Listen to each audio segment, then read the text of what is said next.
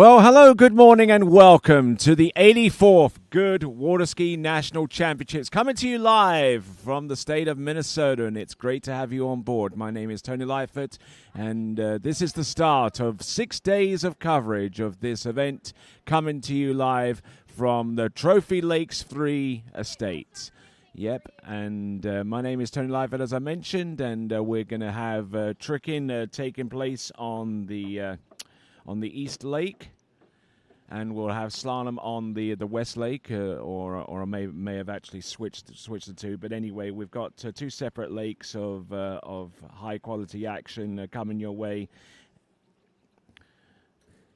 So just been clarified already so far this morning that the tricks and jump are going to be on the West Lake.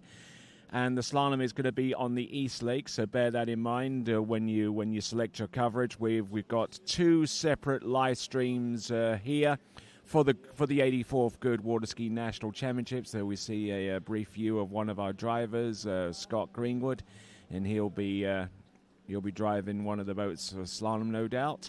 And speaking of our boat, so we got to give a big shout out to the towboat partners of the American Water Ski Association as part of USA Water Ski and Wake Sports.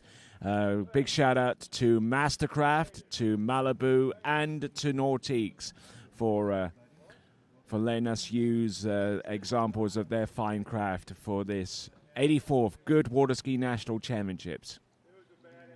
Right, so what's our schedule this morning so far as the West Lake is concerned? Well, we're going to start off with tricks. We're going to go with men's 8. That will be our first event to take to the water this morning. Now, men 8 is one of our senior divisions going into these Goode Water Ski National Championships. And they will be up on the water very, very soon. And then once we get done with about 6 or 7 rounds of tricking, and when I say rounds, I mean divisions of tricking. We'll go on to the jump event, and then we've got 1, 2, 3, 4, 5 divisions of jumps to take care of. And there you see our schedule for the day: men's 8 through 11 tricks, women's 7 through 5 tricks. Men's 5 to 6 tricks, women 6 to 11 jump, women 5 jump, men 7 jump, and then men's 5 jump. So that is our schedule for this webcast going on so far. You are tuned into the West Lake, which will feature the tricks and the jump event for the balance of these 84 for Goode Water Ski National Championships.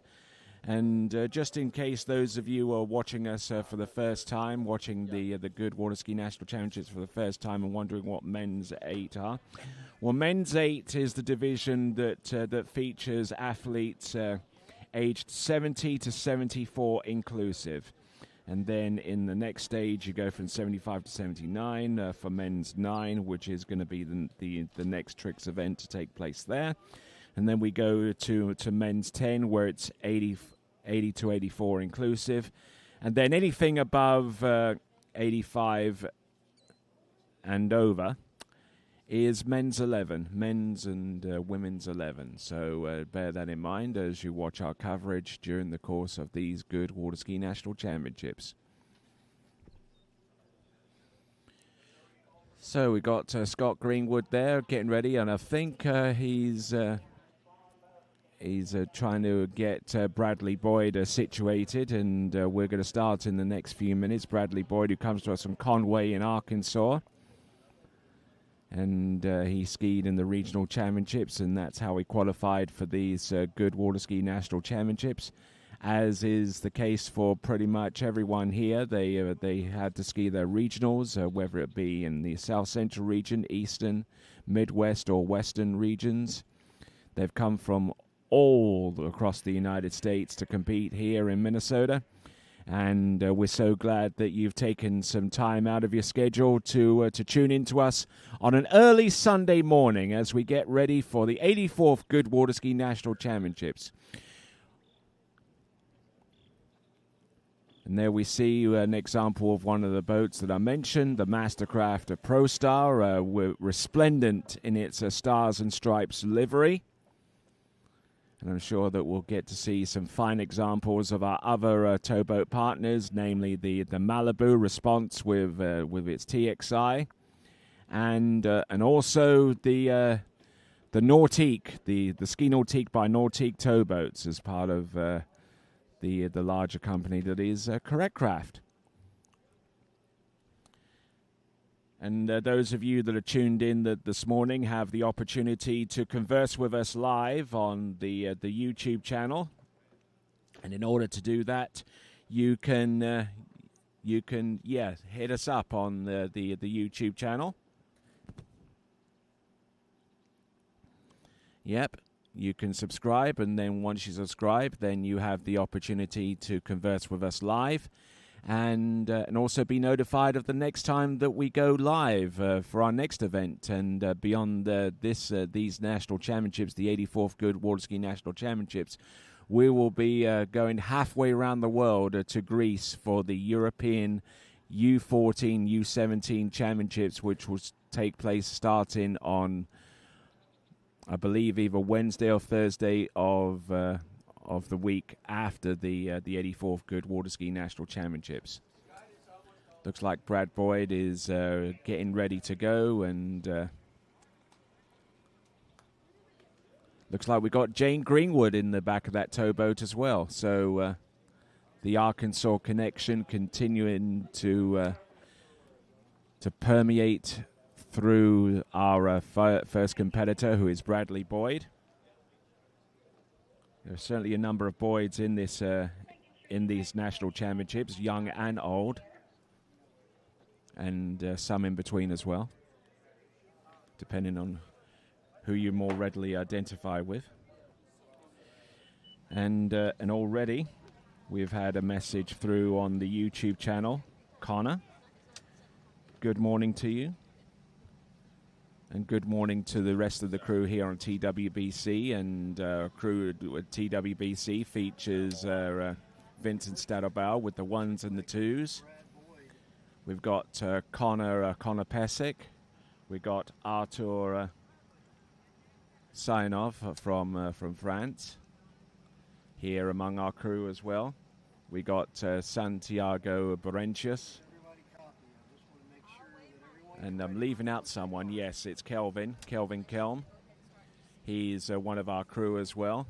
And he will be switching the ones and the twos on the East Lake, where we'll have the slalom event, while we concentrate on this webcast here for the jump and the tricks. And it looks like Bradley Boyd is just waiting for the green light to go.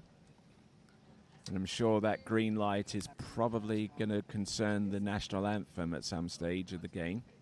This is okay. All right, guys. With this. Oh. Okay, we're ready. All right, so Scott at the helm, Janie at the on the pin, and Bradley Boyd tricking. And looks like our next skier is already getting ready. It's Dennis Weiser.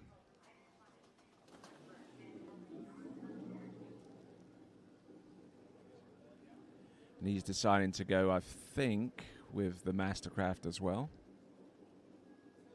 Or it might actually be, it is actually the Nautique, I beg your pardon. So it looks like for our first two competitors taking separate boats. And yes, Bradley Boyd is in the water and he is ready to go. Qualified for these national championships, averaging 180 points. And thanks to some technology that has recently been revealed to me, I have the ability to actually score these tricks live. It won't be the official score, mind you. That can be found a little bit later on, but with a little app that's available on Android and on Apple, there is something called Trick Ski Calc. So using that, should be able to score the tricks as they are performed and give you a rough estimate of the point scorer at this early stage of the game.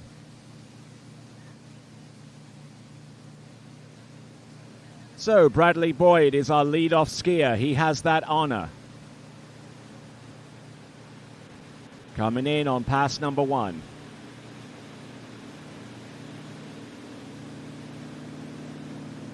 Side slide. Edges out. Goes for the reverse side slide.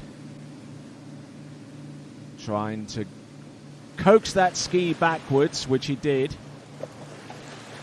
And to the front. And trying to get it to go some more. But I think 20 seconds expired there, so his first pass is 160 points. That's 2 side slides, a back and a front.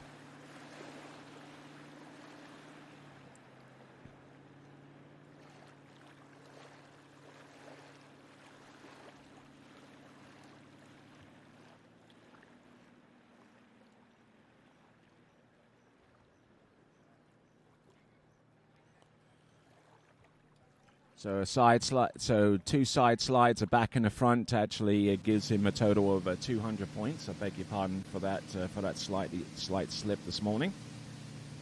And 200 points is a little above his average by about 10 points. Let's see what he does on pass number 2. I wouldn't imagine that he would have much of anything else, but except a quick ride to the starting dock. But he's still trying to throw that ski round. Qualified for these 84th Goode Water Ski National Championships via placement at the South Central Regionals, which took place in Arkansas.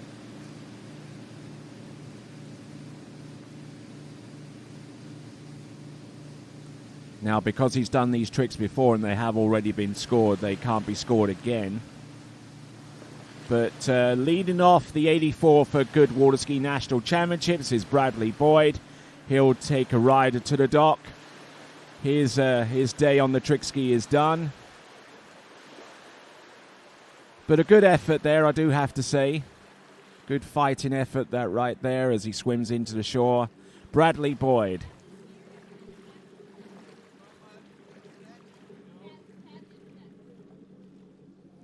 Now, next skier to take to the water is Dennis Weiser.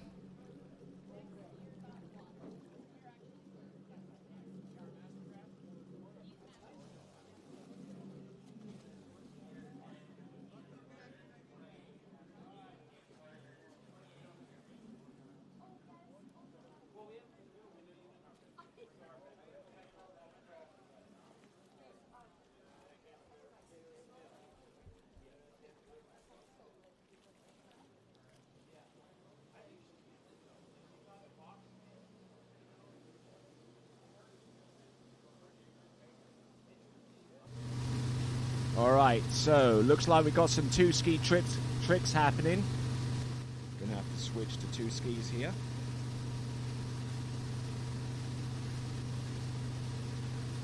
Okay, so let's see what our next skier has. Dennis Weiser.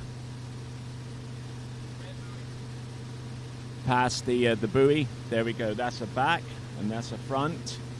Back and front. Surface O, surface O reverse, 5 back,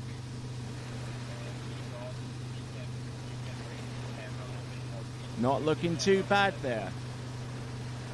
So 2 540-degree spins there, and with those tricks, he probably scores the back and the front and their reverses. Then he goes into the surface O, goes into the reverse surface O, and I think the 5 back is probably going to be about the last trick that he does.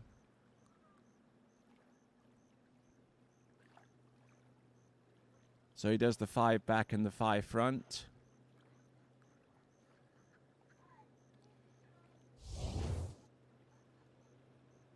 Okay, so about 250 points is going his way there for those tricks. Now he's still staying with two skis here.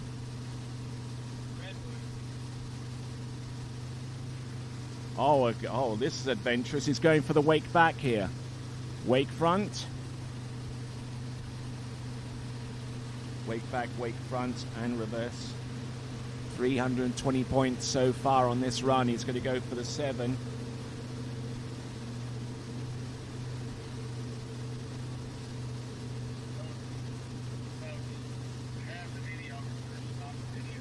So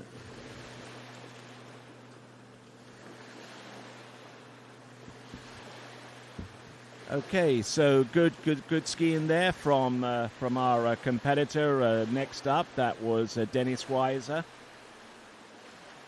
So not looking too bad there. He tricks north of 1,000 points there. Averaged 637 points coming into these national championships.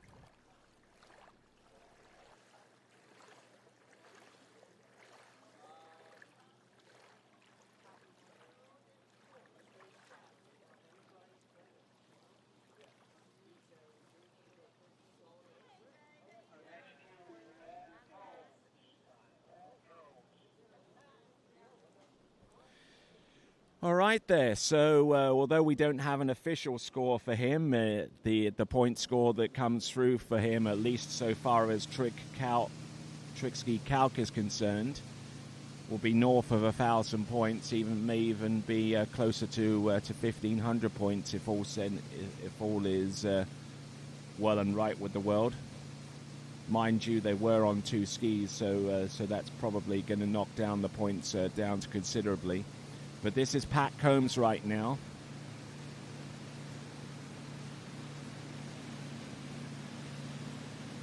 Couple of side slides to get things started. Back and front reverse. It's not looking too bad here.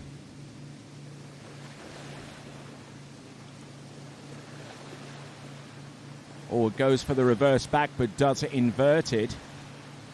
But not a bad looking run there. So let's have a look at this via the. If we can get the instant replay, we can go through each of these tricks one by one. The side slide and the reverse.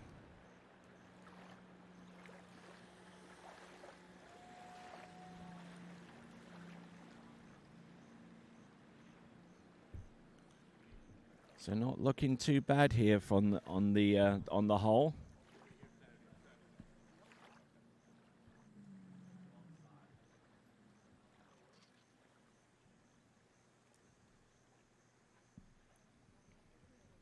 So not looking too bad there, and should be around about 500 or so points for this effort so far. But he does have another 20-second pass, and that will involve maybe switching out from two skis to one.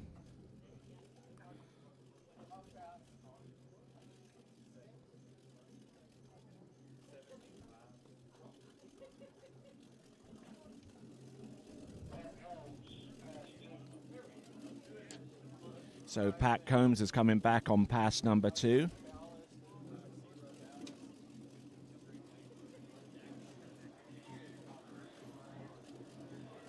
Now Pat Combs, he's posted scores all season of around about 600 or 650 points. His best score this season has been 770 points.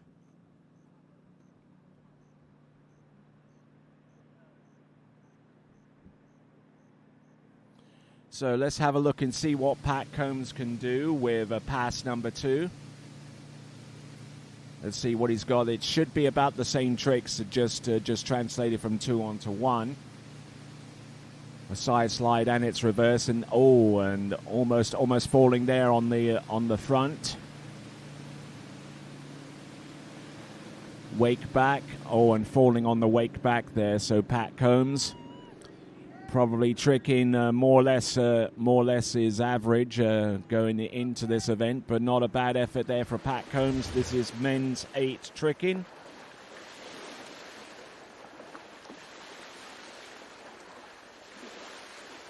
Having a look at this. Yeah, almost went down there on the surface front.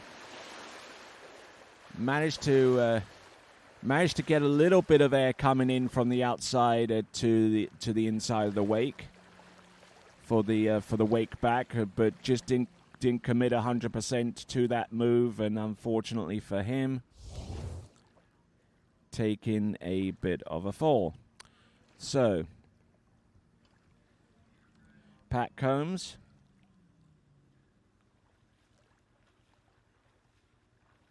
swimming into shore. We are in men's 8 tricks, which is the division which features skiers 70 to 74 inclusive.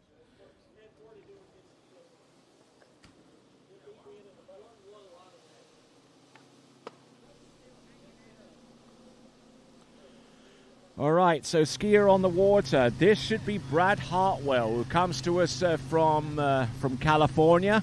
Therefore, he comes to us from the Western region. Pat Combs qualified for these national championships, averaging 1,010 points. Starting off in the back position here, passing by the red buoy. Couple of side slides here and there. Back and front, reverses, reverse back to back. What has he got? Some more of here. Not looking too bad there with these wake tricks, except for the wake front, the reverse wake front. So getting into a little bit of bother there, but managing to get his way through that opening pass. So side slide and the reverse.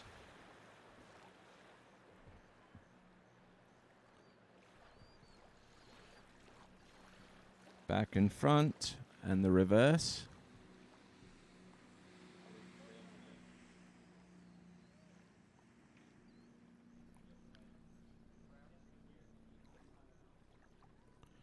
So not looking too bad here, Brad Hartwell. Managing to get over the wake here for the reverse or wake back, and this is where he stumbled on here, just letting the handle get it too far away from his body there for the reverse wake front.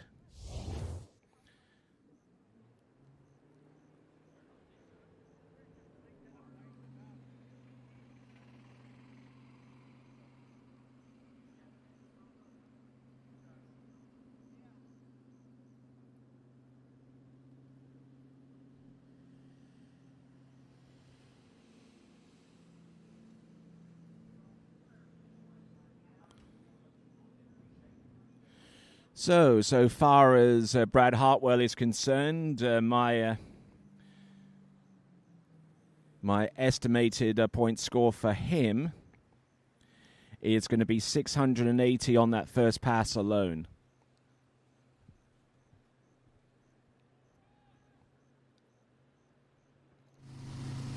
So here we go, folks. Coming in on pass number 2, this is Brad Hartwell. I believe he's a retired firefighter from Southern California. A wake back there. Wake back and wake front and the reverse. Oh, and getting in a little bit deep there, but no worries there for Brad Hartwell. Cursing himself a little bit there, but it's all part of the game. Taking those occasional falls. Keeping that handle in a little bit closer, realized his mistake that caused the fall on pass number 1, and therefore made the necessary corrections on the opening part of this run. Basically, essentially a continuation of what he did on pass number off pass number 1. Tried that to wake back-to-back there, but unfortunately got a little bit of slippage there as he swims into the shore. That is Brad Hartwell. This is men's 8 tricks. Men's 8, ages 70 to 74 inclusive. And we are within about 4 skiers of starting off men's 9, which is 75 to 75 to 80 inclusive there. And then anything 85 and above is men's 11. I'll try and keep you on track so far as the scoring is concerned as much as I can from the official scoring.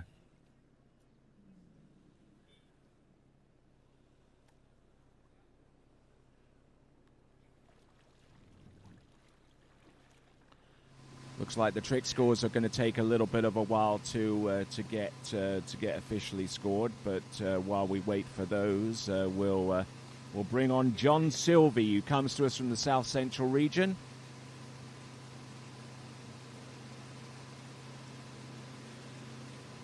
Okay, here we go. This is John Silvey. Waco. Oh, and he falls on the Waco. Oh, my word. Disaster, devastation on the very first trick there for John Silvey. So John Silvey getting a little bit bogged down there with pass number 1, so not scoring any points. But let's see where it all yeah, just got a little bit bogged down on the recovery there for the Waco, unfortunately, there. So John Silvey comes into these championships averaging 1,200 points. It's probably not gonna climb up that high, unfortunately. And so John Silvey getting a little bit bogged down there. And I actually see a little bit a Texas flag somewhere fixed to the middle of the rope. Shades of Patrice Martin out there, who used to put in a French flag halfway down his rope when he was tricking in the late 80s, early part of the 90s. As we see Freddie Snell get ready for his go out there.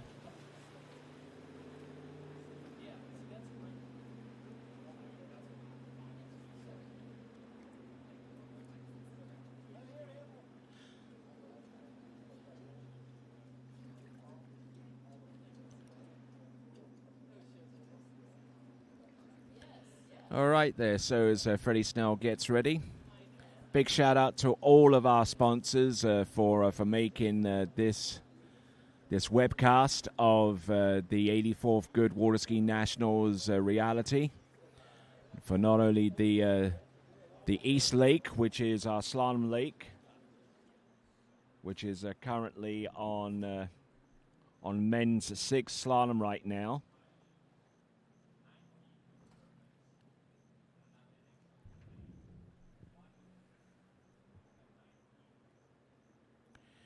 Okay, so you good folks out there watching, let's spread the word. Get on social media, get on Facebook, on Instagram, on X, and all the other social media goodies that you can tap into to get the word out on the 84th Goode Water Ski Nationals. There's a Waco, wake back. Oh, and he goes down on the wake back.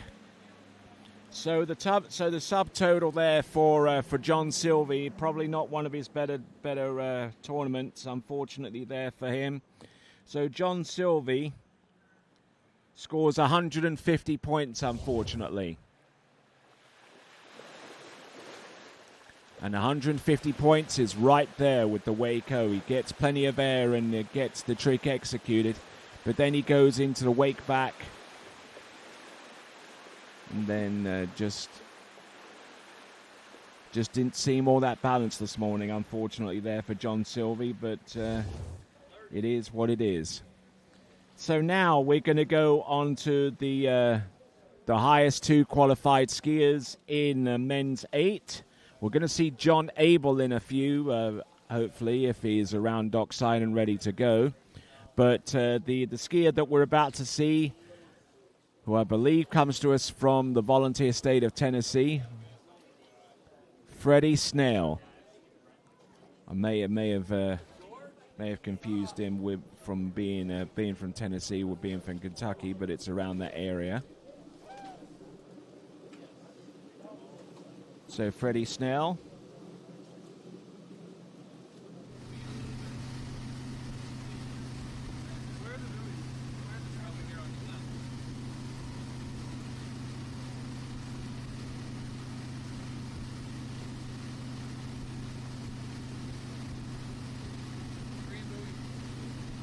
Okay, passing past the green buoy now. Going through these tricks, looking pretty good right now. There's the back and the front, reverse back and reverse front. Wake back, and getting a little bit bogged down there with the front coming to the front. So Freddie Snell, who averages about 1,355 points coming into this event.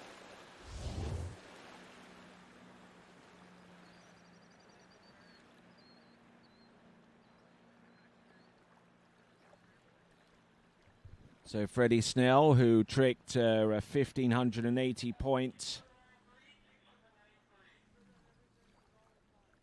in a recent tournament.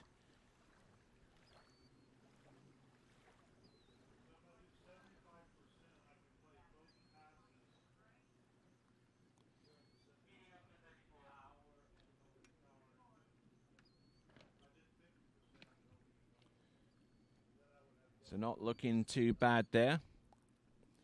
Comes to us from the volunteer state of Tennessee that I mentioned right from the beginning, but I just wanted to get clarification. And actually, his best score of the season is 1,440 over at the Tennessee State Championships, and proceeded in his best.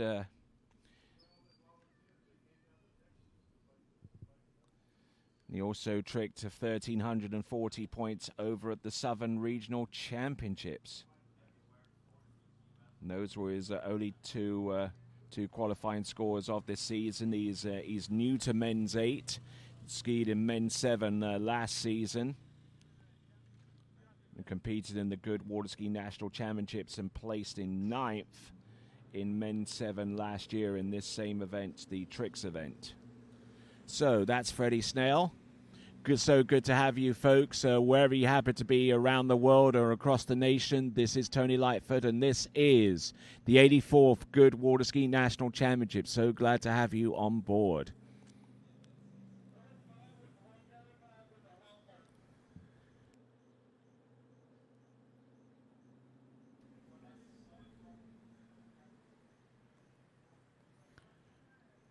All right there, so let's have a look and see what Freddie Snell can do for us here. He's skiing behind the Nautique, one of our towboat partners that contribute the use of their boats to various events across the nation, including this 84th Goode Water Ski National Championships, coming to you live from Trophy Lake Estates 3. Men's 8 tricks. Here we go. Toe tricks. Always decided to play a little trick on us. He doesn't go for the toe back. He goes for the surface O. Look at him go. There's back and there's front. Back and front. Oh, and getting a little bit stuck there with the surface, reverse surface front. So there, Freddie Snell, probably not one of his better sets either, but this is his first time in men's 8, so it's a bit of an adventure for him to ski in a brand new division.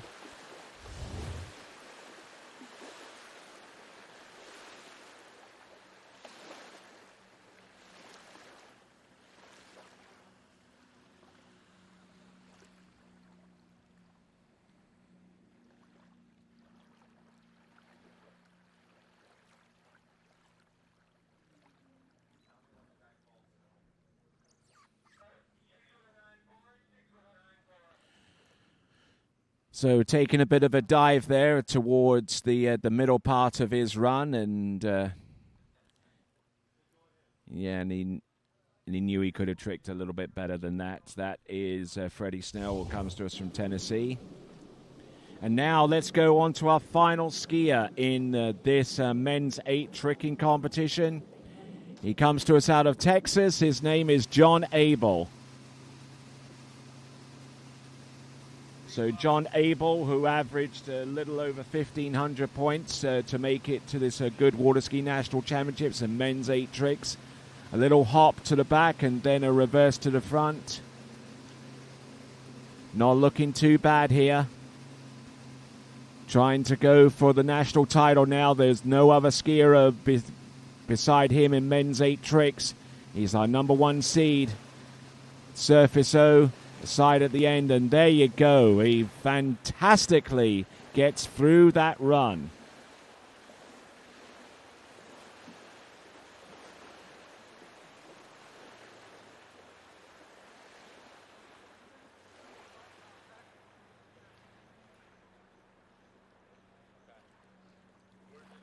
So not looking too bad. He pulls out to the side of the boat behind that Nautique from Correct Craft. So there's a back and a front, a reverse back and a reverse front.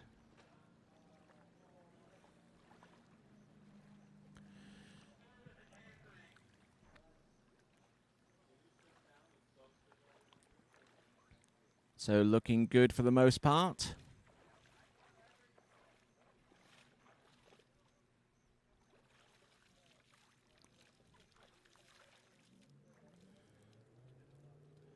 Not looking too bad. He seems to know how to advance himself towards the boat to put a little bit of slack and take a little bit of tension out of the line. Got the speed situated as well, and just absolutely stoked about that.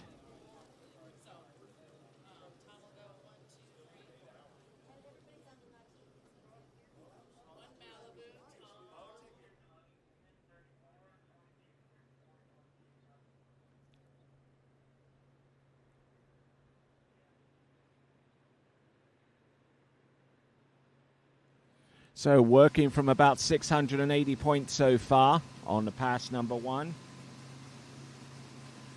That's an approximation so far as the points are concerned. Using TrickSki, the TrickSki Calc app, which is available on Android and also on the Apple Store. Not looking too bad there. 7 back. Whoa, look at this. He's throwing tricks left, right, and center. He's going absolutely nuts out there. Look at him go. Couple of side slides from the end. And with 2 stand-up runs and a whole array of tricks to start from the start to the finish, I think we're seeing our first national champion crowned. There you go. Men's 8. John Abel getting the job done right here in Minnesota. Wake backs, wake and wake front, reverse. A nice little hop and a nice little step from one trick to the next. So not a bad effort here on the whole there for John Abel.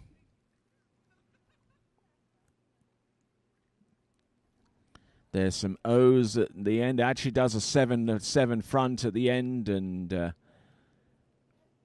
he might even do the reverse, which he does. There you go, 2 720-degree surface turns at the front. He already did the side slides in pass number 1. Just wanted to make sure that he did it this time around. So now we move on.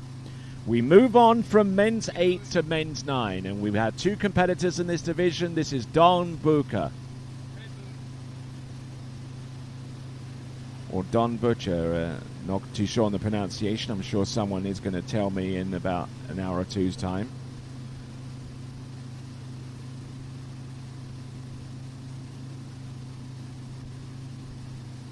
Oh, and getting a little bit stuck there on that that surface reverse O.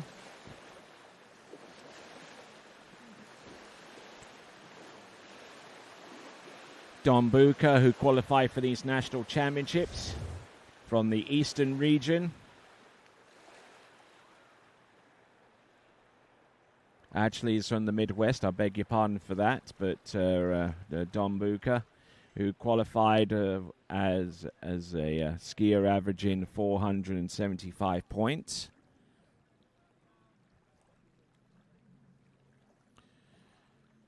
So not a bad effort here.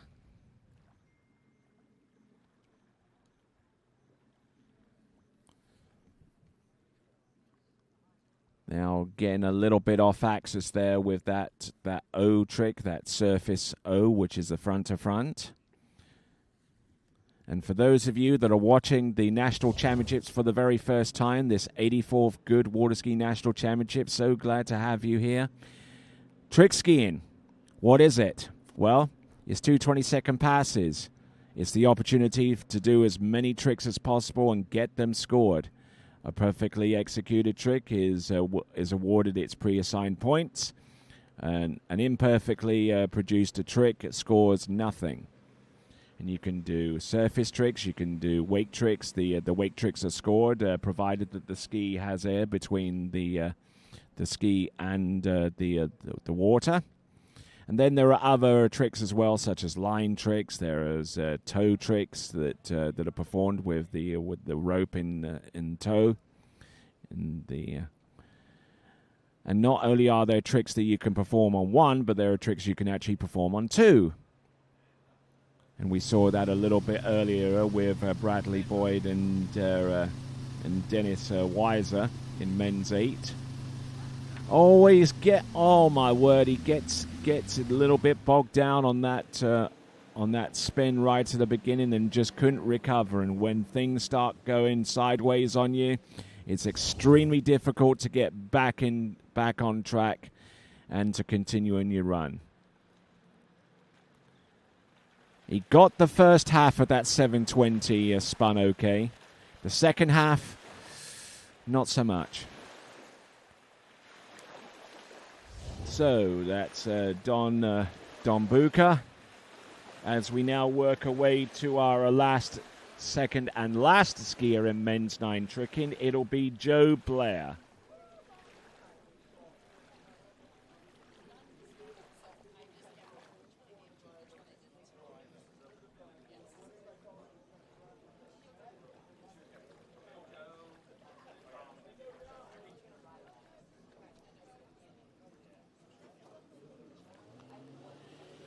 All right, Joe Blair takes to the water.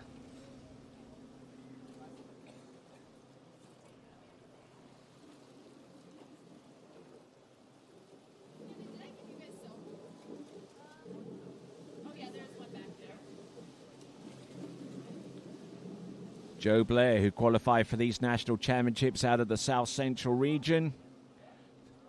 Best score of this season is 1,070 points.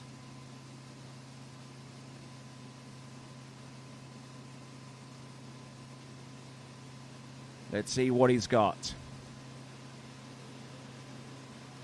There's a surface 5 back, positional to the front. No, he goes for the conventional 180s. He starts off big and then he goes through the more rudimentary tricks, such as those side slides that you see from him there. Okay, he has 20 seconds, and he only used 10 of them.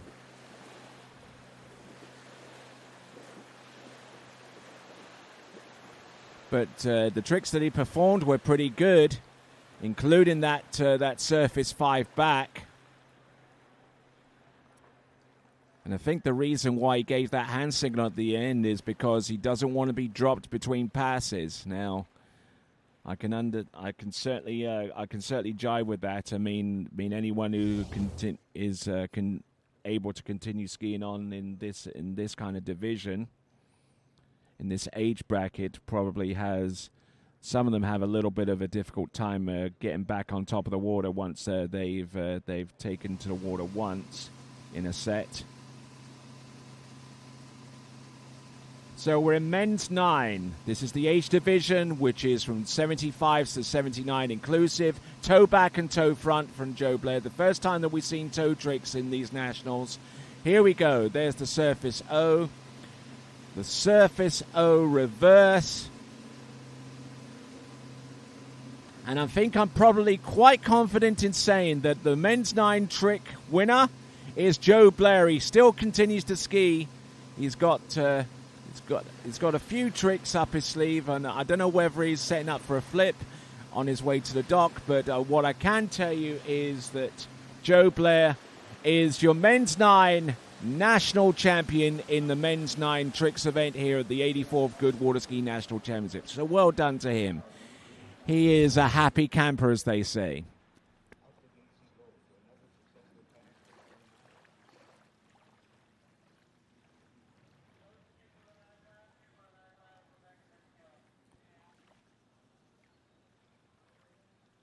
So let's have a look at Joe Blair one more time.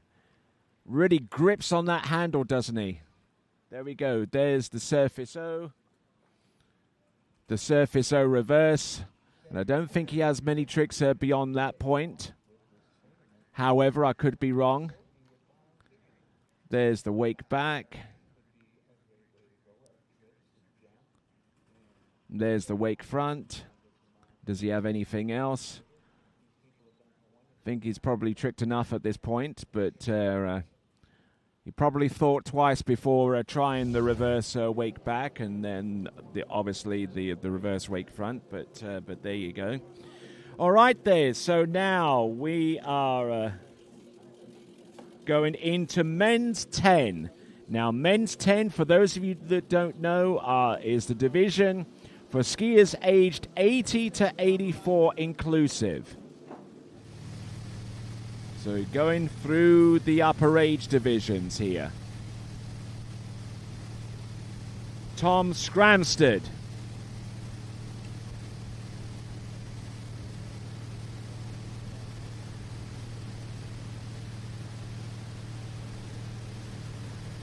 Getting the work done here with men's 10 tricks. Oh no, and he goes down on the surface back-to-back, reverse.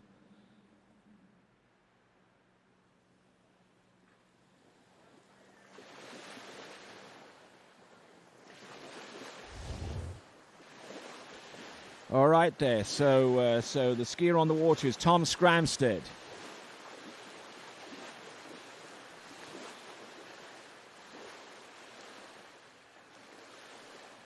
Looking at the skiers that qualified for these national championships, Tom Scramstead had 2 scores this season, or at least since the 2025 83rd Goode Water Ski National Championships, which took place around about this time last year. Scored 540 points in the Midwestern Regional Championships this season. And he's a skier coming to us out of Minnesota, which made him eligible to ski in the Minnesota State Championships, where he scored 320 points. For those of you that are just joining in, wherever you happen to be around the world, good morning. And this is the 84th Goode Water Ski National Championships.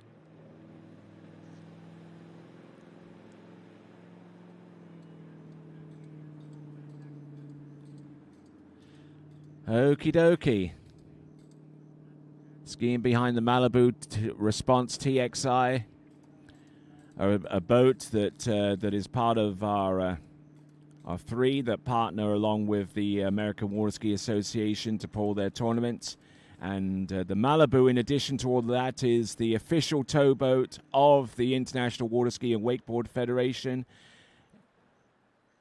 in terms of pulling their the World Championship title events. The next one of those title events, by the way, is going to be held in January of next year. They've recently towed the O35 World Championships as recently as 2 weeks ago over at the Predator Bay Water Ski Club on the lakes of Casting Stone in Calgary, where we were just a week or so ago. Now Malibu gets to pull the world titled IWWF events, and the next time that they pull a world titled event is going to be in January of next year, and TWBC will be there. It will be the IWWF World Under 21 Water Ski Championships. That will be coming to you live in January of next year.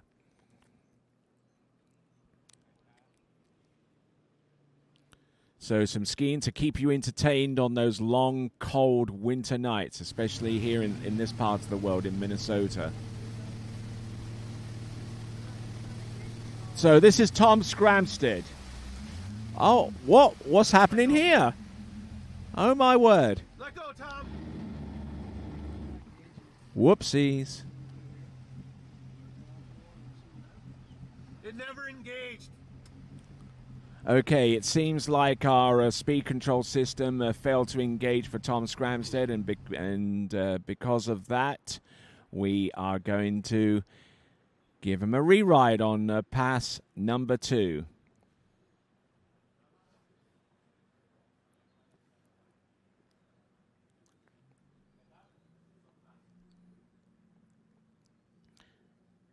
Now, we've got to make sure that we keep the right boat speed here. The men's 10 trickers are very, very picky about their boat speeds.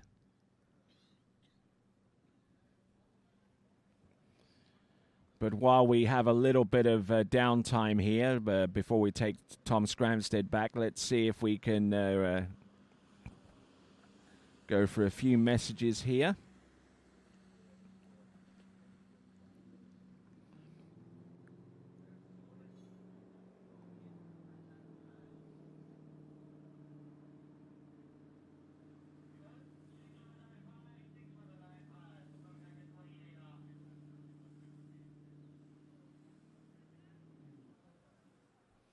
So you join in our coverage on the West Lake.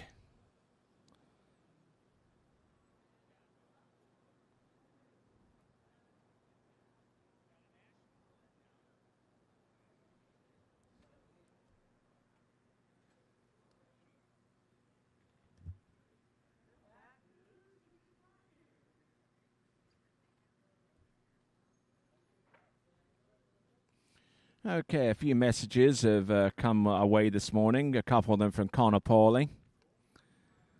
Good to hear from him, and a good morning from Virginia. As we see our next skier, Dennis Longo, about to take to the water, averaging 1,300 points and qualifying for these 84th Goode Water Ski National Championships as a consequence.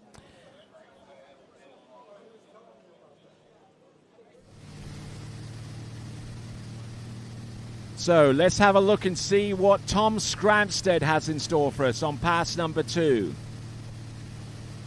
We'll try and get the official scores out to you as soon as possible. We're using retroactive scoring, which means that the passes are saved onto an SD card and brought to our officials for later scrutiny, as we see Tom Scramstead getting in a little bit deep there with that pass, and unfortunately unable to ski himself out of that situation.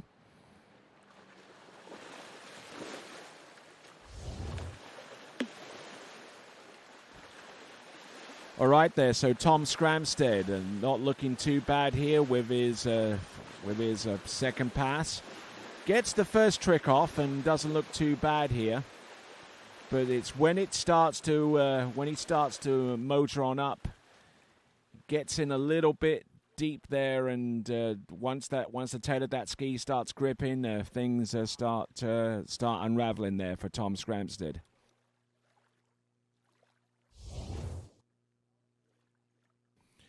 All right there, so Tom Scramstead skiing back, well, not skiing back to the dock, obviously swimming, as you can plainly see.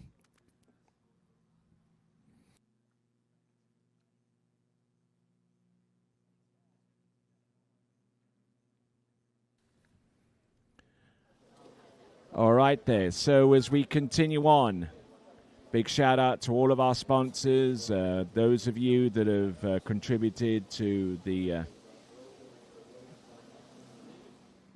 funding for this and the other webcast that's going on. We have a webcast going on for slalom, I believe, still going on with men's 6 on the East Lake, but you're watching the coverage on the West Lake, where we see Dennis Longo in men's 10.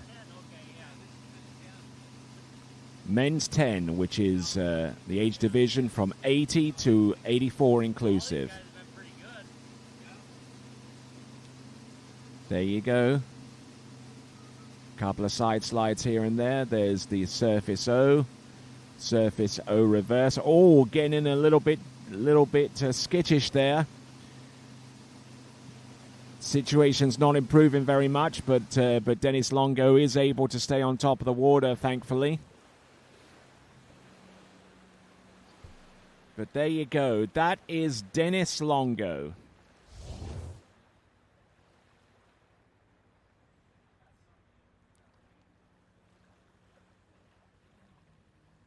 So, Dennis Longo keeping that handle very, very closer to his core and to his center, realizing that that's where his best balance is going to be achieved from. Got into a little bit of an edge lock here around about there, and that threw him on the outside the wake and kind of accelerated his pacing a little bit more than he would have liked, but he's a smart skier, Dennis Longo, and he just made sure that he had the balance necessary to do the wake back and wake front to conclude the first of two 20-second runs.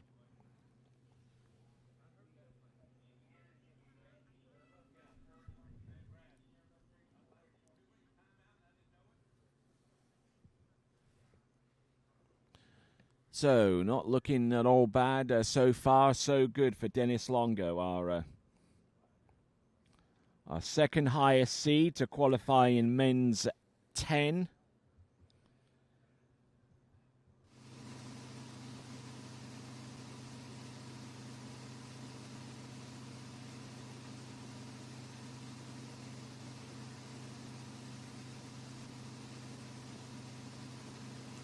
Here we go. Continuing on with a couple of side slides there, well, at least one. There's the Surface O. Goes for the Surface 7, which he successfully completes. Surface 5 back. Surface O. So starting with a 7 and working his way down to a 5 and then to an O. Nicely constructed run, and that should be enough to place him on the podium. And that is Dennis Longo.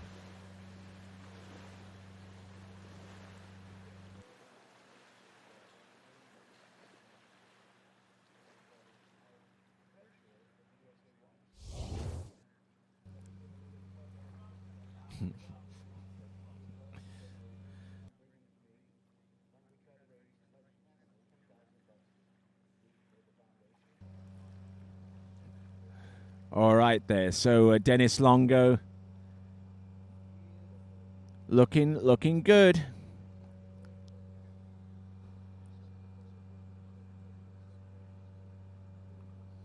So Dennis Longo, our second highest nationally qualified seed in men's 10, and showing all signs pointing in that general direction there for him. Got through that run and averaging 1,311 points to qualify for these nationals. And now we've gotten the number 1 seed. This is going to be Steven Nelson. Coming to us from Arden Hills in Minnesota, this is Steven Nelson. Starts off with toe tricks here. But he's got to play this cautiously, though, because Dennis Longo is probably putting a point score that's good, that's north of about 1,200 points. Toe back and toe front. He started off with 2 toe sides, reverse toe back and reverse toe front. Tries to throw in another toe side there, but that won't score because he's already completed that trick. Toe wake back, toe wake front. Reverse toe back, which I believe he's already done, but that's merely a positional for the toe back to back. So some great trick in there for for Steven Nelson.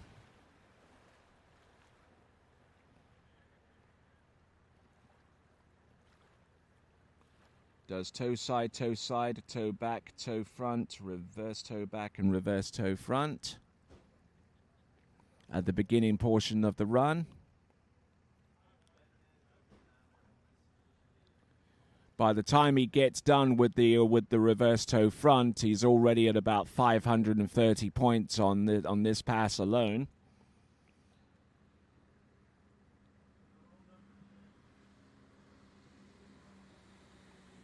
And he goes for a toe wake back and a toe wake front.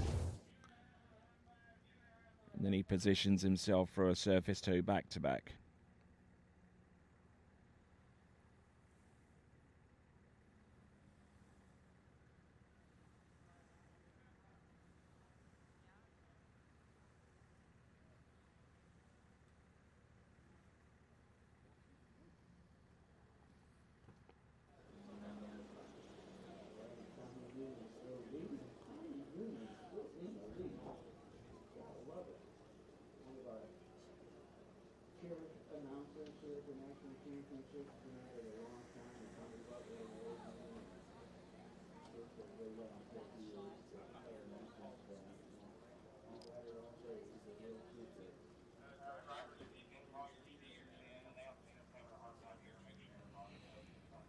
Okay, so Steven Nelson, if I'm gauging the points right, he's already at 1,230 points. That's an estimation. No, by no means should you count any of my prognostications so far as scores are concerned as being gospel or anywhere close to being official. These occasional point scores that I give out over the air, unless I say that they're official, of course.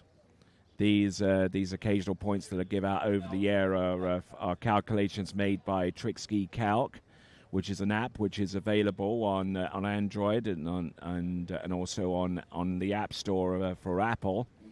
And so far, it's given me a point score of 1,230 points on that first pass alone for Steven Nelson. Which means that if my calculations are correct, if Dennis Longo has actually completed his two passes around about his average, then that means that Steven Longo only needs to trick about 100 or so more points to take the national championship. This is men's 10. Waco. Wake back, using that momentum very, very smartly indeed. Position to the back, wake back to back reverse, surface back to backs. And I think that we're looking at the national champion in men's 10, so Steven Nelson. Oh, look at this, he's going for the line back and line front. Fantastic skiing there. He is your national champion in men's 10 tricks. That is Steven Nelson. Men's 10 tricks. Fantastic skiing there from him. I'm pretty confident in calling his national championship there on the basis of the trick that he just pulled. A stand-up 20-second run on pass number 1 and an equally impressive run on pass number 2. Just knocking these tricks down one after the other. Bam, bam, bam. Look at that. There we go. Wake back to back, and he goes for the reverse as well. Hopping that ski round. Handle coming up a little bit high, but he's an experienced enough tricker. He knows what to do. He knows where it's at. And where it's at right now for Steven Nelson is that he has just tricked himself in towards a national title, which included that performance there with the line back and the line front. Fantastic skiing. That is Steven Nelson, and we now move on to men's 11. Now, men's 11 is any age from 85 to whatever, 85 or older, and are.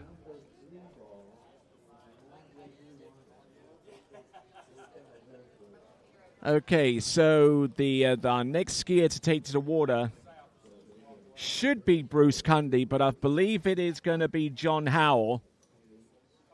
The reason why I'm saying that it's not Bruce Cundy is because he normally has orange hair, orange spiky hair.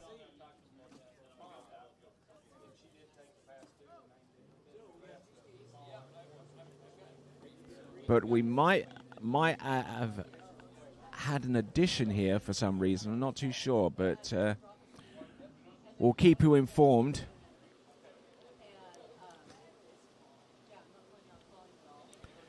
Okay, so we have confirmed that it is John Howell on the water.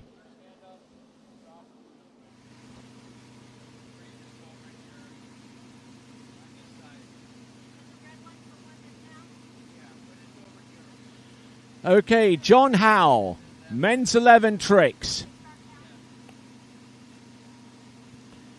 Eyeing up the start buoy. Does he go for the side slide first? Yes, No, he goes for the back first. Back and front. Back and front reverse. What has he got left? And he spins his way to oblivion there.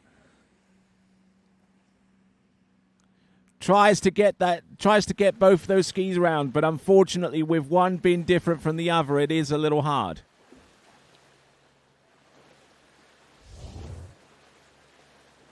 But impressive stuff on two skis here for John Howell. There's a back, there's a front, reverse back, reverse front. Those are the 4 tricks that he scored up to this point. Fallen on the reverso, which means that is a 2-ski total right now with the 4 tricks that he performed. The back and front, the reverse back and front, give him an aggregate total of 120 points as he gets ready for pass number 2.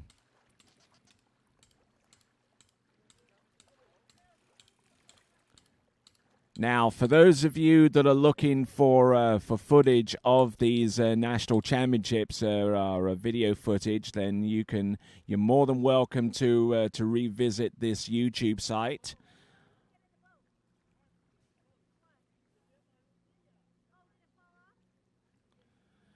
There you can rewatch these national championships and a whole slew of tournaments to your heart's content as John Howell gets in a little bit of difficulty getting out the water here.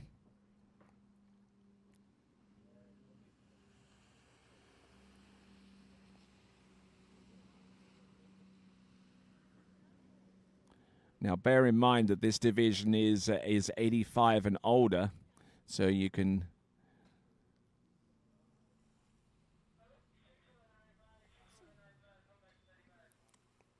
Come on, John. There you go.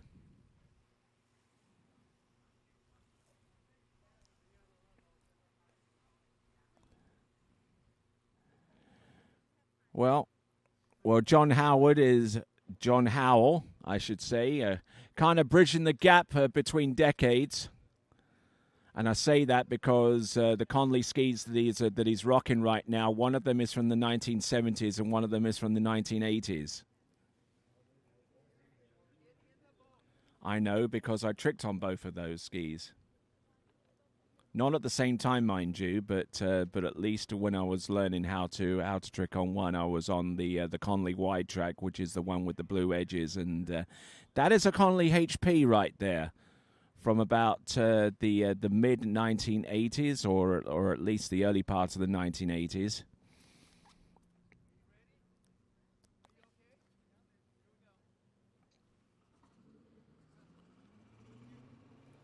So there we go. That is John Howell. We'll take him down towards the end. So a good effort from him so far, and I think that it'll pick up. He will pick up from where he left off, John Howell. Now, after men's 11 tricks, of which John Howell is our final skier of, then we'll go into women's 7. And we have 3 women in that section. We have Lisa Eastman, Deborah Craddock, and Carol Brooks.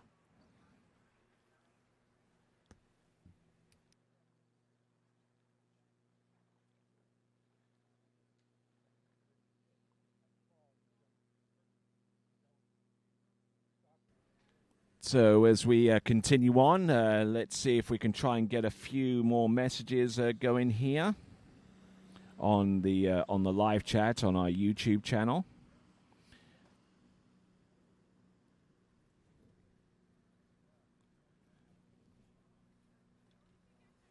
Looks like Dale Bloodgood has messaged in, trying to give a little bit of moral support there to John Howell, who's getting stuff taken care of.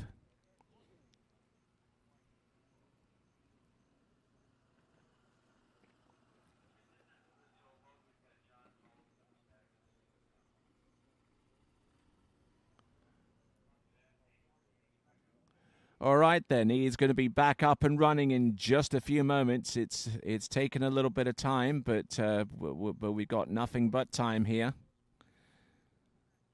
especially for our elder statesmen.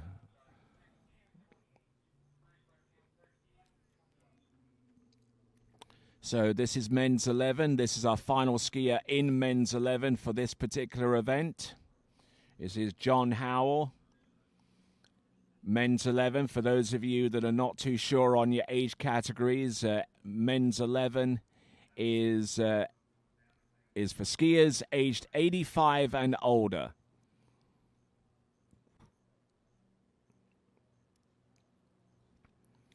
Continuing on to the 84th Goode Water Ski National Championships, the largest water ski tournament in the world.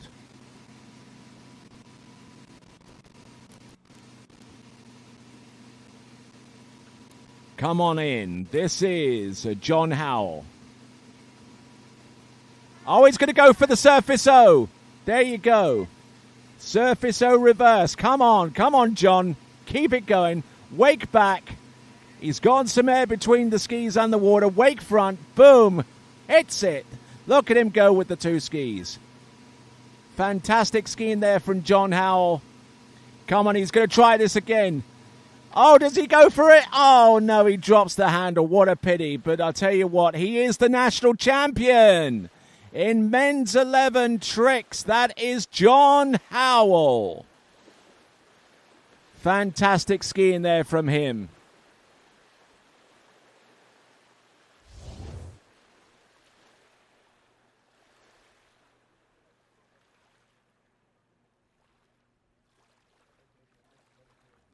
John Howell looking in very good shape here with the Surface O's. He yanked on that line. He got the advance up on the boat, the slack, and detensioned the line. Especially here with the wake front, keeping that line close to him as much as he could. Tries to go for the wake back, but he didn't commit on the first one, the first attempt. But did that stop him? No, it didn't. He got back inside the wakes. He gave this one another pop. And he got the skis all the way round. Unfortunately, the handle wasn't cooperating at that point. So John Howell takes a fall, but I think that he's done enough to win the national championship. So there you go. That is John Howell. So we've prior to the official results being released, I would say that we've had 4 national champions crowned. I mean, we got John Abel in men's 8 tricks. We have Joe Blair in men's 9. Stephen Nelson, who emphatically tricked to a high enough score to win men's 10. And then men's 11, you just saw there from John Howell. Now, unless there's someone else in men's 11 that can do something like that, only better, I'd say that we're done with men's 11 tricks. Now we're just waiting to see our first imagery from around the starting dock area But, oh, isn't that nice? There we go. We just picked him up there, and we're going to drop him by the starting dock, and then we'll go on to our next event. The simple joys in life of riding inside a towboat, especially when it's the Nautique.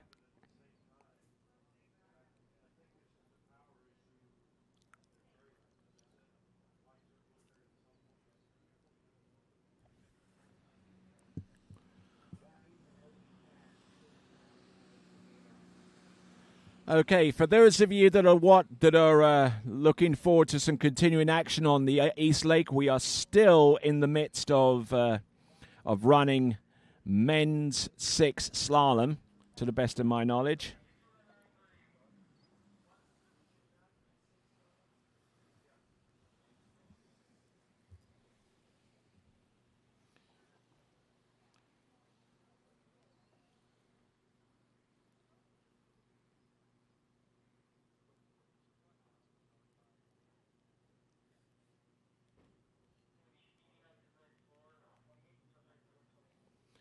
All right there, so we are still continuing on with men's 6 slalom. I'll try and get you some scores from that, just to keep you good guys out there entertained with such information. But looks like we got Lisa Eastman. This is women's 7 tricks, our first competitor. We're passing the green buoy, which is the start of the trick course. And then when the boat passes by the red, then the driver is under no obligation to change the speed unless requested to do so by the pin person. But it looks like Lisa Eastman is not going to mess around with that. There you go, Lisa Eastman. There you go. It's first pass of 2. Fantastic skiing there. And Lisa Eastman qualifies for these national championships, averaging 857 points.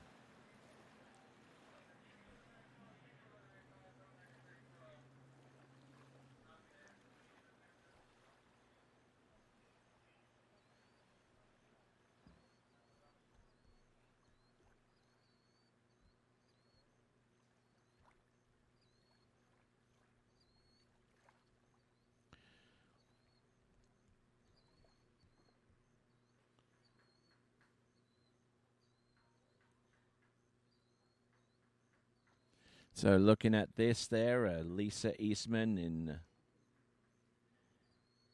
women's 7. Not looking too bad there, just keeping a good pace and not being overly stressed with what she's doing out there.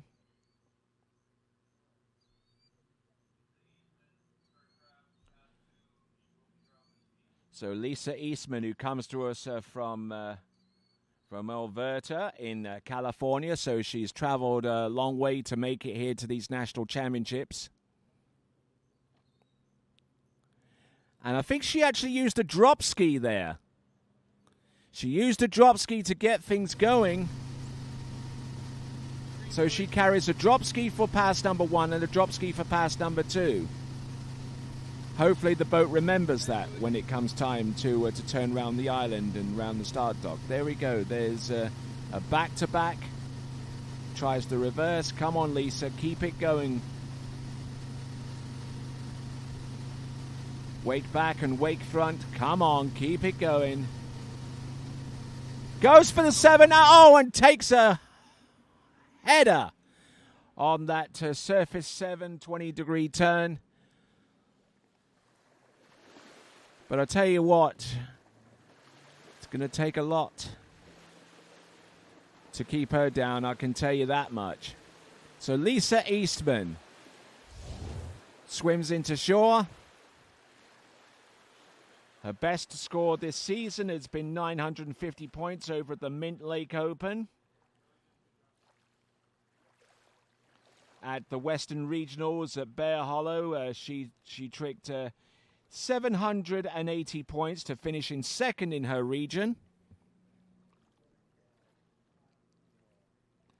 We have 2 more skiers to go. We've got Deborah Craddock coming up next and Carol Brooks.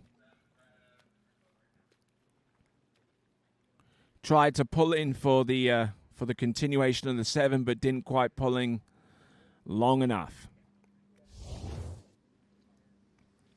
So that is Lisa Eastman.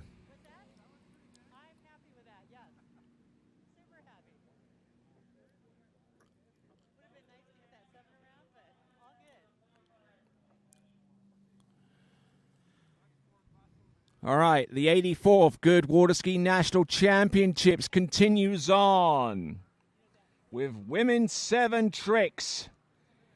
It's Deborah Craddock.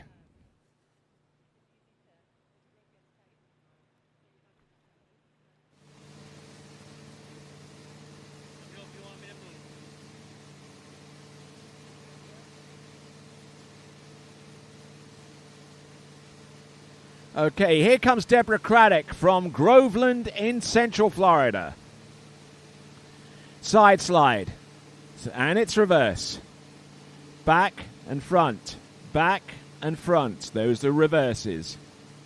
Goes in for surface back-to-backs. Deborah Craddock here. Choosing to go with the Malibu.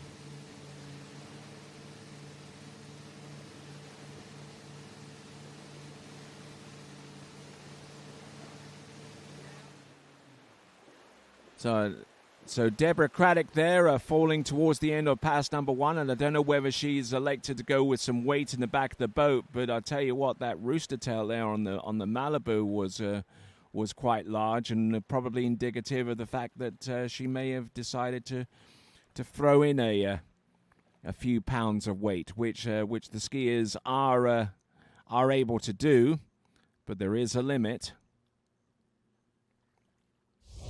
So Deborah Craddock here.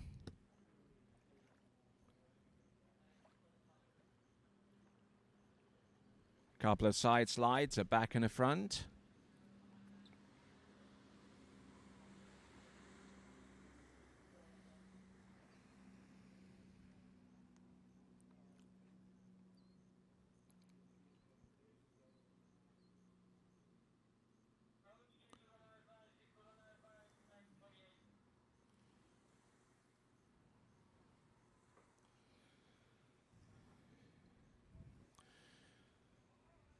So keeping the handle down nice and low for that O.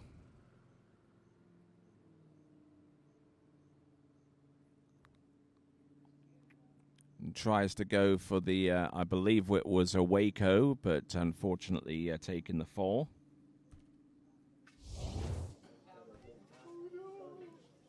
So scoring around about 500 points for that opening pass. Now, on the occasion that I provide point scores in respect to the skiers' performances, these are by no means official. These were prognostications from the trick calculation app that I'm using.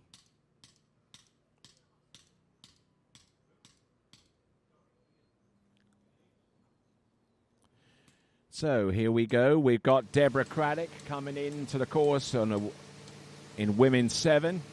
Let's have a look and see what she can do here. There's the wake back. And there's the wake front. Looking good here. Keeping... Oh, goes for the surface 5 here. Goes for the 5 front. Goes for the surface 7 now. Now racking up the points here. Deborah Craddock. Oh, and takes a huge, huge slam into the water. Just like that, it's all over by the shouting for Deborah Craddock. Our second skier out in women's 7 tricks.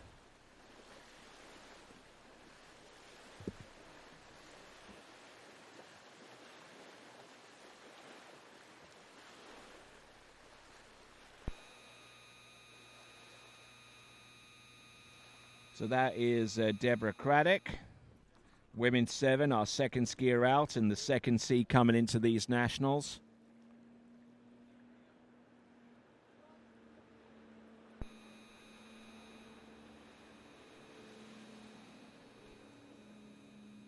Now Deborah Craddock, who's tricked north of 2K in recent tournaments in the Pan Am Senior Water Ski Championships that took place last season.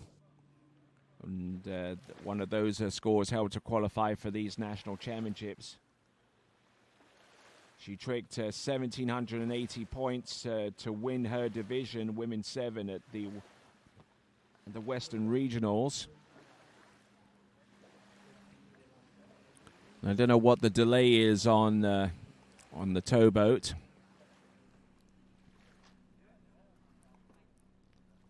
And there we see along the shore side Lisa Eastman, who's just finished her trick set in Women's 7. Now Carol Brooks should be our next competitor up.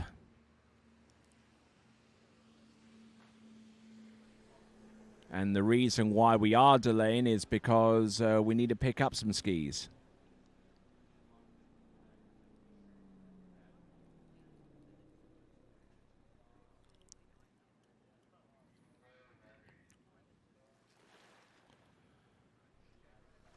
Now, as we continue on, a big shout out to all of our sponsors for being part of the festivities that is the 84th Goode Water Ski National Championships.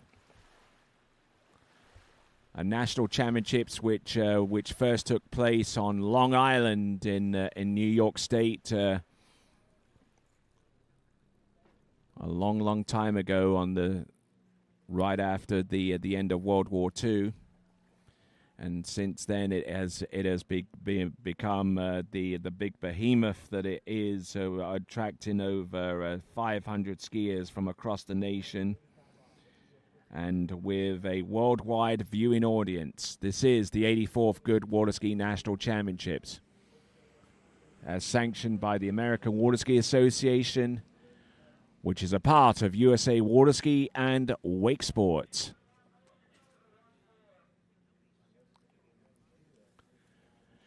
On our other webcast that's taking place right now on the same YouTube channel, which is TWBC's YouTube channel, we've got still continued to rock with men's 7 slalom.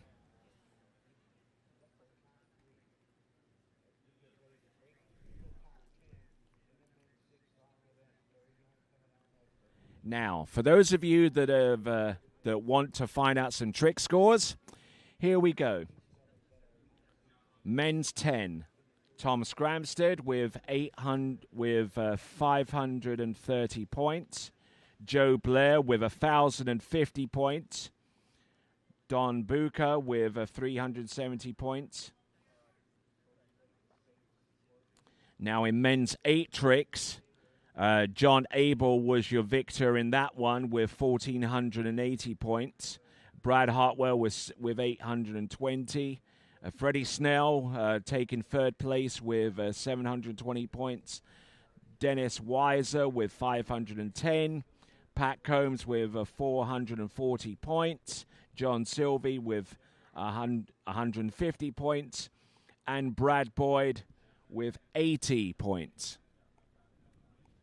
So those are the point scores that we have confirmed from our officials. We'll update those as they become available. We're still on men's 6 slalom, by the way. And right now, currently in the lead on 93 buoys, which is 3 at 35 off, or 12 meters. It is Brad Bennett currently in the lead on the other webcast. If you want to watch the men's 6 slalom as it's progressing, you're more than welcome to. It is on the other webcast player on TWBC, the official broadcast partner of the 84th Goode Water Ski National Championships.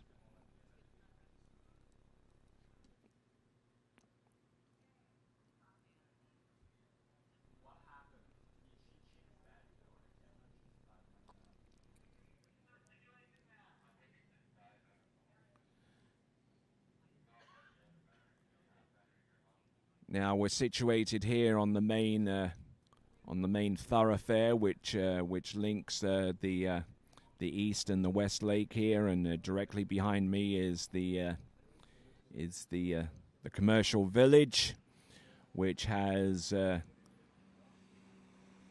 vendors from all over the place. We've got each of our boat partners in the vendor space, which is directly behind me. We've got our boats, we've got Nautiques, we've got Malibu, we've got Mastercraft, we've got our ski companies back there as well. D3, Goode, Conley, Syndicate, as well as many other of our supporters, and we certainly thank them very much indeed. All right, there, we're back to live action. We have got Carol Brooks. Carol Brooks, who qualified for these national championships, having tricked 1,910 points.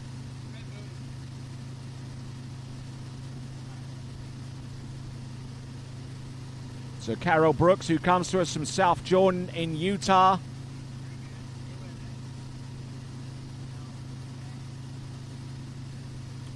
Working away from one trick to the next. There's the line back.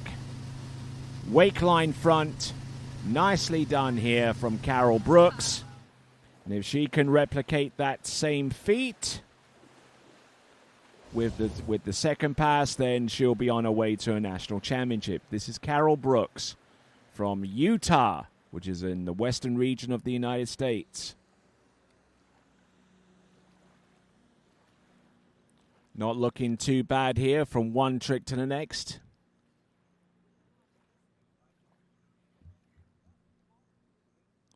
So fantastic athleticism here, especially with the wake tricks.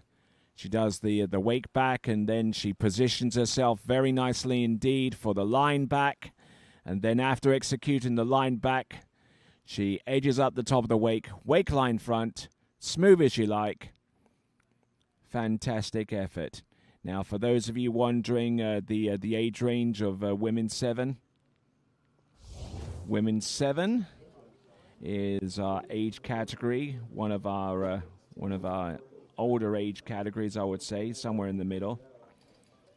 And I think Women's 7 is aged 65 to 69 inclusive. So anywhere from 65 to 69, including those ages at each end of the bracket, features skiers of that age range. All right there. Oh, here we go. This is somewhat adventurous here. Look at this. This is going to be either a toe O or a toe 5 back. It is a toe O. Now look at her go. This is Carol Brooks. Trying to keep that toe foot close to the standing leg. That's the one thing that you need to be able to do to throw these toe tricks and do them effectively. Here we go. This is the line back. Line front. Couple of side slides, and I think you're looking at your national champion in Women's 7 tricks, Carol Brooks. Fantastic skiing there. Prior to getting the official score, I reckon that it's probably not too presumptuous of me to say that Women's 7 tricks, your winner is Carol Brooks.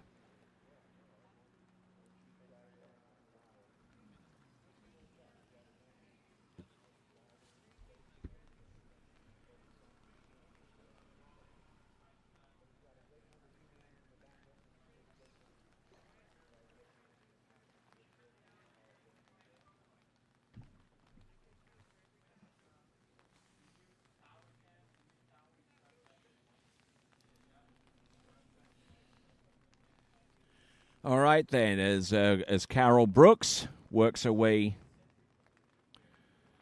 back to the dock. Oh, very, very flexible there, one would have to say. So Carol Brooks, your presumptive national champion in Women's 7 tricks. All right there, moving on to Women's 6 tricks, Kelly Kohler. Kerry Kohler coming in. Hopefully I pronounced that right, and I'll try and do better.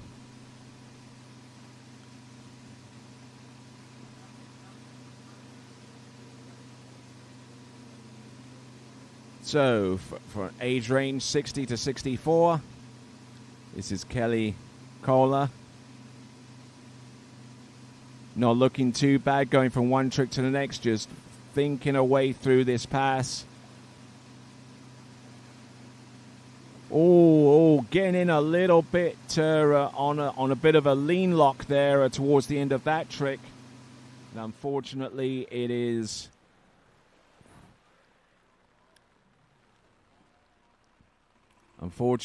it costs a little bit of time for her, and unfortunately unable to do the majority of the tricks that she had at the end.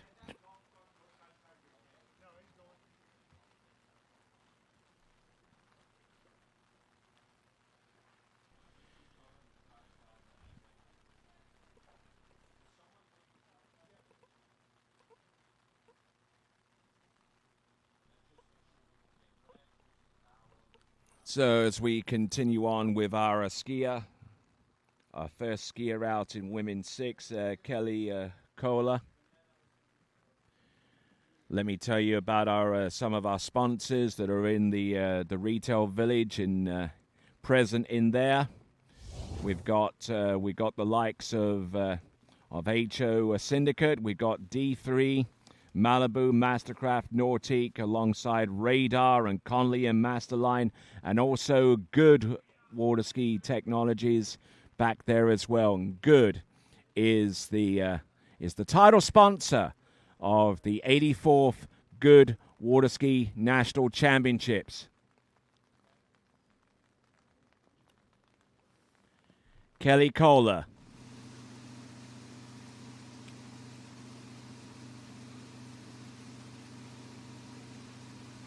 Still running with men's 6 slalom on the other webcast if you want to watch that. But if you are locked into tricks and jump, you are in the right place at the 84th Goode Water Ski National Championships. In the meantime, Kelly Kohler, and tries to go for the surface back, but had to bail out on that one. Let's see if she can try this one again on one ski. Come on, Kelly.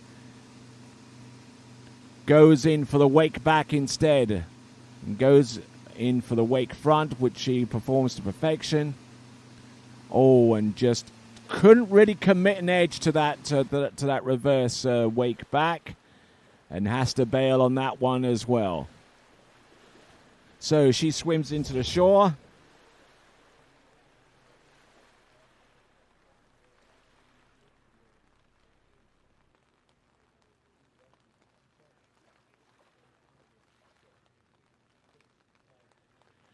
So Kelly Kohler taking a fall there on her attempt at the reverse wake back. The initial wake back didn't look all that bad. She had some air between the ski and the water, which is the one prerequisite prior to scoring. But then it came time for her to do the reverse. She tried to throw that ski in, and unfortunately she turned away from her direction of travel and just couldn't really get much of anything going. Looks like we got a little bit of a delay here due to rain.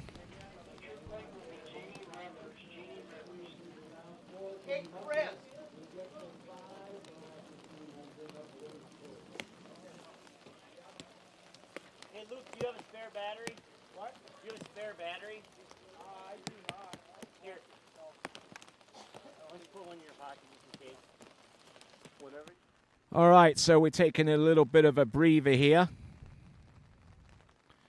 before we get back out onto the water. Okay, so it looks like we are going with our next skier, and it should be Jeannie Rivers. She's got the glasses on. That's how you know she's serious. Rain starting to come down in buckets here at the Trophy Lakes Estates 3, the venue of the 84th Goode Water Ski National Championships. There's the side slide, there's the reverse.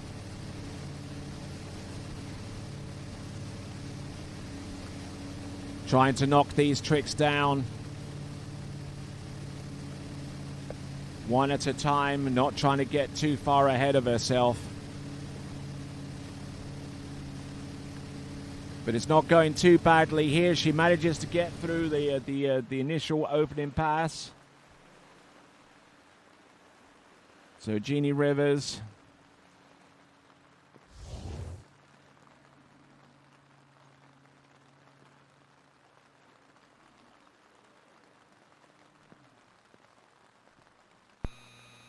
So continuing to rock here in this tricks event in women's 6.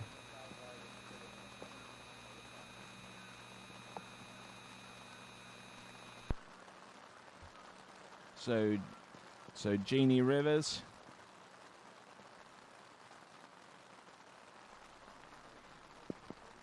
Jeannie Rivers, who comes to us from Richmond in Virginia, who tricked 870 points at the Virginia State Championship.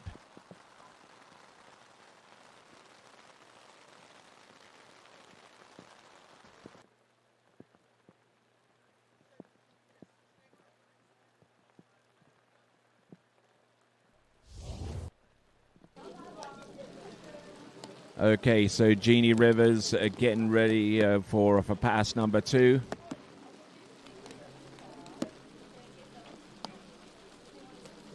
Yeah.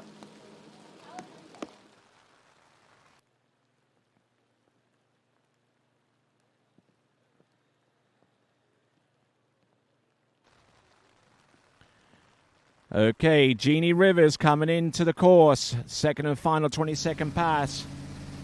Averaging a decent score coming into these championships at 814 points, so she's been pretty consistent all season long. Jeannie Rivers goes for the reverse surface O, and interesting that she performed those tricks, or at least tried to, on the outside the wake where there is a smoother water outside of the rooster tail. A decent strategy there, but it only worked for so many tricks. Does the surface 5 back, then works her way down the list of tricks from a surface 5 back and a positional to the front. Then goes for the surface O. Now doing the reverse when turning towards the wake.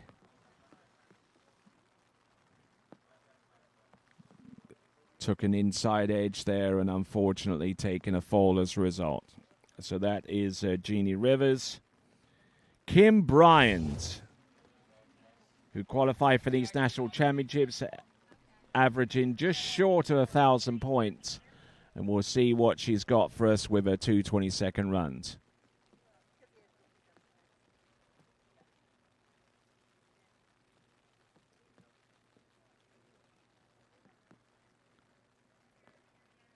All right, so working our way down this list, we are in women's 6 tricks.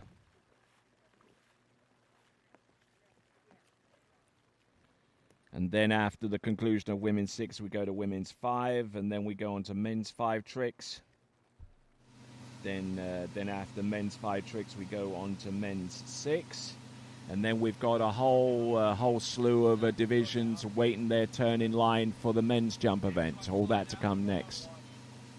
Now, apparently, this isn't Kim Bryant's. This is Connie Bergmark. And looking for a little bit of a downward shift in boat speed. There we go. There's the back, and then there's the reverse of those first 2 tricks. Surface O, come on, Connie, let's...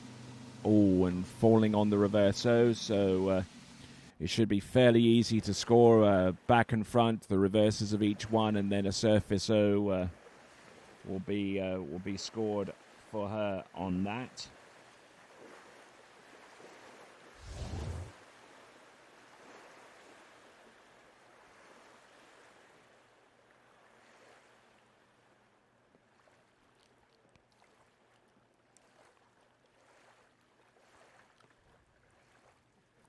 So we're just trying to establish the identity of our skier. We believe that it's Connie Bergmark, but it may actually be Kim Bryans. It is Kim Bryans.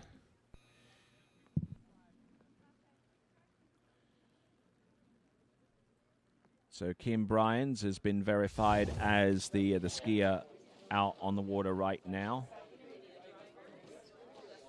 Let me tell you a little bit more about Kim Bryans, who averaged just a little bit shy of 1,000 points in qualifying for these national championships. Skis out of the southern region, specifically the city of Jasper. So I think Jasper is where the Whitestone venue is in the southern region. In the Georgia State Championship, she tricked 1,110 points, which gauged alongside with other trick scores that she produced, such as 940, 900, 850, so on and so forth, meant that her average was just a little shy of 1,000 points. As we see one of our red Nautic towboats getting ready to rock. Yeah, and that is definitely Connie Bergmark, who will be coming up next.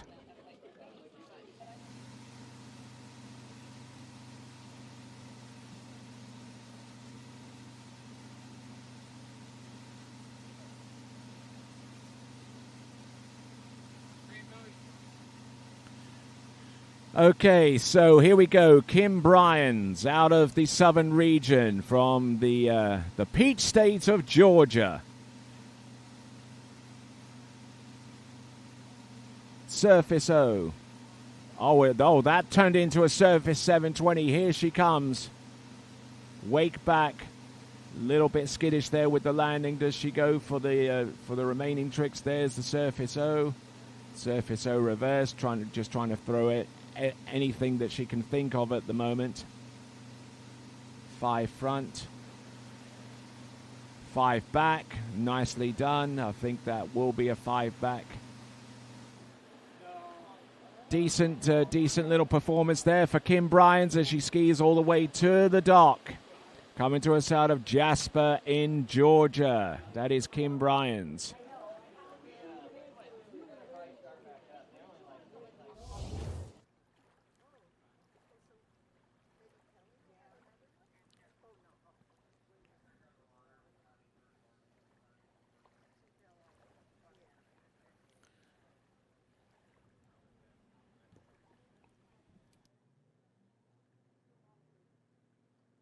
So as Kim Bryans concludes her run with the instant replay, we're going to go on to Connie Bergmark, who comes to us out of California.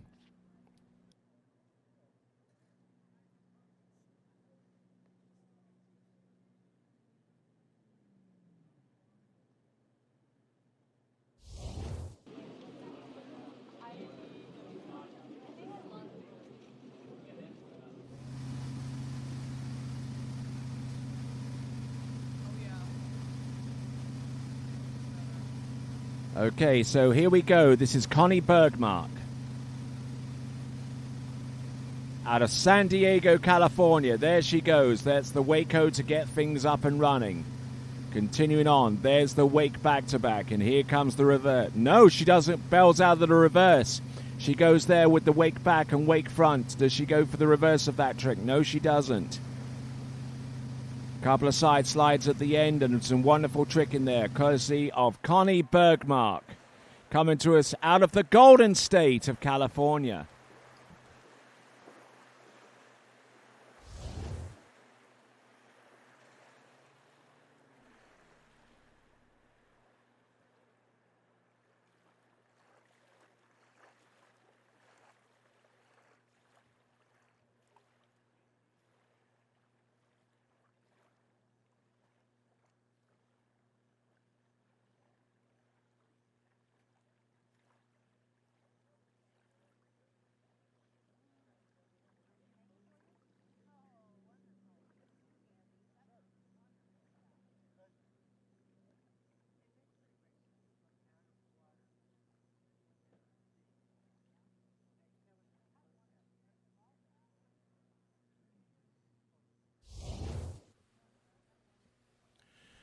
Okay, so as we continue along, let's tell you a little bit about our sponsors for the 84th Goode Water Ski Nationals. We've got HO, we've got Goode, we've got D3, we've got Malibu, Mastercraft, Nautique, Radar, Connolly, and Masterline. They are all situated in the commercial village, which is situated between the two lakes here at Trophy Lakes Estates 3.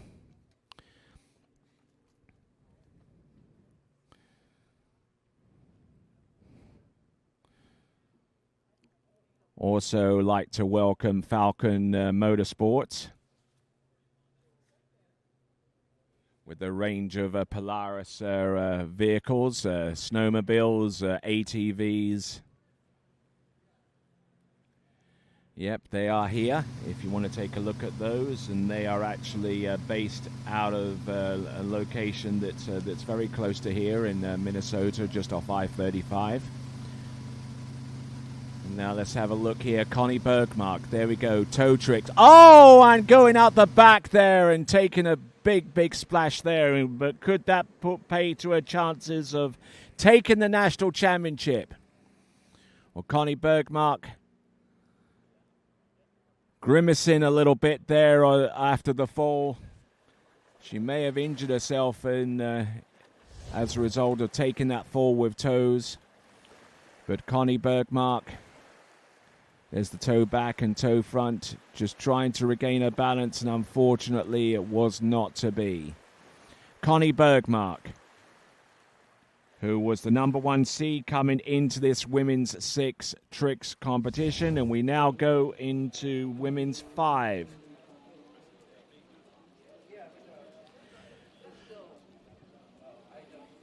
Talifa Powell is our next competitor to take to the water, and she will be our lead-off skier in women's 5 tricks, unless I hear different.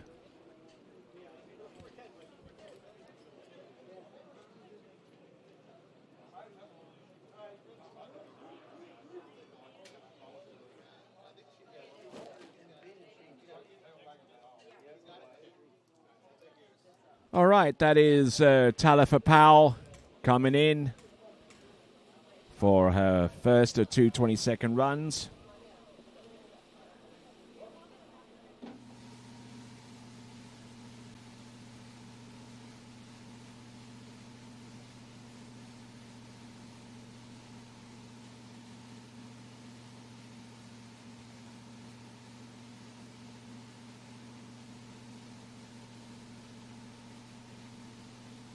Okay, so Talifa Powell,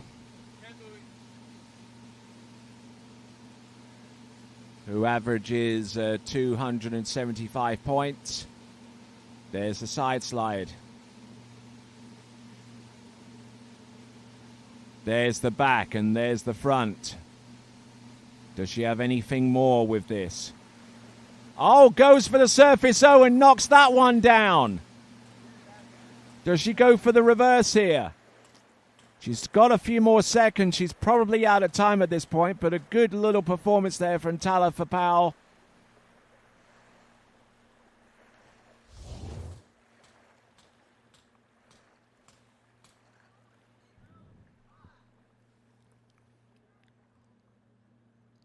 So Talifa Powell loving life out there with these tricks. There we go with a side slide and a back and the front. And Talifa Powell just trying to concentrate and stay focused, stay in the zone here. A little bit of an up weight there with the surface O, but it's not looking too bad now for Talifa Powell.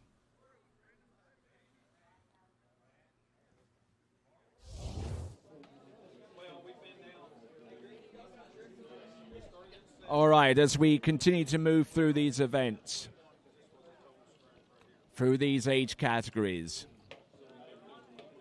we'll keep you informed as to what point scores come through, such as the point score from John Howell in men's 11 tricks, where he tricked 140 points. Women's 7 tricks, we got the initial scores for that. 1,190 points from Deborah Craddock, and 890 points from Lisa Eastman. Those are the officially available scores as posted on waterskiresults.com. If you go to waterskiresults.com, you'll find the results feed for this, the 84th Goode Waterski National Championships, and I'll mention a few of those scores coming through, not only for tricks but also for slalom as well. There's a side slide. This is basically a replicant of the opening pass. Does she go for the reverse here? Come on. Goes for the 180 back and to the front. Oh, goes for the reverse. Oh, my word. And unable to keep hold of the handle and ski that one out. But Talifa Powell, not a bad little performance there as she swims into the dock. And she'll work on some tricks some more when she gets back. Talifa Powell.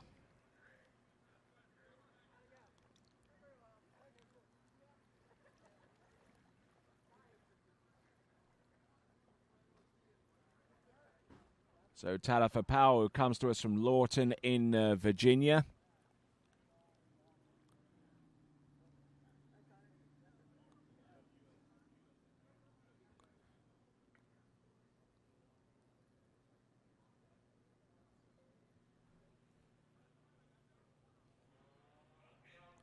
All right there, so Talifa sinking in there. And now we're going to go to Amy Craig. Yeah, that is Amy Craig. There, right there, black and white.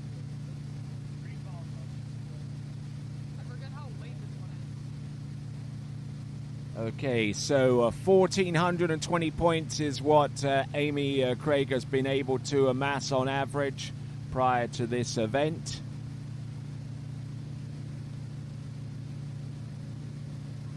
Not looking too bad here. Keeping the flow going from one trick to the next. A very tall figure over that trick ski, which isn't always an advantage.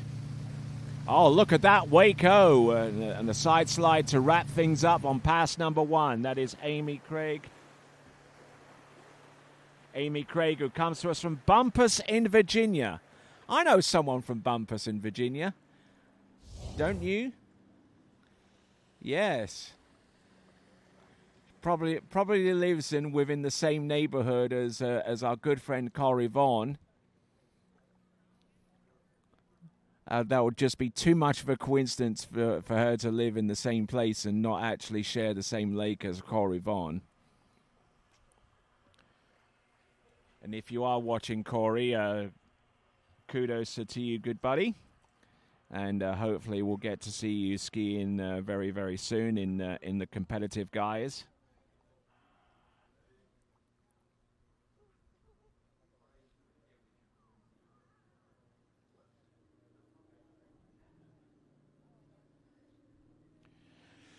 So as we look on and see Amy Craig go through her tricks.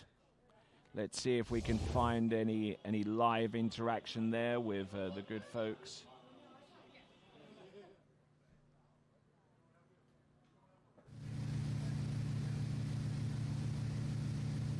All right there, so Amy Craig continuing on with this is women's 5 tricks.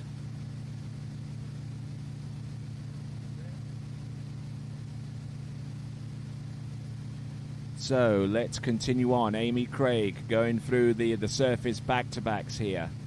Oh, surface 5 front, then positional, surface 5 back. Let's see what she's got here. Does she have anything more? Goes for the surface 7, nails it down. Look at this, goes for the surface 7 reverse and knocks that one down too. Yeah, there you go, throws the fist, absolutely on fire. Yeah, Amy Craig, who comes to us out of Bumpus in Virginia, doing a fantastic job out there and standing up on what I believe to be both 20-second runs. So, getting a few more messages. Good morning from Virginia. I'm sure that they are screaming and shouting and hollering over there on the strength of Amy Craig's performance there. We also apparently in that same location in Virginia, they have a whole large group of adaptive skiers. They're watching from Oak Grove Lake in Chesapeake, Virginia.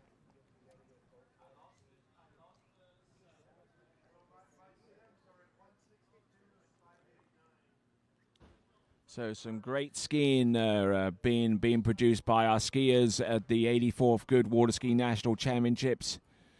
This is women's 5 tricks.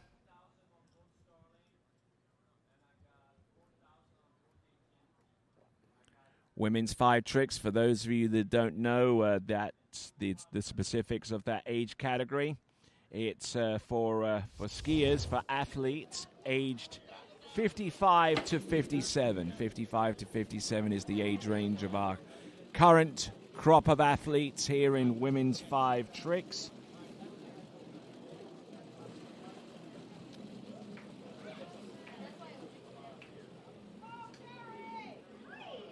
You got to come in 32 hours.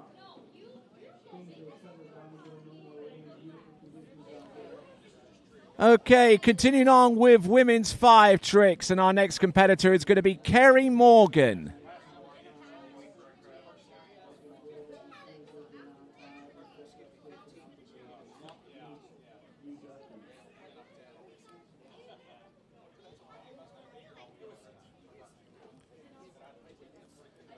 As the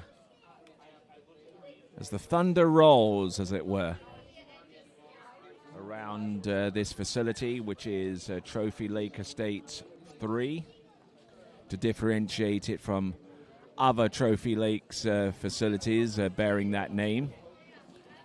Trophy Lake Estates 3, the official venue of the 84th Goode Water Ski National Championships.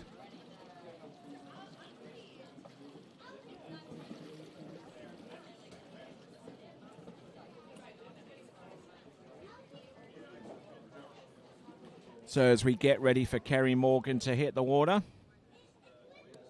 let me try and get you up to speed with some of the other results that are emerging, not only from this lake but from the other lake. I'll try and get back on that in just a moment. But in the meantime, this is Kerry Morgan skiing behind her boat of choice, which is the Correct Craft Nautique.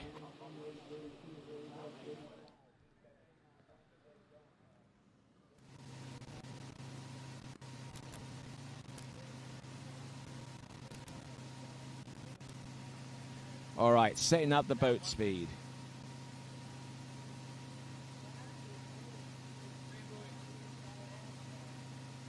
Averaging 1,750 points. Surface back-to-backs to get things on the roll there. There's the surface back, surface front, and the reverses going for some high degree moves here. Wake back, wake front, wake back, reverse, wake front, looking at her go. All right there, knocking that pass down. I love to see that. Stand-up runs all the way for her. Yes, please. I would like some more of that.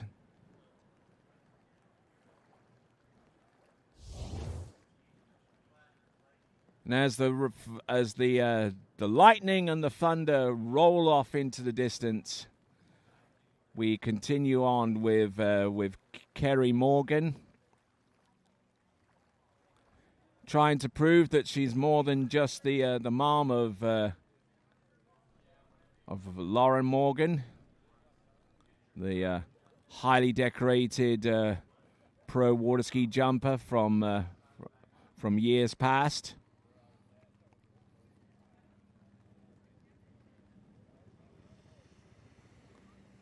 Not looking bad at all there, especially with the wake tricks. Slicing and dicing away there. slicing the top of the wake and just throwing that ski around and looking very, very nice indeed. So this is the continuing live coverage of the Tricks Lake, the West Lake, here at the 84th Goode Water Ski National Championships here at the Trophy Lake Estates 3, right here in beautiful Minnesota.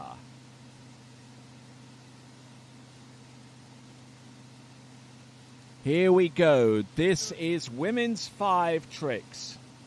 We're about halfway down this list. Little shake of the wrist there for Carrie Morgan. Toe wake back. Come on, come on. Don't hit the buoys now. Toe wake front.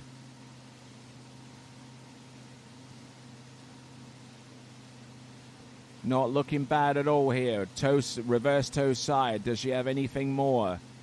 Oh, yeah, long-legged step there over the line on the surface, and she skis her way out of that situation. So fantastic athleticism there from Carrie Morgan. She skis into shore, and I'm sure that if her husband is watching, I'm sure that he is very, very pleased with what he has seen out there.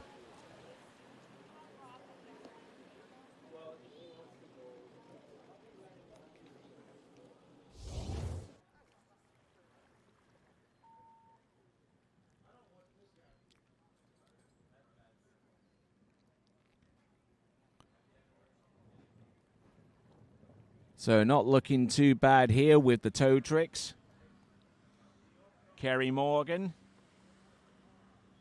who's consistently, and I mean absolutely consistently, tricked 1,750 points. And a little bit of lightning has crept into the situation, and I think that as a result of that lightning, that we may have to suspend the tournament for at least until the lightning has subsided from this facility.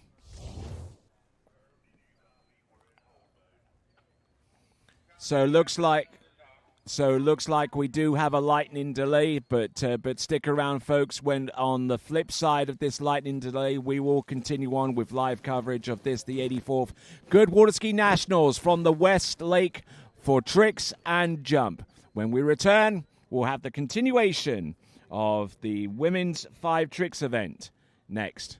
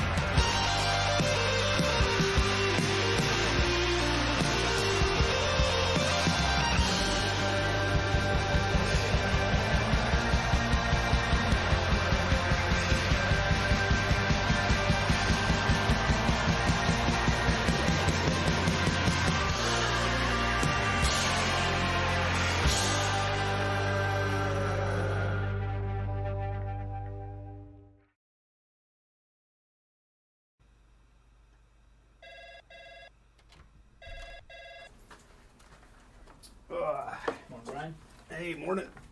You have a good weekend? Yeah, got out on the water a couple times. How about you? Yeah, I got to set in. Just gonna make a quick phone call here. Oh, of course. Can you get that, Will? Yeah, man, I got it. Thanks for calling Wake House. This is Will. Yeah, looks like we've got those in stock.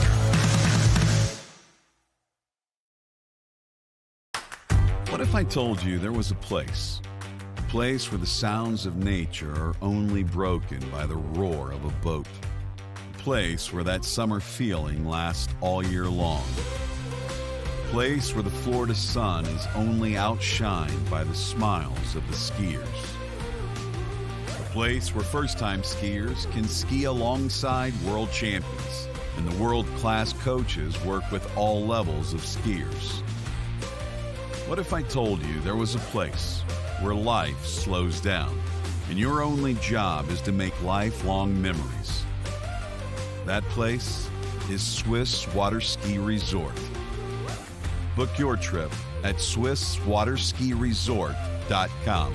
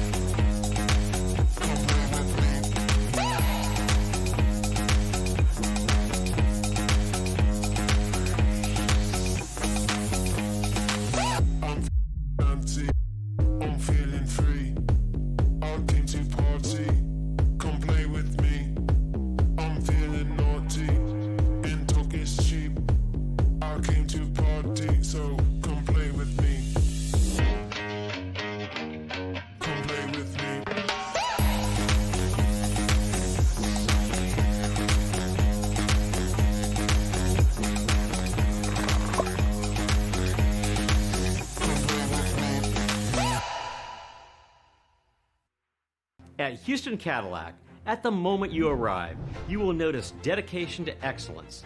We deliver an unparalleled customer experience, and we're elevating our commitment with a new state-of-the-art facility. Explore our selection of new Cadillac cars, crossovers, and SUVs designed to meet your needs. We are redefining the luxury experience and investing in the future. Visit Houston Cadillac and begin your journey towards luxury. At Dillinger Insurance, we have over 50 different carriers to shop your home, auto, and recreational vehicle insurance needs. We would love the opportunity to save you money. We insure million-dollar mansions, condos, mobile homes, rental homes, and everything in between. We know all about wind inspections, 4-point inspections, and how to get you the right coverage for your particular home. You've got questions, we've got answers. Can you remember the last time you had a rate decrease with your auto insurance? Let's take a look and see what we can do. We know all the ins and outs of getting our customers the best rates, coverages, and discounts, so put us to the test. Don't monkey around with your insurance. Call Dillinger Insurance today. We've got tons of companies to help find you the best prices and the best coverage for your particular needs on home and auto insurance. Go Knights!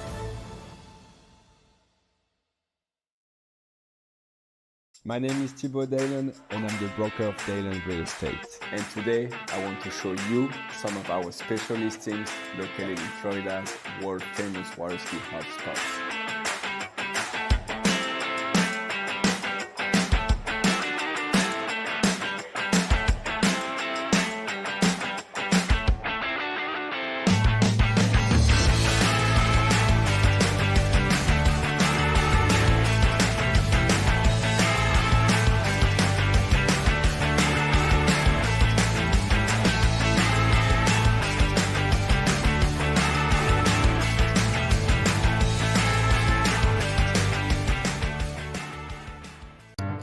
For over 20 years, because times are always changing, the men and women of DNCA have been invested in future-oriented solutions through active and flexible conviction management. Times change, values remain. Entrust your savings to an asset management firm to meet your long-term financial goals. DNCA, Maison d'épargne de valeur. Speak with your financial advisor.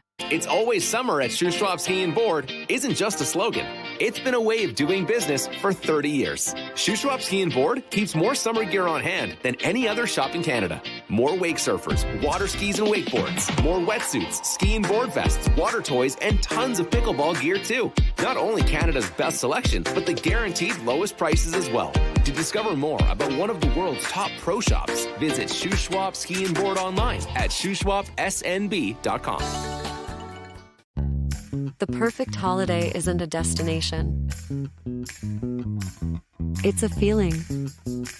That's why we don't sell packages. We listen. We design. We create journeys as individual as you are.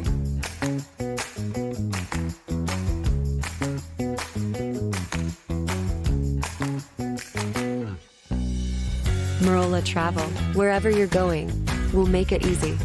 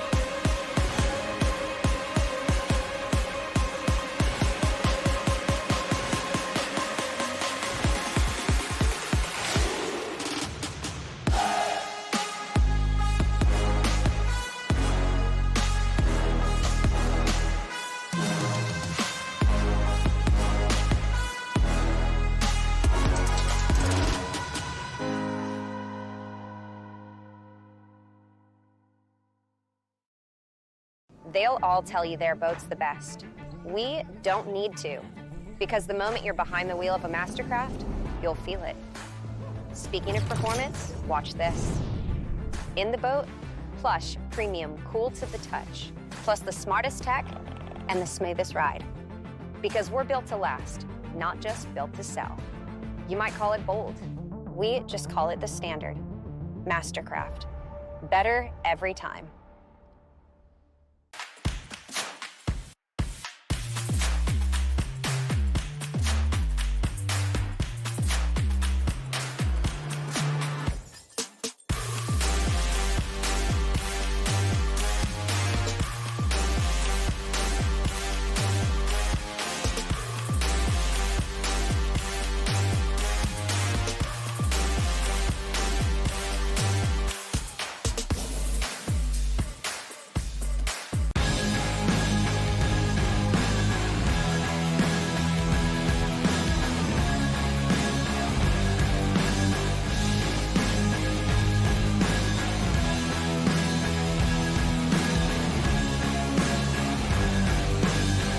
World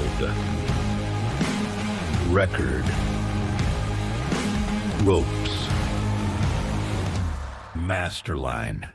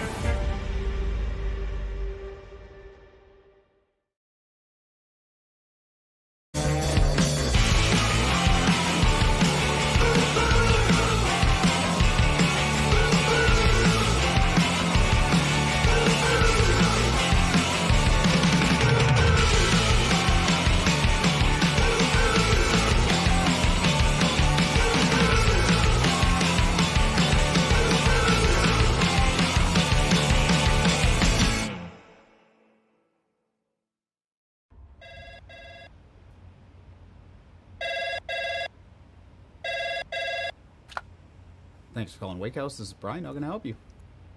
Yeah, Will. Can I let him know who's calling? All right, just a second. Will, I got a fill for you. Perfect. Give me just 1 second. All right, hit it. Thanks for holding. This is Will. Hey, how's it going? Good.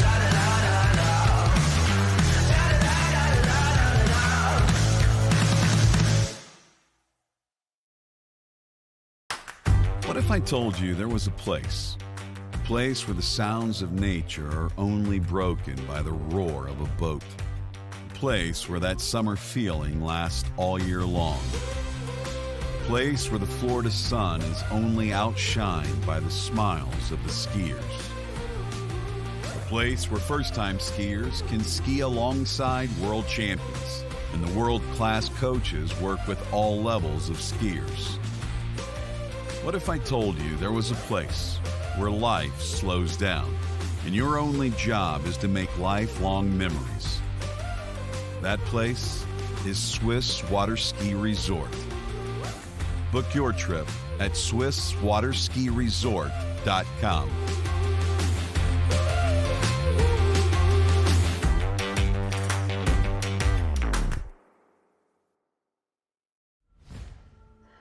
Old logic says success is determined by wins. It says you can't be a mother and a professional athlete, that you can't take on giants. New logic says watch me. Watch me become the most decorated track and field athlete in the world. Watch me start a brand designed by women, for women. When old logic holds us back, it's up to us to defy it. At Houston Cadillac, at the moment you arrive, you will notice dedication to excellence. We deliver an unparalleled customer experience, and we're elevating our commitment with a new state-of-the-art facility. Explore our selection of new Cadillac cars, crossovers, and SUVs designed to meet your needs. We are redefining the luxury experience and investing in the future. Visit Houston Cadillac and begin your journey towards luxury. At Dillinger Insurance, we have over 50 different carriers to shop your home, auto, and recreational vehicle insurance needs. We would love the opportunity to save you money. We insure million-dollar mansions, condos, mobile homes, rental homes, and everything in between. We know all about wind inspections, 4-point inspections, and how to get you the right coverage for your particular home. You've got questions, we've got answers. Can you remember the last time you had a rate decrease with your auto insurance? Let's take a look and see what we can do. We know all the ins and outs of getting our customers the best rates, coverages, and discounts. So put us to the test. Don't monkey around with your insurance. Call Dellinger Insurance today. We've got tons of companies to help find you the best prices and the best coverage for your particular needs on home and auto insurance. Go Knights!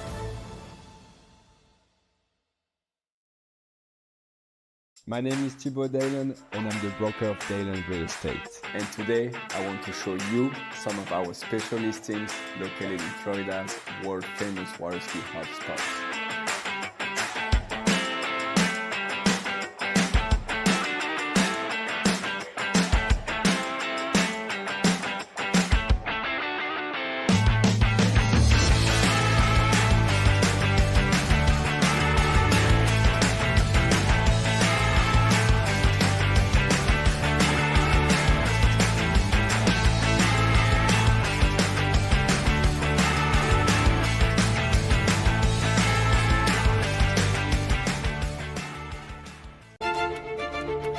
In a world in motion, DNCA Finance has grown through crises and transformations.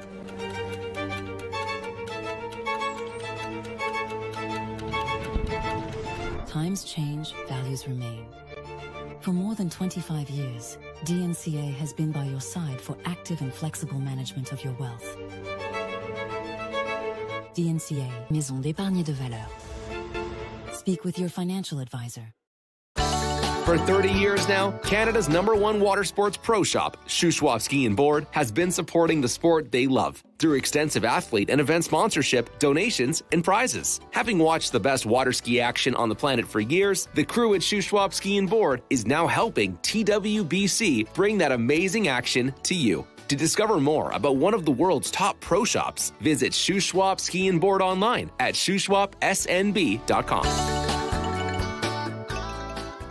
Wherever you're going, we'll make it easy. Travel like a VIP every time you book with us. Receive perks like complimentary daily breakfast, room upgrades, resort credits, preferred access at thousands of luxury hotels worldwide, trips you actually want to take without the overwhelm from beaches in Portugal to African safaris, a vineyard weekend in Sonoma, or a solo escape to Mexico, curated just for you. Marola Travel. Wherever you're going, we'll make it easy.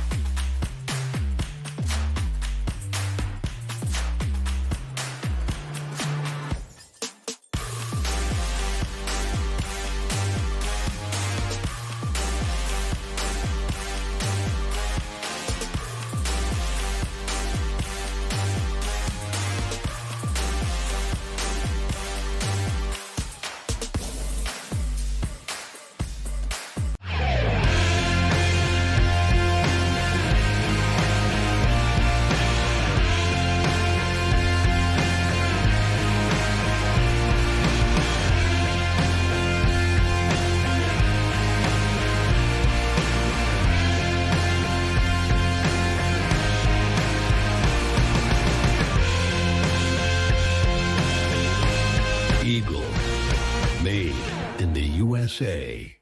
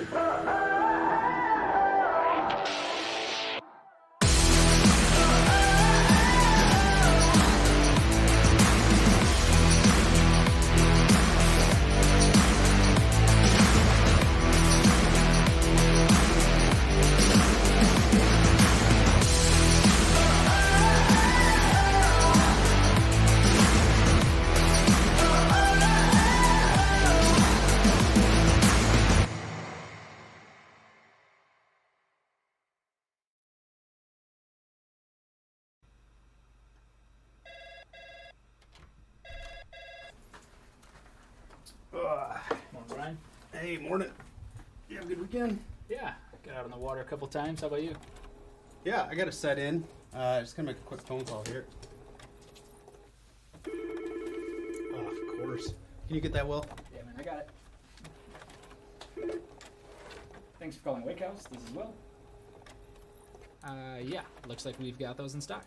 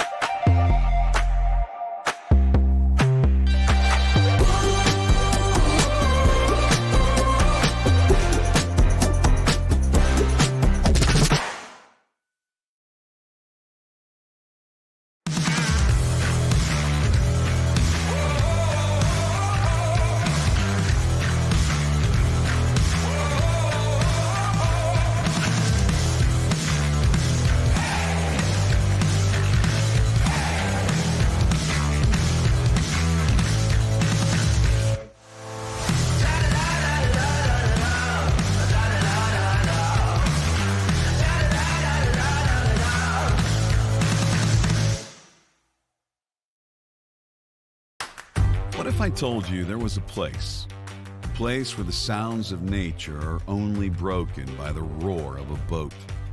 A place where that summer feeling lasts all year long. A place where the Florida sun is only outshined by the smiles of the skiers. A place where first-time skiers can ski alongside world champions, and the world-class coaches work with all levels of skiers. What if I told you there was a place where life slows down, and your only job is to make lifelong memories? That place is Swiss Water Ski Resort. Book your trip at SwissWaterSkiResort.com.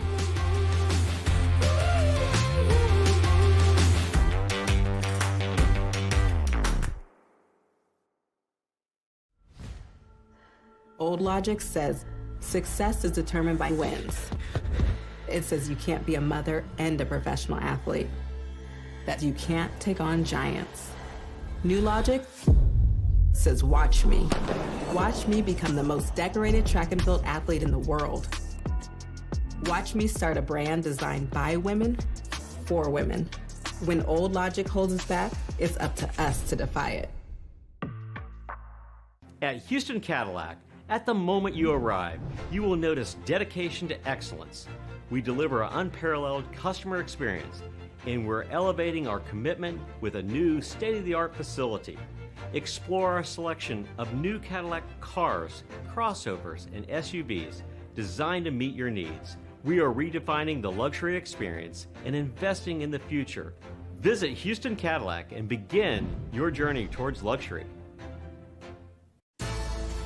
At Dillinger Insurance, we have over 50 different carriers to shop your home, auto, and recreational vehicle insurance needs. We would love the opportunity to save you money. We insure $1 million mansions, condos, mobile homes, rental homes, and everything in between.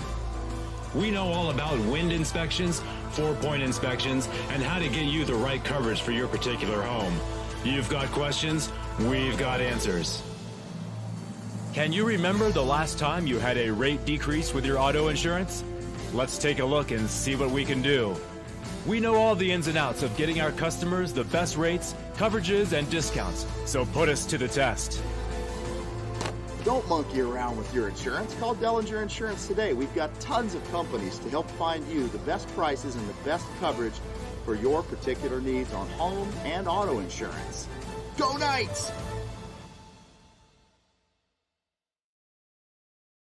My name is Thibaut Dalen and I'm the broker of Dalen Real Estate. And today I want to show you some of our special listings located in Florida's world famous water ski hotspots.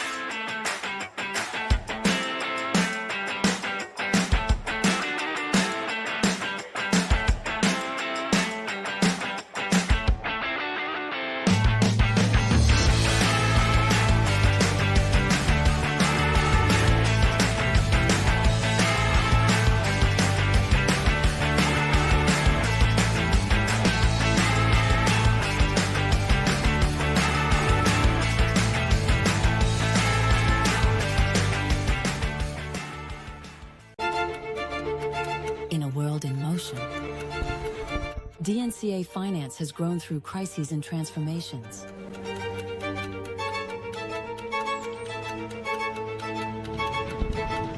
Times change, values remain.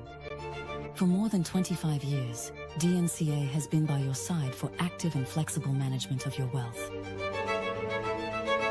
DNCA, Maison d'épargne de valeur. Speak with your financial advisor. It's well known that Canada has produced many of the best skiers the world has ever seen. Well, more and more skiers are coming to realize Canada's Shuswap Ski and Board is one of the world's best pro shops. They stock D3, Radar, HO, Connolly, Reflex, Masterline, Syndicate, Stokes, Camaro, S-Lines, Eagle, KD, Stealth, Pegosky, O'Neill, and back them with Shuswap Ski and Board's performance and fit guarantee. Check them out online at shuswapsnb.com.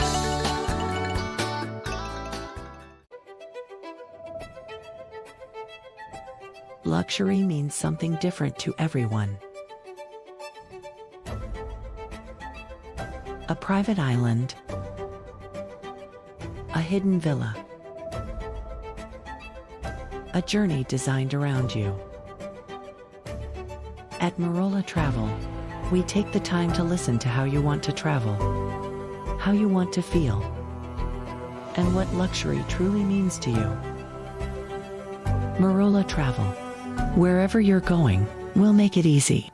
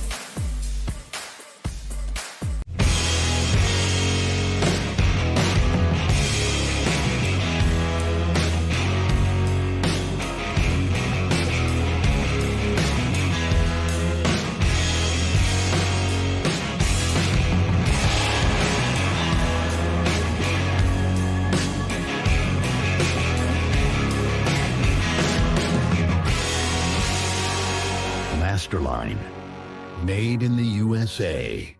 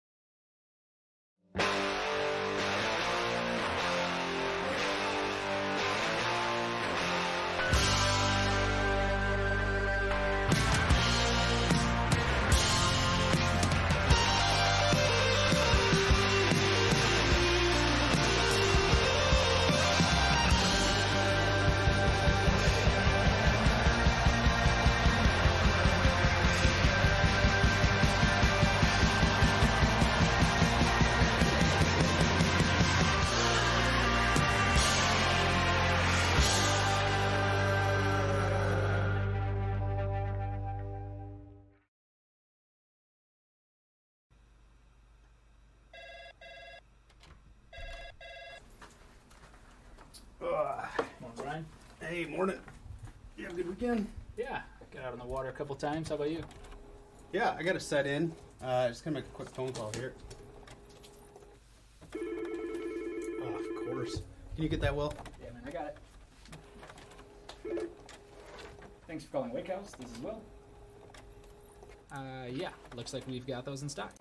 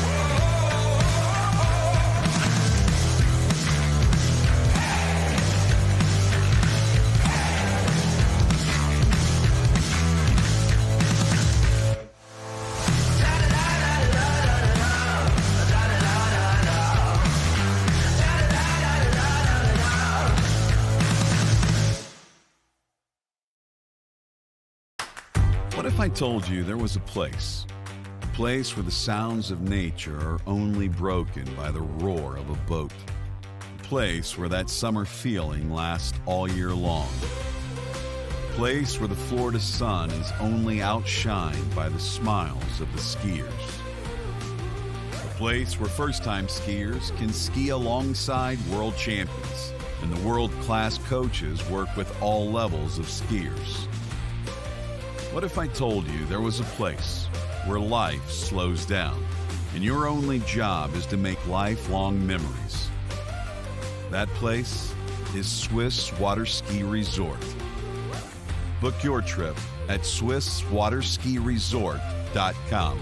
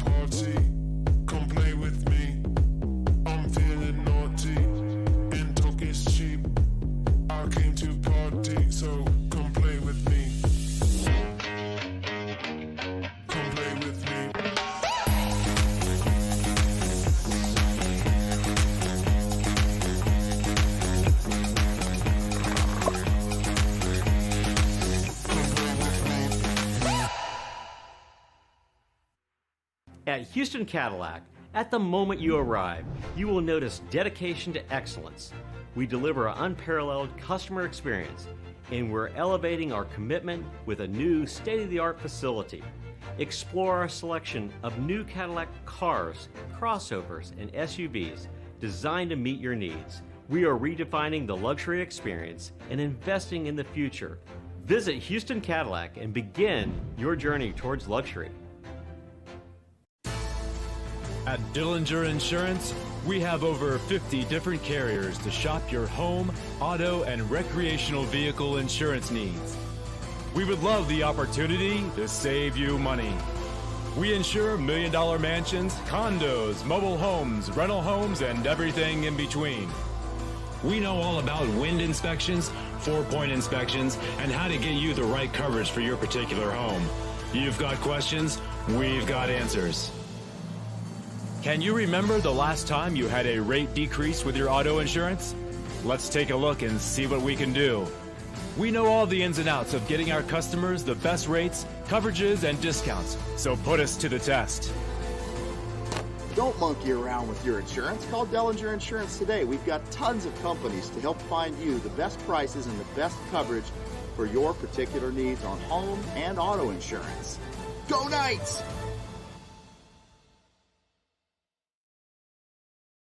My name is Thibaut Dalen and I'm the broker of Dalen Real Estate. And today I want to show you some of our special listings located in Florida's world famous water ski hotspots.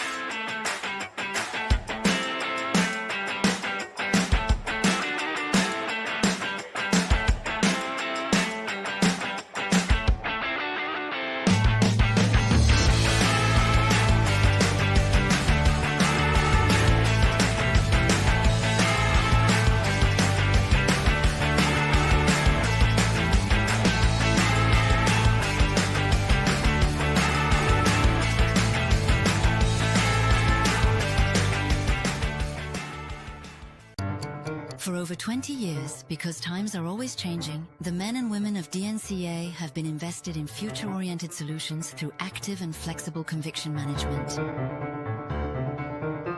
Times change, values remain. Entrust your savings to an asset management firm to meet your long-term financial goals. DNCA, Maison d'épargne de valeur. Speak with your financial advisor. It's always summer at Shoe Schwab Ski and Board isn't just a slogan. It's been a way of doing business for 30 years. Shoe Schwab Ski and Board keeps more summer gear on hand than any other shop in Canada. More wake surfers, water skis and wakeboards, more wetsuits, ski and board vests, water toys, and tons of pickleball gear too. Not only Canada's best selection, but the guaranteed lowest prices as well. To discover more about one of the world's top pro shops, visit Shoe Schwab Ski and Board online at shoeschwabsnb.com. The perfect holiday isn't a destination. It's a feeling. That's why we don't sell packages. We listen. We design. We create journeys as individual as you are.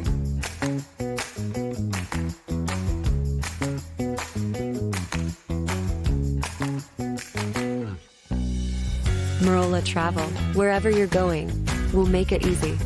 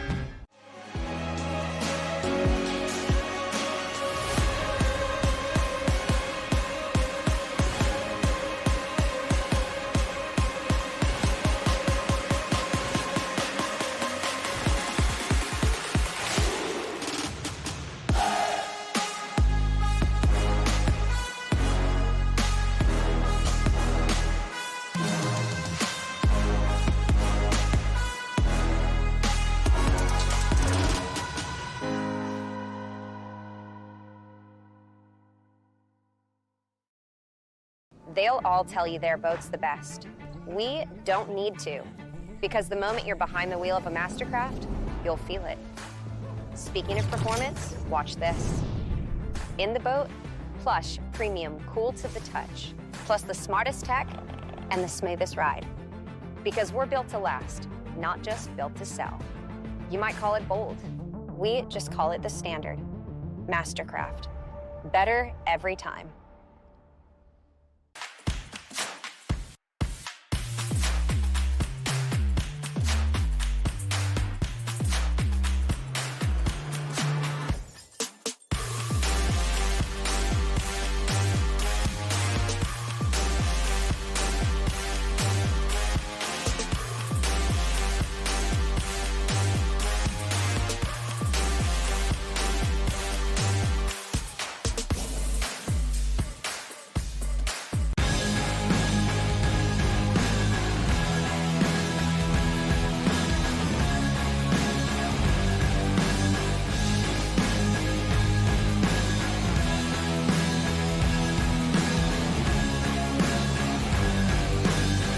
World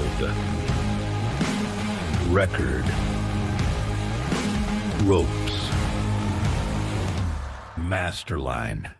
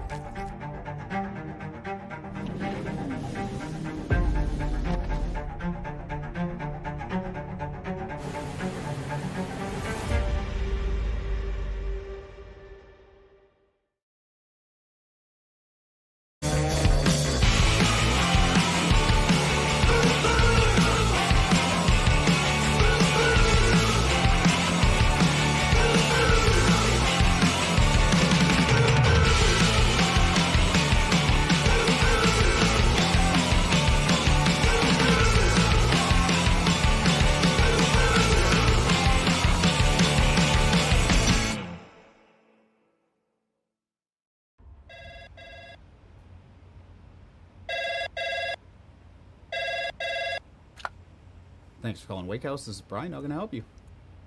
Yeah, Will, can I let him know who's calling? All right, just a second. Will, I got a fill for you. Perfect. Give me just 1 second. All right, hit it. Thanks for holding. This is Will. Hey, how's it going? Good.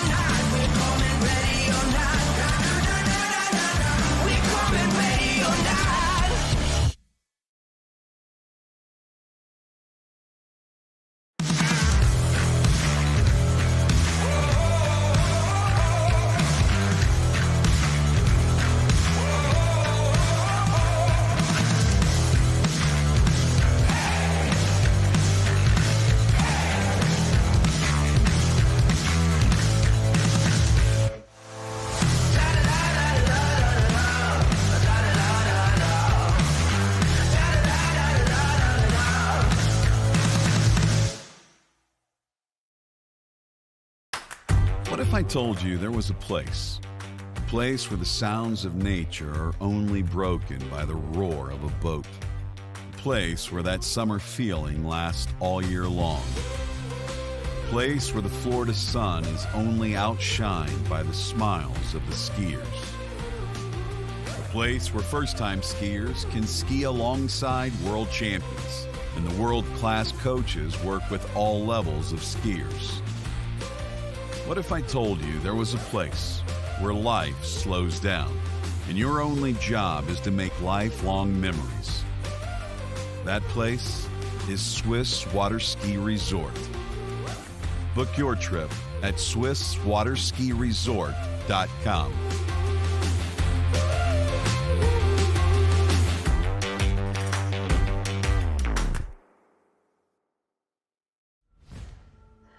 Old logic says success is determined by wins. It says you can't be a mother and a professional athlete, that you can't take on giants. New logic says watch me. Watch me become the most decorated track and field athlete in the world. Watch me start a brand designed by women, for women. When old logic holds us back, it's up to us to defy it. At Houston Cadillac, at the moment you arrive, you will notice dedication to excellence. We deliver an unparalleled customer experience, and we're elevating our commitment with a new state-of-the-art facility. Explore our selection of new Cadillac cars, crossovers, and SUVs designed to meet your needs. We are redefining the luxury experience and investing in the future. Visit Houston Cadillac and begin your journey towards luxury. At Dillinger Insurance, we have over 50 different carriers to shop your home, auto, and recreational vehicle insurance needs. We would love the opportunity to save you money. We insure million-dollar mansions, condos, mobile homes, rental homes, and everything in between. We know all about wind inspections, 4-point inspections, and how to get you the right coverage for your particular home. You've got questions, we've got answers. Can you remember the last time you had a rate decrease with your auto insurance? Let's take a look and see what we can do. We know all the ins and outs of getting our customers the best rates, coverages, and discounts, so put us to the test. Don't monkey around with your insurance. Call Dillinger Insurance today. We've got tons of companies to help find you the best prices and the best coverage for your particular needs on home and auto insurance. Go Knights!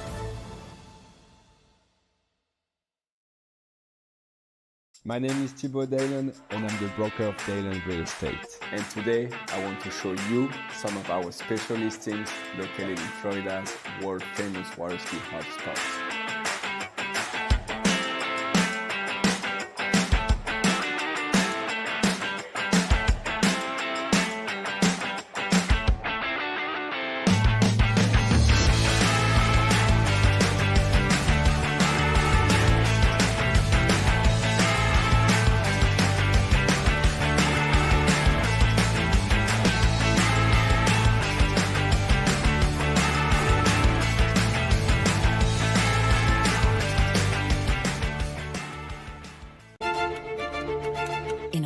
motion. DNCA Finance has grown through crises and transformations.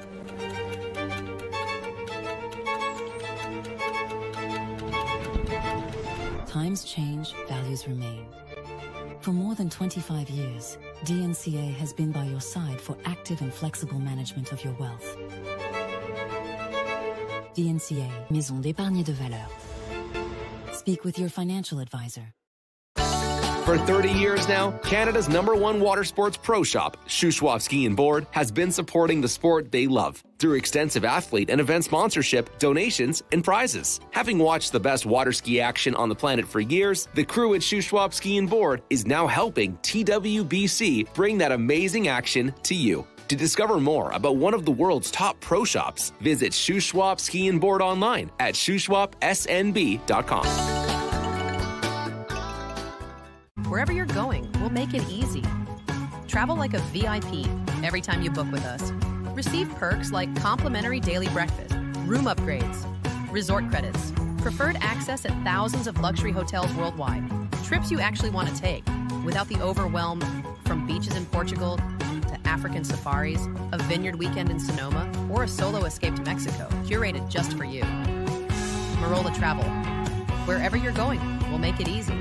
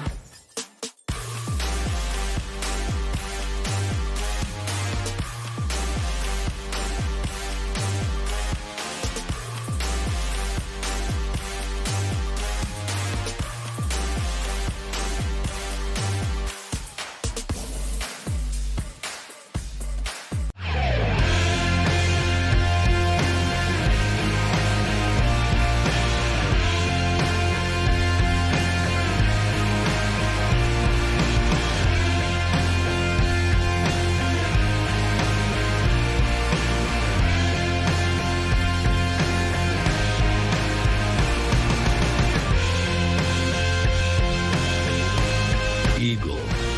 Made in the USA.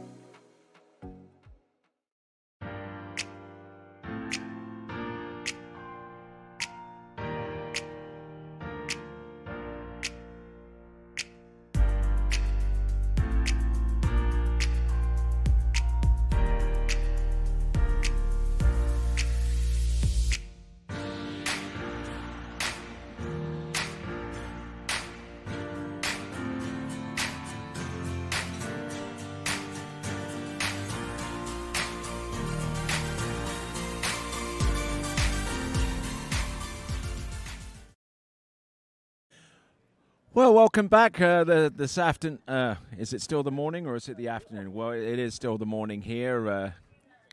Here at Trophy Lakes Estates 3, the host venue for the 84 for Goode Water Ski National Championships. I'm Tony Lightfoot. And by the fact that you're seeing and you're hearing me is actually good news, because looks like the sun is coming out. Looks like the rainstorm that we had is passed and is off to flood somewhere else. So for the meantime, at least, we are a go, and that means that we will resume women's 5 tricking on the West Lake, whereas on the slalom lake, I still think that they're doing the men's 6 slalom. We'll double check to see on our results service whether that is indeed the case.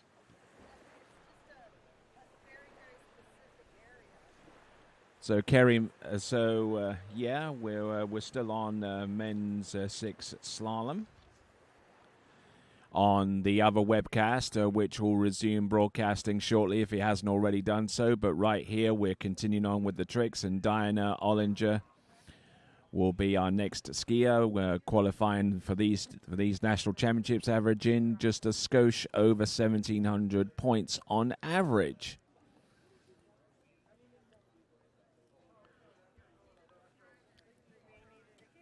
So glad to have you on board. For those of you that are watching the webcast on site here at Trophy Lakes Estates 3, you're most certainly welcome for doing so.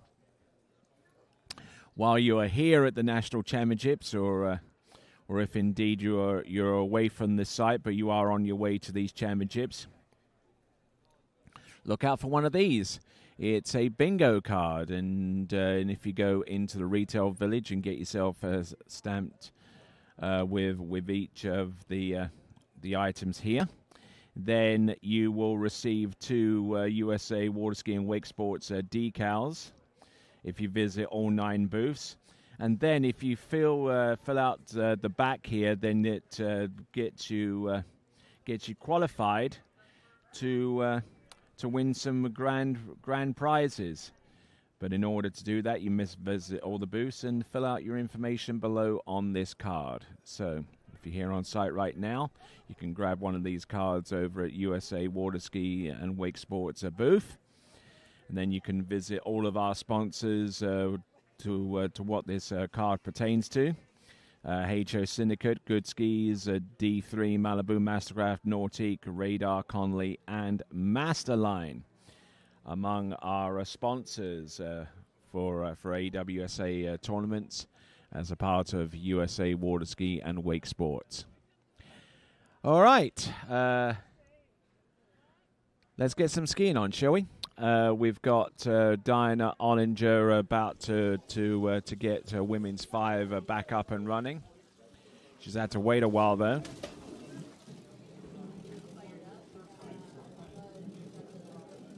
So Diana Ollinger.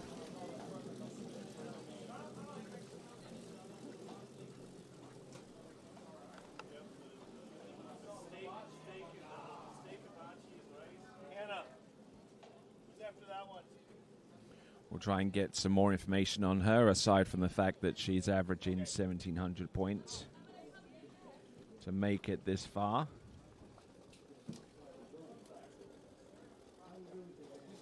So Diana Ollinger, who comes to us from the eastern region, more specifically the state capital of Maryland, which is Annapolis. In the Maryland State Championship, she scored 1,830 points in the second round of that tournament, and placed first in that competition, the Maryland State Championships. She scored 1,750 on a couple of occasions this season.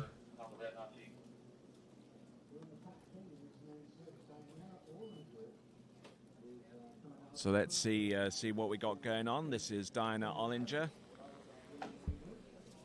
Was the third ranked skier to qualify and participate in these national championships. Diana Ollinger, skiing in women's 5.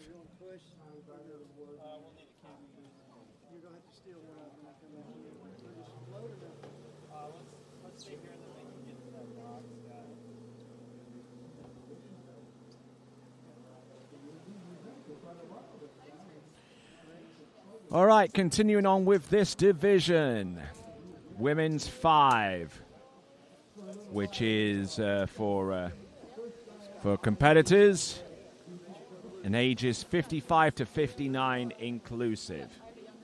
That kind of gives you an idea of the age range. Let's see what Diana can do. This side is a long time, but coming back it's really quick. So past the green buoy, which is the beginning of the trick course, past the red.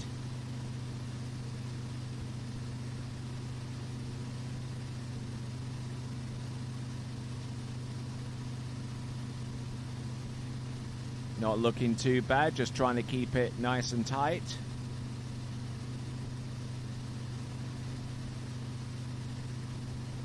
All right, going through those spins, nicely done there. That is Diana.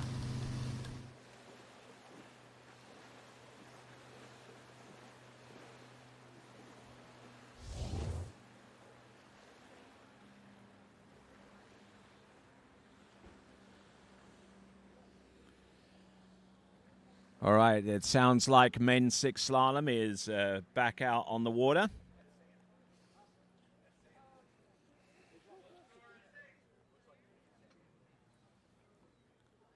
And whilst that event continues on the other webcast, you are tuned in to the tricks and jumping webcast here at the 84th Goode Water Ski National Championships, coming to you live from central Minnesota. And Minnesota, a state that lays claim to having invented the sport of water skiing. Ralph Samuelson, all of those years ago, getting up on skis behind a seaplane at that time, because there weren't any boats powerful enough to pull water skiing or water skiers at that time. So using said device, he was able to get up on the on his pine boards, which included some tip curvature using some heat and a boiler, and was able to curve the tips and got out on the water. Figured that water skiing was relatively straightforward, and the rest is history, as they say. Toe wake back, toe wake front. Does she go for the wake back? Yes, she does. And wake front, you're trying to use that momentum. Very cleverly done there. Those are wake backs and wake fronts. A couple of side slides, probably out of time, mind you, but she gets the job done. So Diana Ollinger, looking good for to bust out beyond her average, which coming into this event is a little over 1,700 points. So Diana Ollinger looking good, and probably scoring well as a consequence. This is women's 5 tricks. Women's 5 tricks is a division for those that are aged between 55 and 59 inclusive. For those of you watching us across the world and a little nearer afield, my name is Tony Lightfoot, and I'm glad to have the pleasure of your company as we continue on with the tricks event.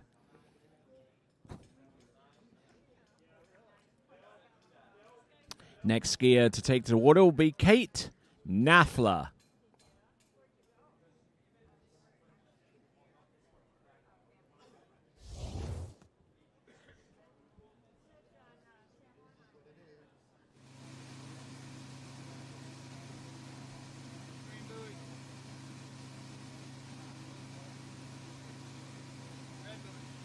Okay, here we go. Kate Naffler. Wake back. Wake front, using that momentum there, much like Diana, to affect the reverse of the initial trick. There we go. There's a 5 back on the surface. Looking good, Kate Naffler, just trying to keep her head above the water here. Oh, and falling on the line back with maybe about 3 or 4 seconds remaining before the time expires. So that is Kate Naffler.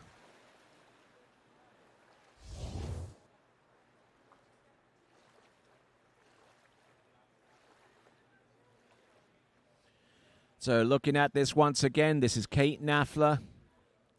Wonderfully smooth tricking right from the get-go. Wake back and wake front, and then it's reverse, and then the surface O. And then a back.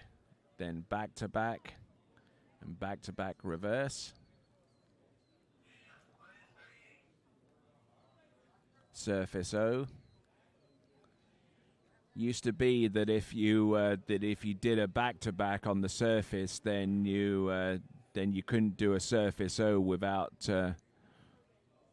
for the fear of not being able to score the surface O, because both of those tricks were actually part of the same scoring group. But now that restriction has been lifted for several seasons. It's encouraged a lot of skiers to actually throw in those additional tricks, such as the surface O or surface backs and fronts and what have you, and even extends to surface 5s. Surface 5 back, surface 5 front, and even the surface 7. As I said, it used to be that once you performed one trick and it's reversed from a singular group, you couldn't pick a trick from that group and hope to have it scored. But it's all changed now. It's a free-for-all almost.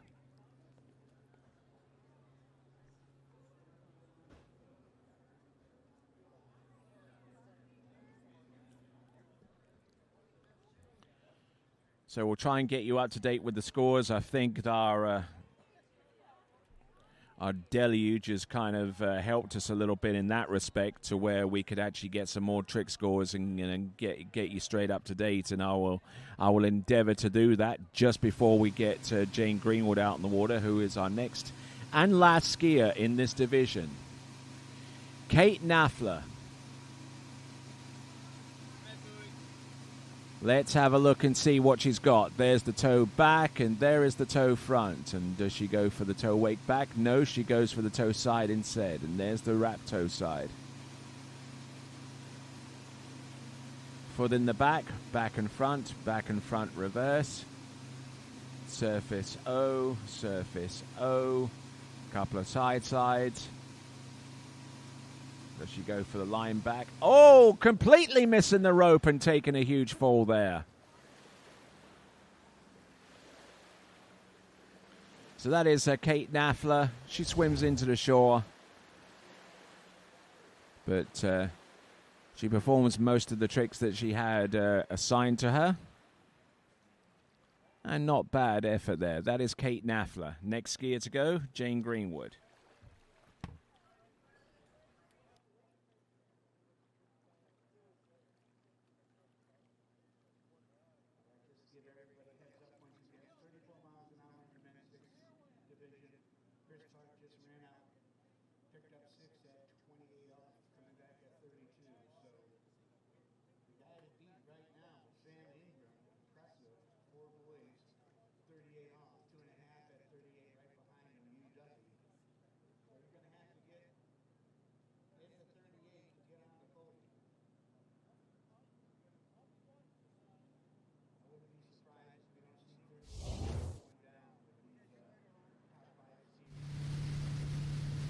Okay, ladies and gentlemen, our final skier in women's 5 tricks. Coming to us from Scott in Arkansas. This is Jane Green. Oh, nicely done there with the Waco into wrap and a Waco out. Positions to do the back-to-backs, both on the surface and off the... Oh, tries to go for the wake line back-to-back and taking a tumble, completely missing the line there. But not a bad pass up to that point there for Jane Greenwood, who has medaled in these national championships in all the way back to women's 1, as far as I can remember, whenever she was eligible to ski in that particular division. So she's a many times U.S. national medalist, many times U.S. national champion in whatever category she was eligible to ski in at the time. Yeah, and that handle just got away from her, and she was unable to recover it, and not even too sure she gripped the handle with the correct hand in trying to execute the wake line back to back. But once we conclude women's 5 tricks, we will go on to men's 5 tricks, and Scott Ogden will be our lead-off skier.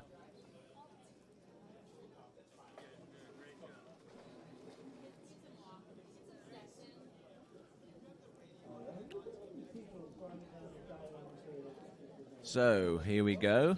We'll have Jane Greenwood approaching the course any moment now.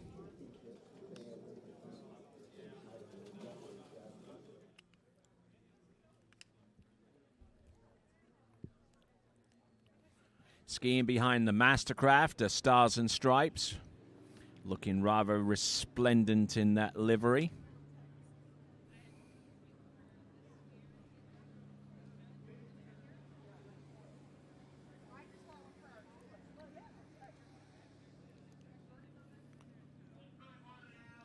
So I don't know whether she changed her ski or changed her line or did any of that. I think Scott, her husband, is in the boat, and Jane Greenwood will become a grandma in December. Her daughter Brittany is expecting her and Chris's first child.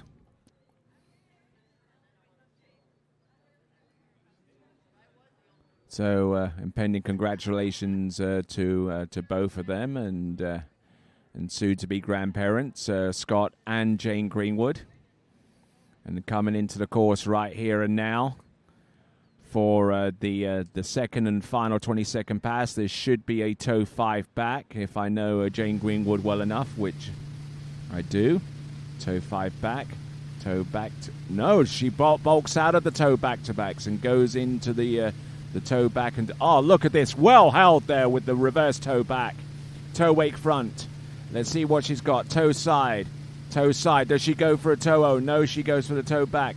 Does she go for the toe O now? Yes, she does, but she is off axis and takes a fall. And there we go. That is Jane Greenwood.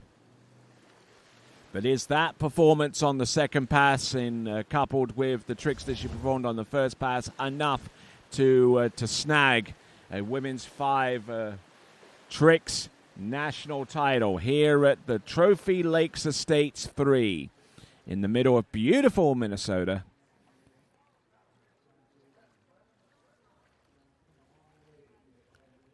So well held there with the reverse toe back. Just absolutely getting locked in, focused, and just got that move and got everything associated with it looking right.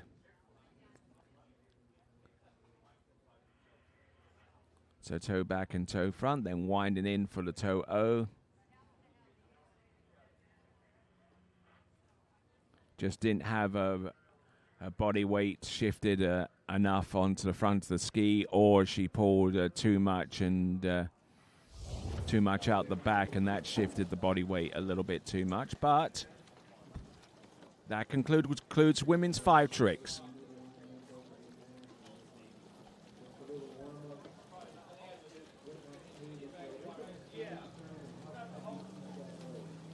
All right, so we're on to our next competitor.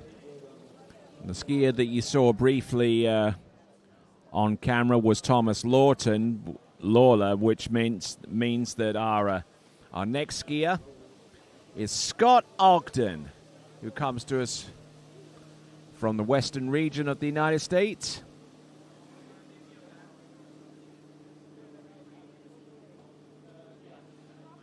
Let's see what Scott Ogden has. Qualified in these nationals with a 200-point average score. But I know that he's been working hard on his tricks. He went down to Bennett's World Ski School in Zachary, Louisiana, where I had a little bit of a hand with helping him improve his tricking ability with 2 side slides.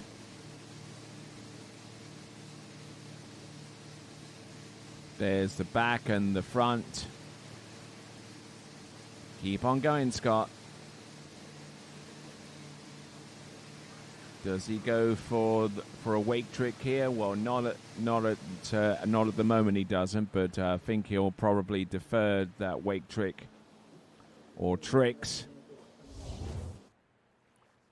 maybe in a little bit.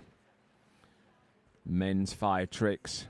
Scott Ogden just keeping some good body position and just allowing himself to bend his knees a little bit here.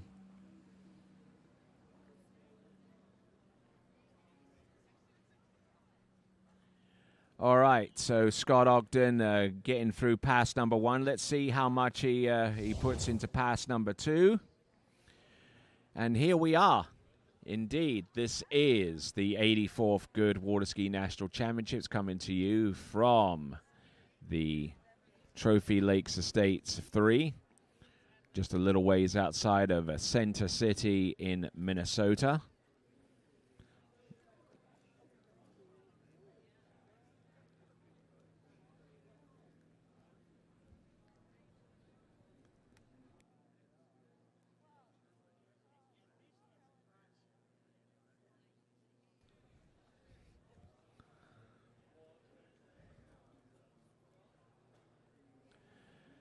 All right there, so let's see what we've got here from Scott Ogden.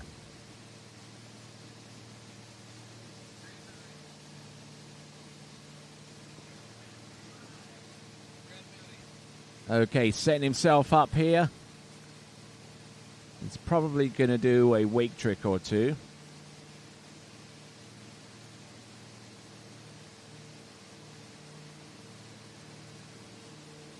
A replicant of the opening pass again, doing the same tricks just in case they just in case those tricks weren't correct the first time around. But Scott Ogden, unfortunately, taking a bit of a fall there. And qualifying for the Nationals out of the Western region, we're averaging 200 points.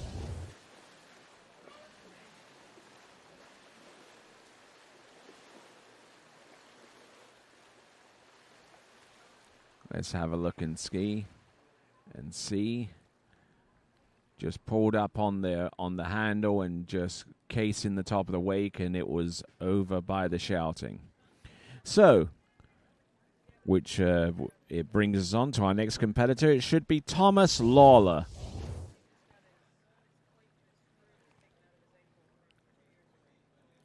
Okay, actually, it's not Thomas. It's Kurt Spindler. Averaging a little under 900 points on average. He's going to use 2 skis here.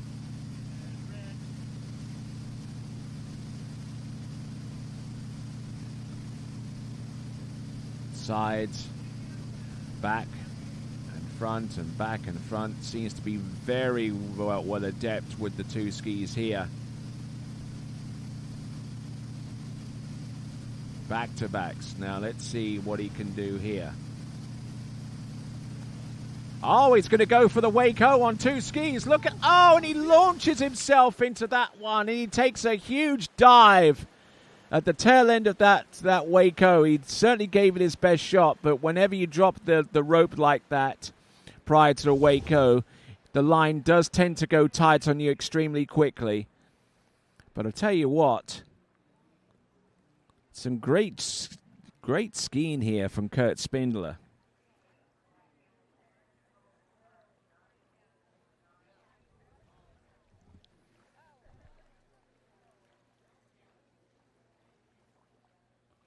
So some great surface tricks here.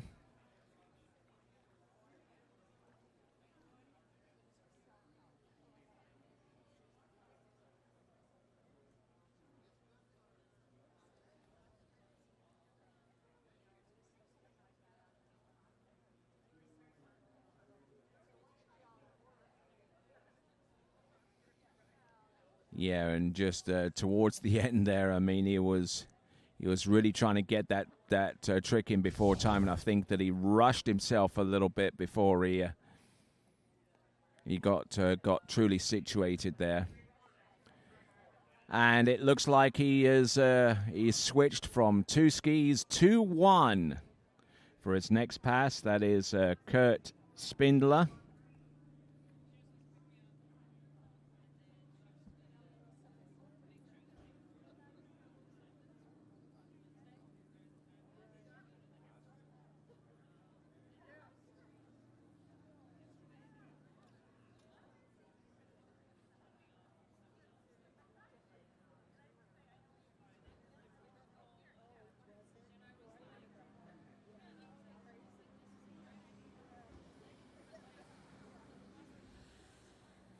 So Kurt Spindler off 2 skis. We project his score to be about 510 points thus far, on the basis of the 2 ski tricks that he performed at this time. Here he comes. Kurt Spindler. Looking good here, keeping the flow going.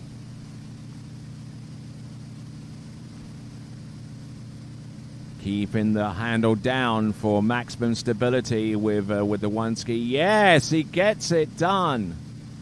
Does it? Oh, he's gonna go for the Waco with 1 ski. Are you kidding me? There you go. Fantastic effort there. Wasn't able to do the 2 ski Waco, but he sure as heck did that one on 1 ski. And he is a happy camper.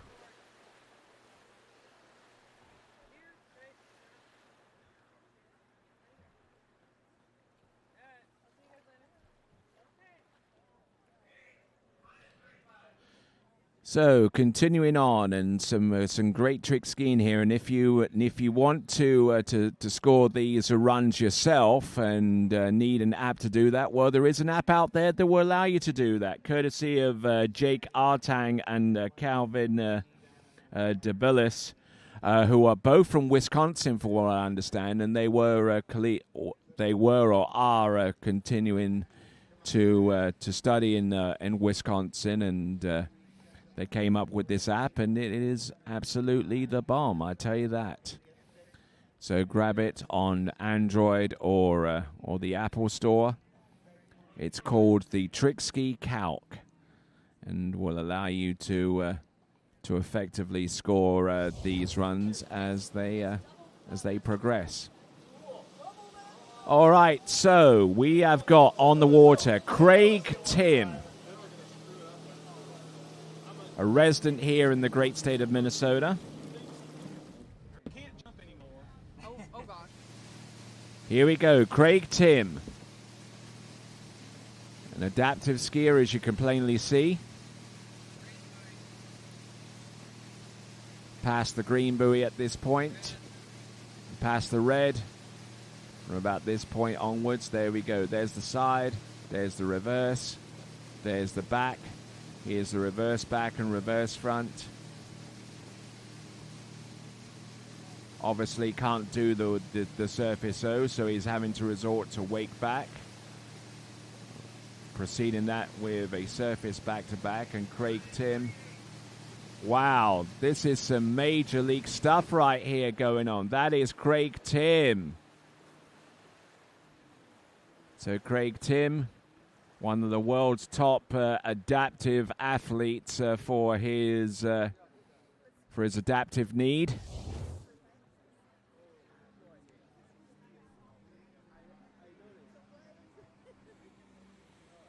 Has been working here so far here at the 84 for Goode Water Ski National Championships in helping out the whole registration role here.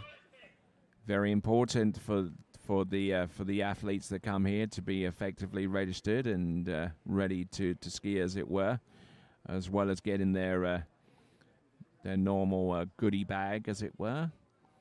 But Craig Tim,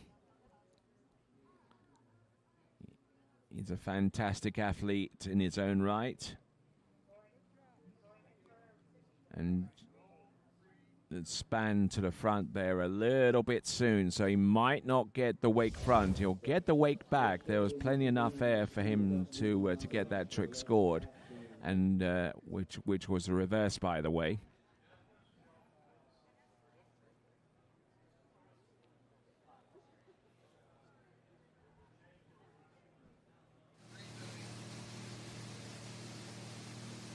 All right, here we go. This is Craig Tim.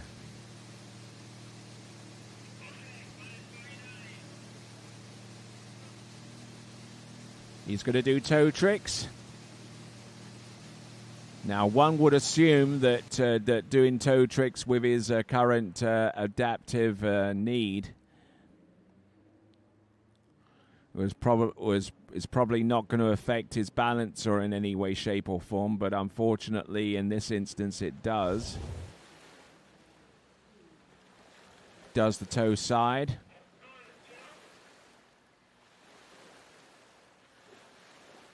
A hop to the back, and a hop to the front with the 180, but unfortunately staying a little bit too close to the wake there, and it throws him in the water. He is our third skier on the water in men's 5. We've seen Scott Ogden, we've seen Kurt Spindler, and we've seen Craig Tim. Our next competitor, a well-known competitor across the nation, this is going to be Kirby Wetzel.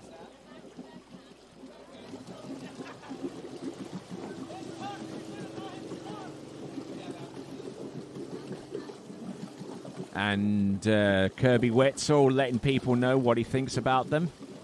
He does that all the time, apparently.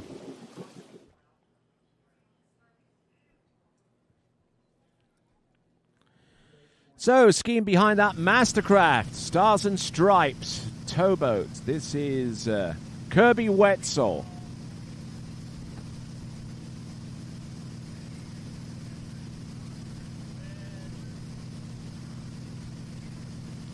So not looking too bad there coming into the course. A couple of side slides here and there. Set himself up on the wakes there.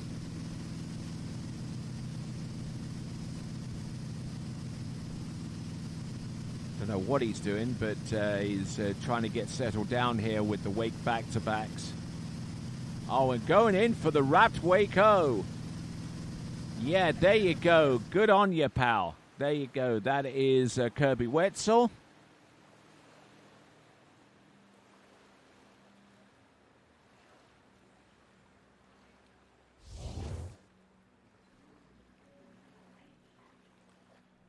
So not a bad effort there from Kirby Wetzel.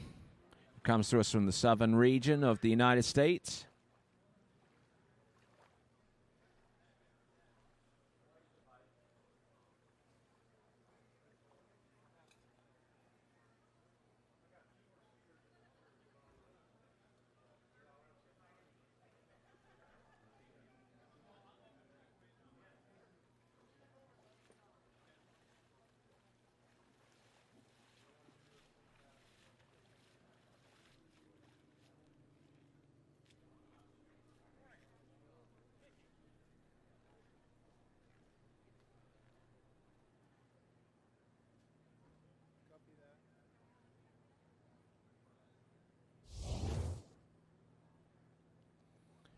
So looking at Kirby Wetzel coming back into the course on pass number 2.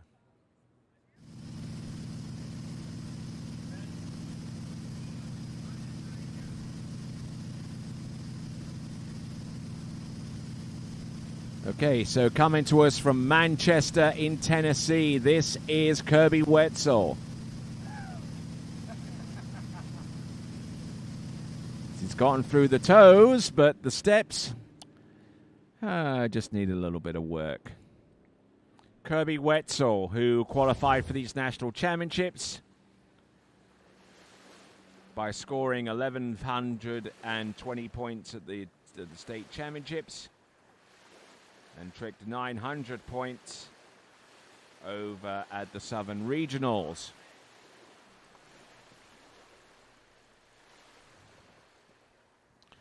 So Kirby Wetzel, I think he's one of the officials at these national championships. I know that he's been in the past and went nostrils deep there with that line back.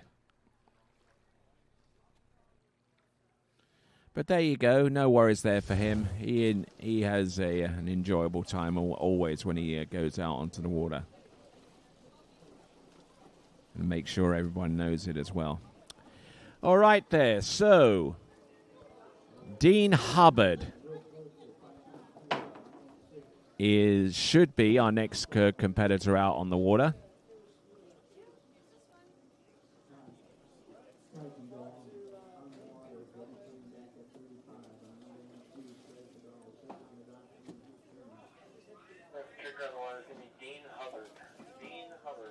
Dean Hubbard is confirmed as the next skier, and the reason for the little bit of a delay is because he wanted the same boat as Kirby Wetzel.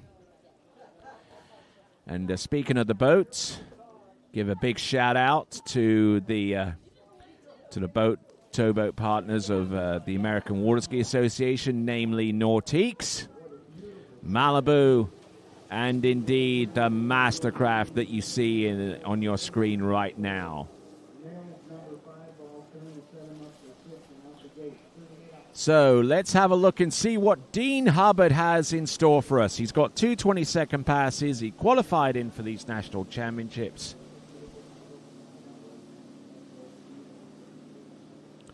Qualified for these national championships, averaging a little over 1,000 points.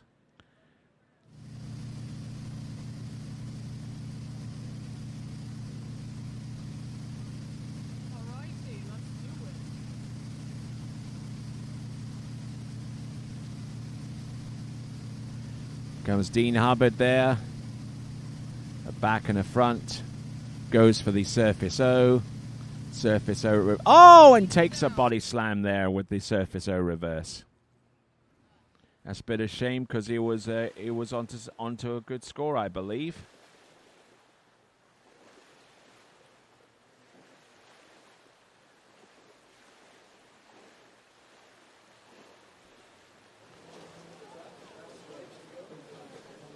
So Dean Hubbard.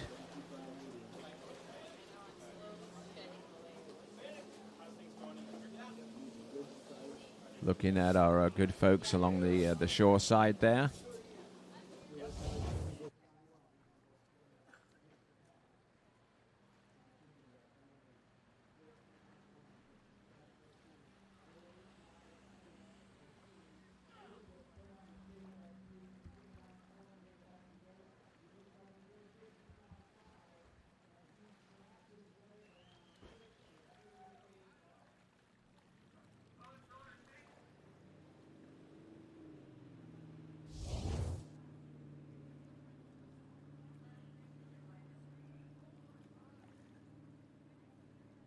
Okay, so just looking at Dean Hubbard, not a bad, well, he fell halfway down the pass, and on one of the wake O's that one of the O's that he tried, I believe.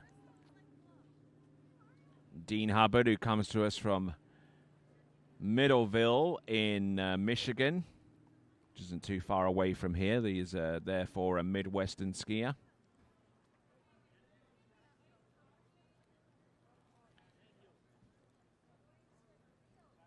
Now, Dean Hubbard.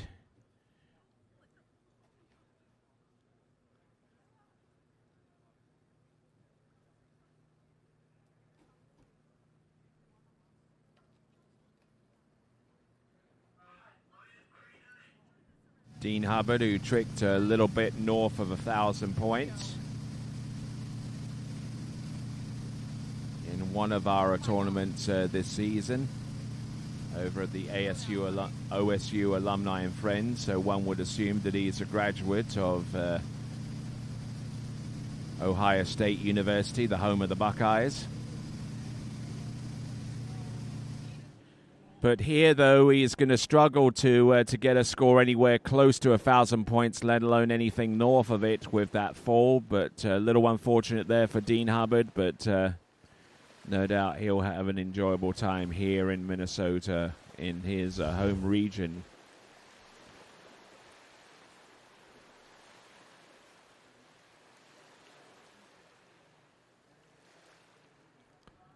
So, Dean Hubbard keeping that handle very, very close to his body in order for him to spin that 5 back. Tries to go for the back-to-back, which he succeeded in doing. But then things started to get a little bit sideways there from him, letting the handle go towards the boat.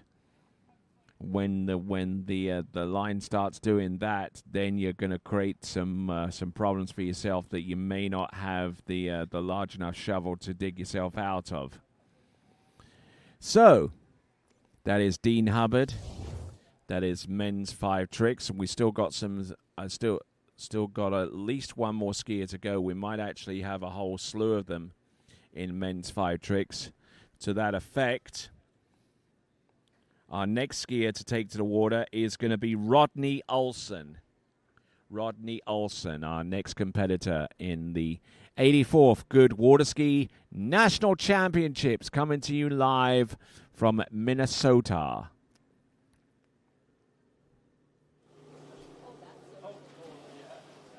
All right, so I believe this is Rodney Olson.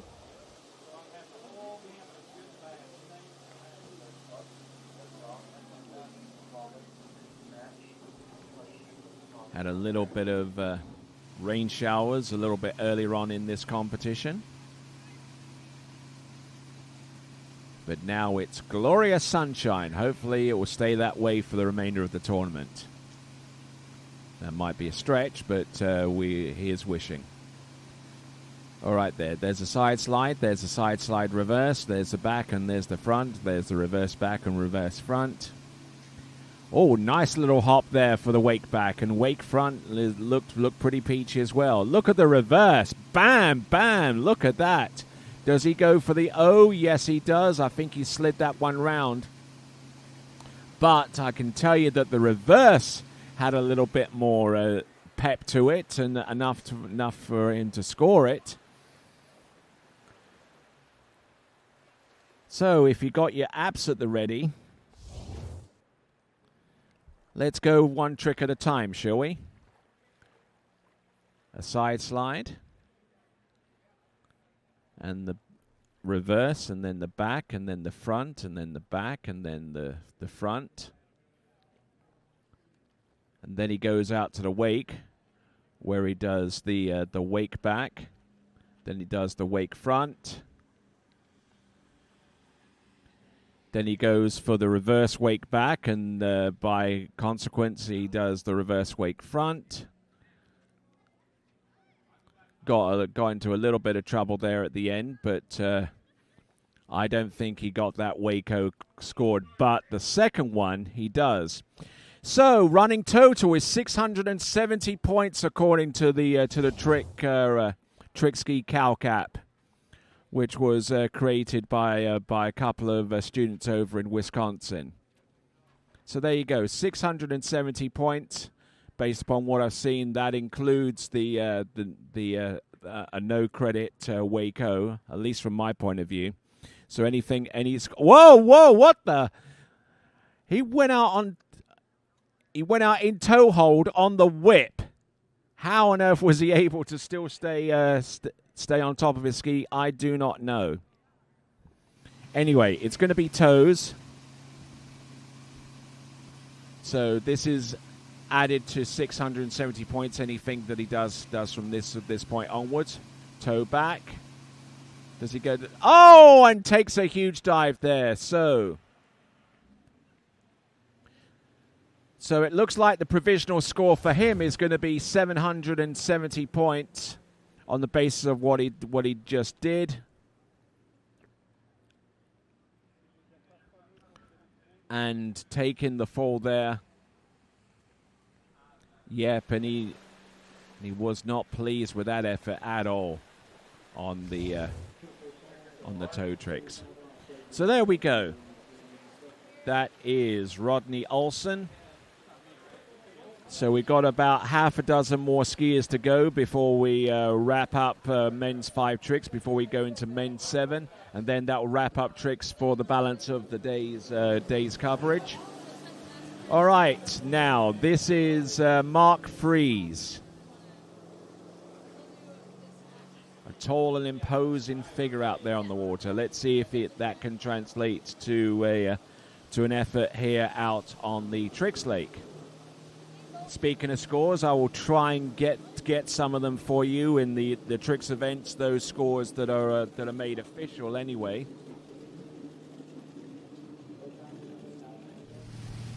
So, Mark Fries coming in on pass number 1.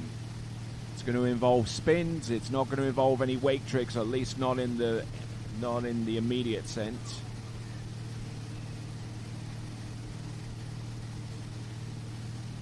There we go. There's wake back and wake front and wake back and wake front. Positional to the back, wake back. Oh, nicely done there with the wake back to back. Boom. Doesn't hold on to the handle very long into the trick, and that probably contributed to his fall on the reverse. But I tell you what, the first one didn't look all that bad.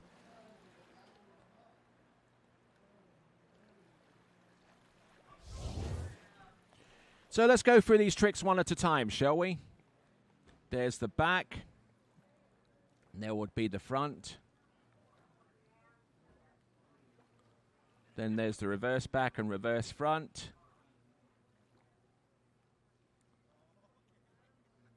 And setting himself in. Nicely done.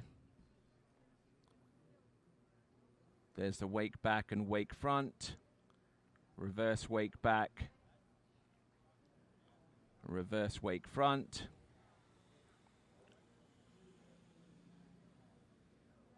Then he goes for the wake back to back here, which he manages to get the ski all the way around.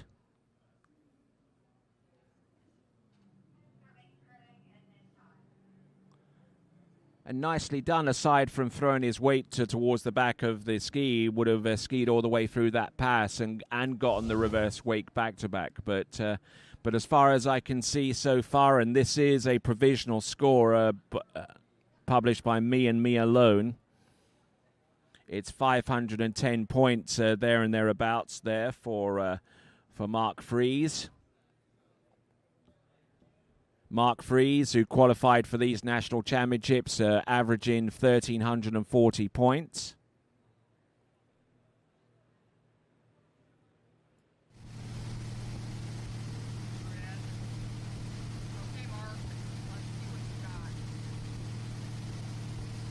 Yep, indeed. Let's see what you got, buddy. That's a Surface O. Surface O reverse. Wait. Surface 5 back. Oh, he's going to go for the Waco here. Watch out.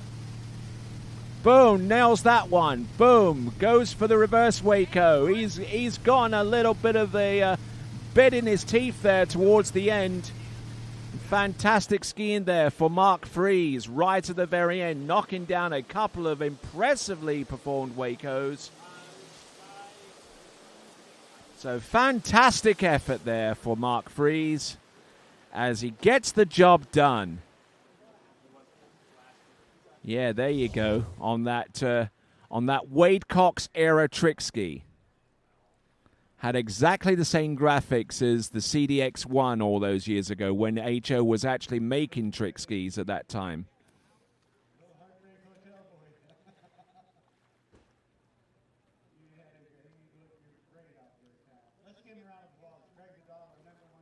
Then he just pulls in.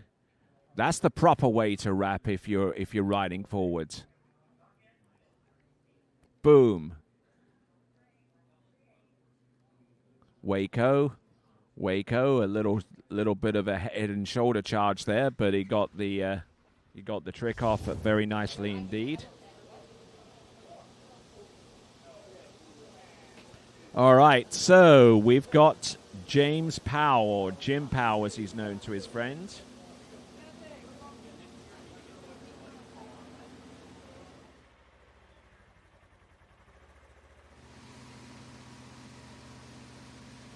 Here he comes, Jim Powell. He's riding that Goode oversized trick ski of about 55 inches in length. Trick skis are notoriously hard to get up on and to control, so Goode designed something that was both easy to control and easy to get up on. Some surface moves here from Jim Powell.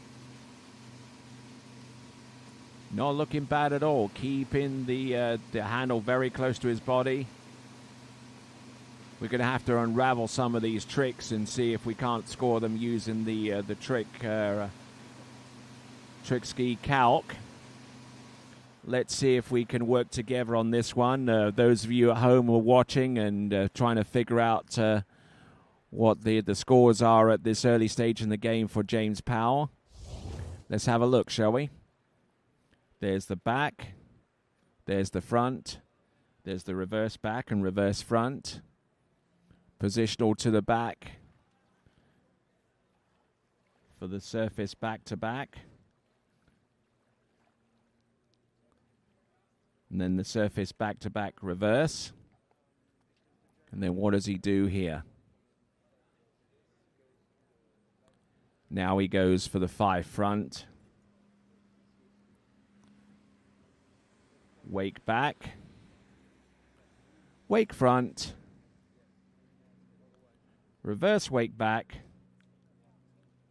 and assuming that that's still in time, that's the reverse wake front. So pass number 1, approximately 790 points worth of tricks for James Powell, or known as Jim Powell to his friends.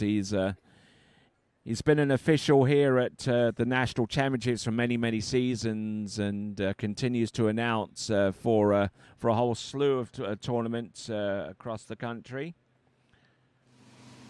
but more particularly in his native eastern region.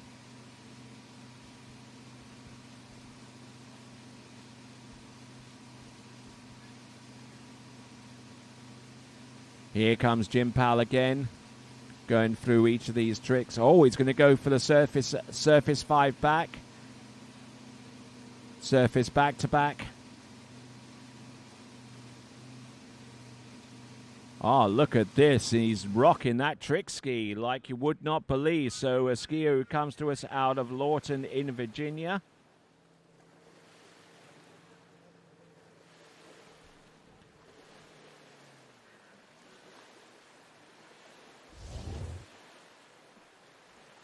So Jim Powell keeping the handle very, very close to his mid-drift. His best trick score of the season, 1,690 points at the Sparta Trick Championships, and in the Virginia State Championships, he backed that up with a score of a 1,610. So very consistent around the 1,600 point range. Qualified with just a skosh over 1,600 points to that effect.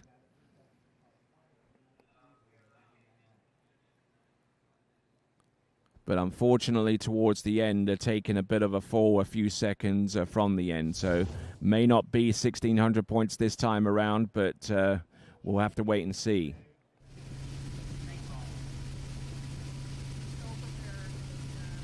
Scott Befferly.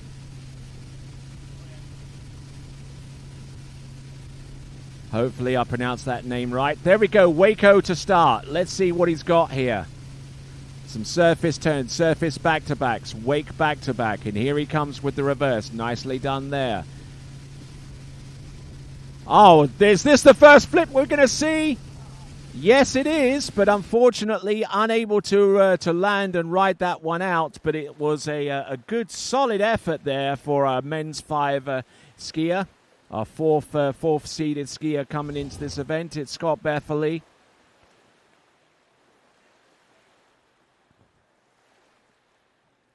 Qualifying for these national championships, averaging a little over 1,900 points, and it's easy to see why with some of these tricks.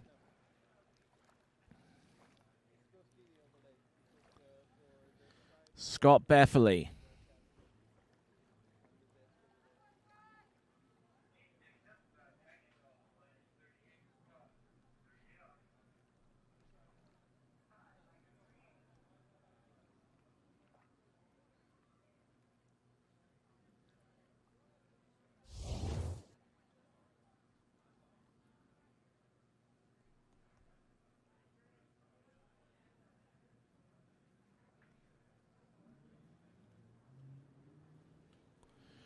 So, all right, we're back, and this is the 84th Goode Water Ski National Championships. Just trying to get a few stats here on Scott Befferly.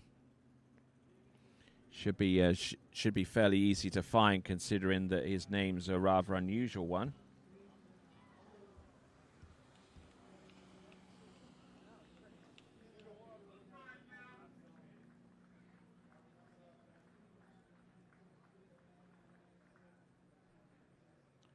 So coming to us out of Connecticut.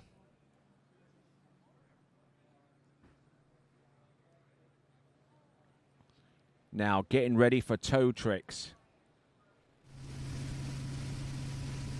Okay, so he's tricked north of 2,000 points, and he's going to be looking for something around about that range to get his nose out in front in men's 5 tricks. Look at him go, toe wake back. Toe wake front. What has he got remaining here? He's going to go for the line back and line front. Does he go for the wake line back? No, he doesn't. But he's going to go for the flip again. Oh, and he collapses on that one too. An unfortunate set of circumstances there for Scott Befferly in men's 5. He could have definitely have done one of those 500-point flips. And he's swimming into the shore and ruin his bad luck right now. That is Scott Befferly from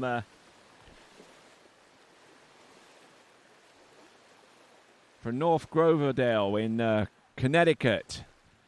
Comes to us from the Eastern region and competed in the Eastern region championships, knocking down a score of 1,290 points. But as I said, his best score of the season has been north of 2,000. And given that, it's not surprising that his average is around 1,938 points.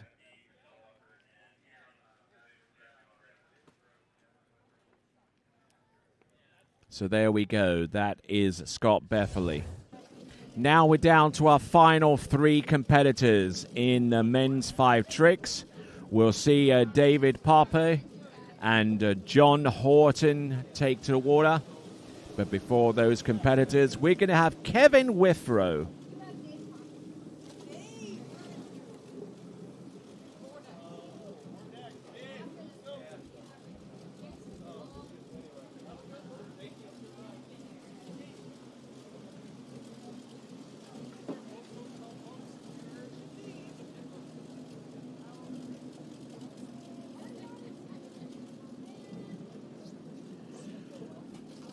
All right, so Kevin Withrow approaching the course right here and now. It comes to us from Scott in Arkansas and shared the same facility as Jane and Scott Greenwood in that very location. Not too far away from Little Rock in Arkansas. There you go. There's Waco. Does he go for the reverse? Yes, he does. He's going deliberately from one trick to the next. There's surface back-to-backs, preceded by surface O's. Oh, and he goes down, and he goes down hard. That is Kevin Withrow and taking a bit of a whiff on that opening pass, unfortunately, there for him. Started off aggressively enough and curiously took a little bit of time before he came back in for the reverse. So 2 Wacos and then goes in for some surface back-to-backs and then goes to the wake, and then he tries to...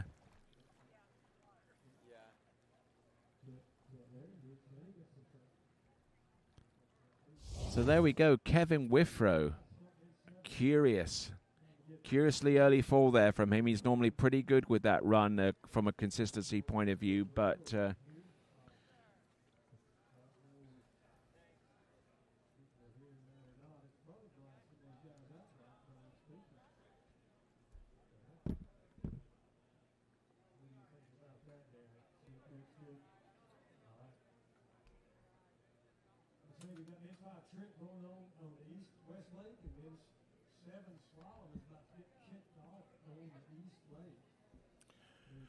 All right, continuing on, and there is the view of our podium area, right in front of the judges' tower here at the Trophy Lakes Estate 3 facility, the home of the 84th Goode Water Ski National Championships, sanctioned by the American Water Ski Association, who in itself is a member of the organization that is USA Water Ski and Wake Sports.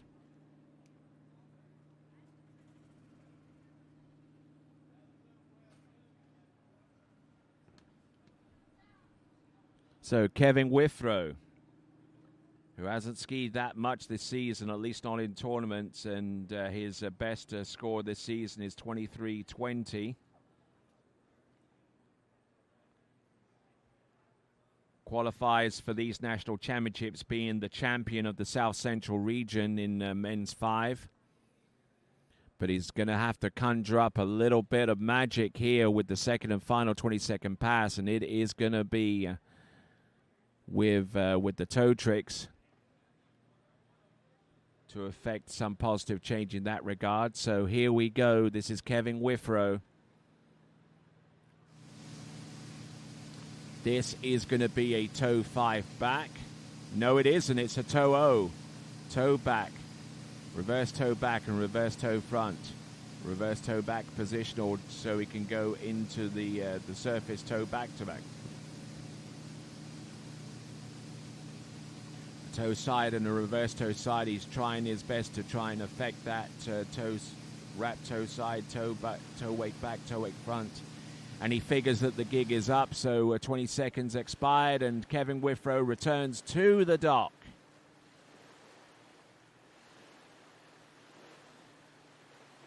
So he'll swim on in, and then that will leave the way open for David Poppe.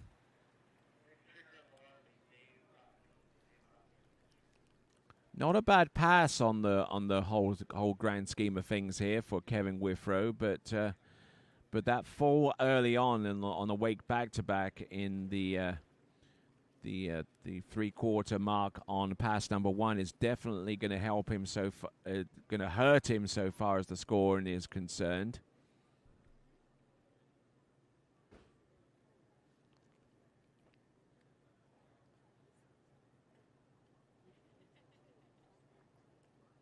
So Kevin Withrow, who's had to wait a while alongside his other competitors for his opportunity to get out there on the water and show us what he's made of due to the rainstorm that came in not too long ago. This is David Poppy coming in, toe wake back, toe wake front. Curiously going with toe tricks first.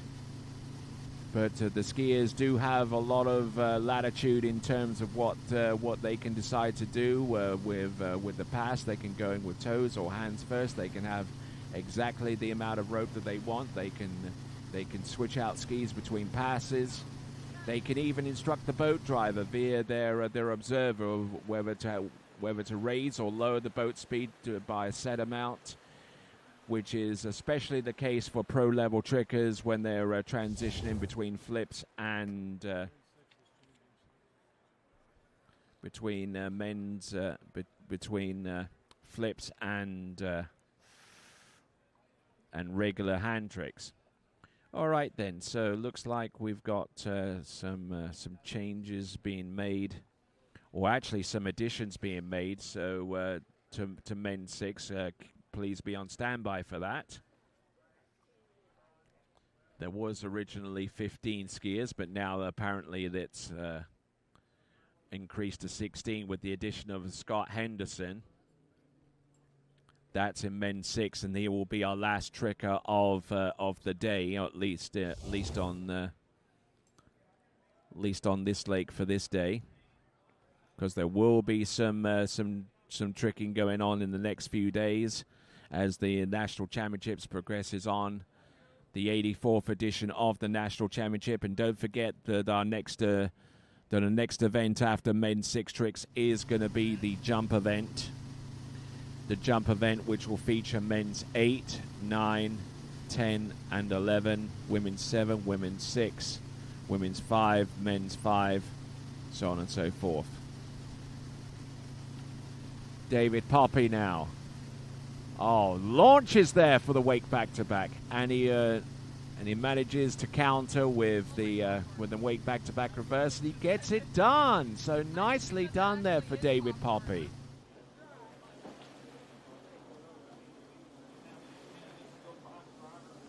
He skis back into the dock. His job is complete out there on the water with the men's 5 tricks. So, David Poppy, fantastic effort there.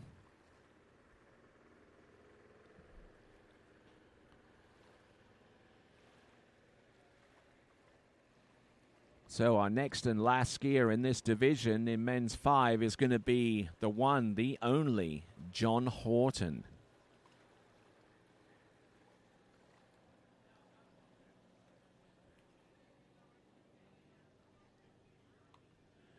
All right, so David Poppy, getting a little bit separated from the handle there with the wake back-to-back reverse, but managing to throw that ski far enough round to get it to score.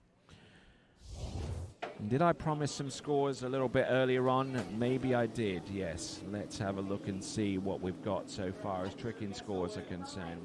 We are on men's 5 tricks. We've still got we've got some scores coming in for women's 5 tricks, and I'll go through those in a moment. But in the meantime, here is John Horton, a former collegiate skier back in the day. Skied for NLU, Northeast Louisiana University, which is known now as Louisiana Monroe, the Warhawks, which he continues to be an honor sport. Oh, look at this. Positional out of course, for a wake line O. Let's see what he's got. Wake line O, brilliantly executed. Now, foot in the back binding. Let's see what he's got. Oh, wake O. Wake O reverse. Now he's going to wind it on here. Wake back-to-backs. Wake back-to-back reverse. Wake back. Wake 5 front. Ski line back. Oh, and getting trapped there towards the end, but not a bad effort there for John Horton.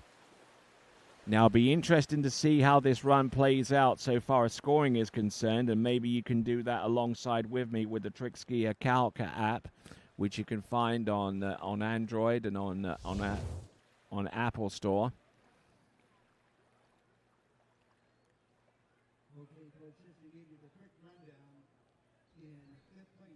So setting up for the first trick, which is the wake line O, which is 260 points enough by itself. So wake line O, and then he foot in the back binding.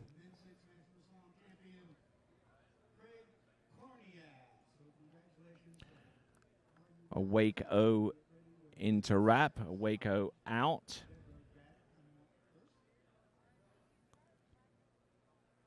Surface back.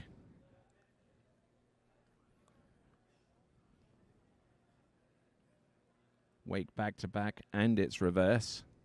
And positions to the front. Then a wake 5 front. Looking very, very tight out there. And I mean that even with the fall, that first run is going to be north of 1,000 points, which is really going to help him his cause out very, very nicely indeed. He actually qualified for these national championships, averaging over 3,000 points.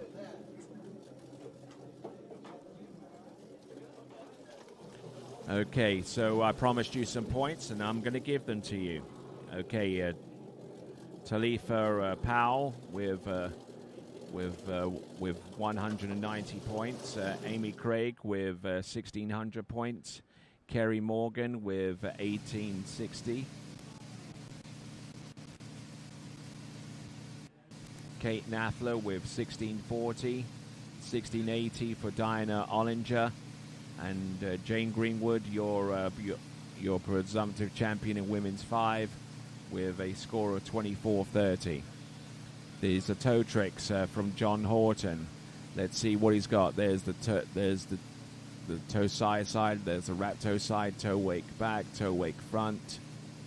Yes, and he knocks that one down. So he fell fairly close to the end for him on pass number 1, but he did better on pass number 2, certainly.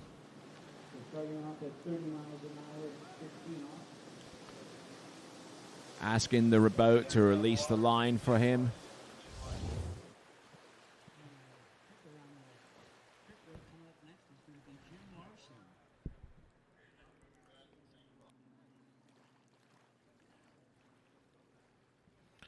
So John Horton tripping the light fantastique out there with the toe tricks, keeping the toe foot close to the standing leg. Couple of toe sides, and that is really going to show how close the foot is to the toe foot to the standing leg. Yep, and he is happy enough with that one. Now, because we're still in men's 5 tricks, oh, look at this. We are at men's 6. This is James Larson. We'll try and get you the full complete picture of the point score in men's 5 in just a few minutes. Once we get all of the scores in, I'll give you those totals en masse. And James Larson taking a bit of a dive there with the 2 ski tricks. But not a bad effort there all the way through. James Larson qualified for these nationals, averaging a little bit less than 500 points. Like that large handle that he's rocking with.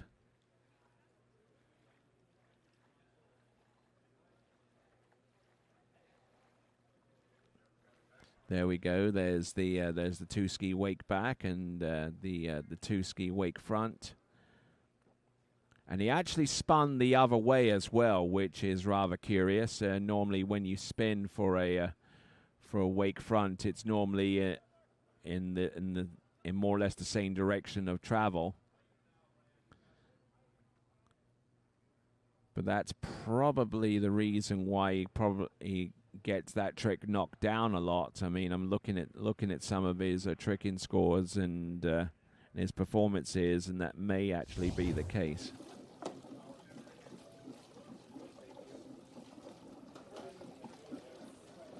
So, on the back of that towboat,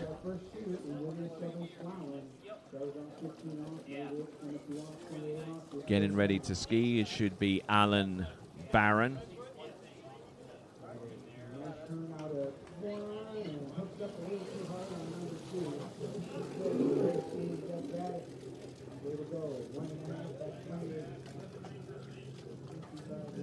Right, looks like we got a bit of a flotilla going on here.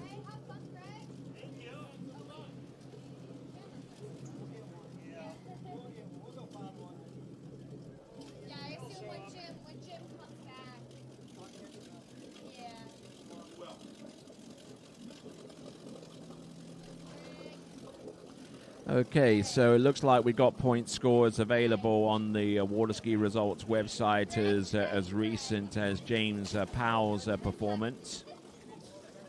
Once all of the results come in, I will do my due diligence and read off every single score in men's 5 from in ascending order of placement. So now we've got on the water as it stands right now. We have got our first competitor out in men's 6 tricks. It is James Larson. This is our final tricks event of the day, and everything else on this lake that you will see will pertain to the jump event.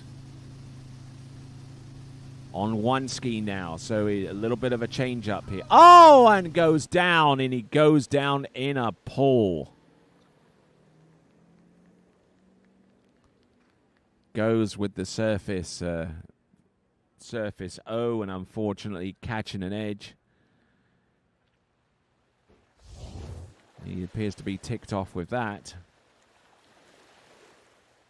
But the first few tricks didn't look all that bad.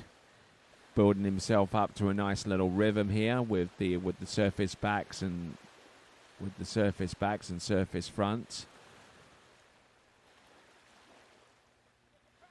And then the ski just stopped spinning. That's all there was to it. Handle came away, and it was goodbye, Mr. Bond. All right, then, moving right along from James Larson in men's 6 tricks. Our second skier out on the water is going to be Alan Barron.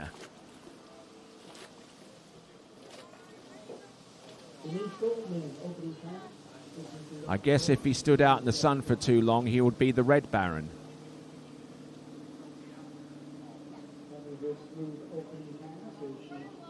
But I jest. Alan Barron.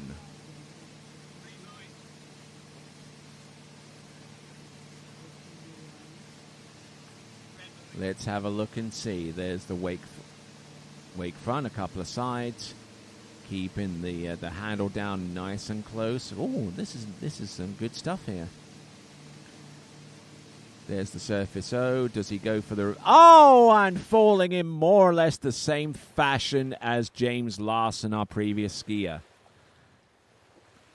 Some of these skiers are just having a little bit of trouble keeping the ski moving on the reverse. And James Barron, the latest victim of that, unfortunately.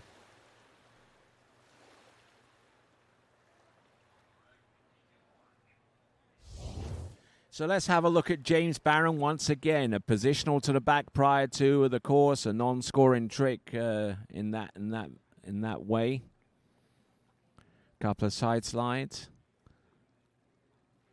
So he did the wake front, 2 side slides, a back, which is scoring, and back reverse, and the front reverse naturally.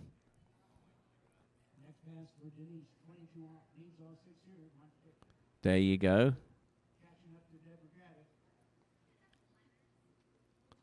Oh, and getting in a little bit deep there with the reverse surface O. He did the initial one, but the second one needed some work.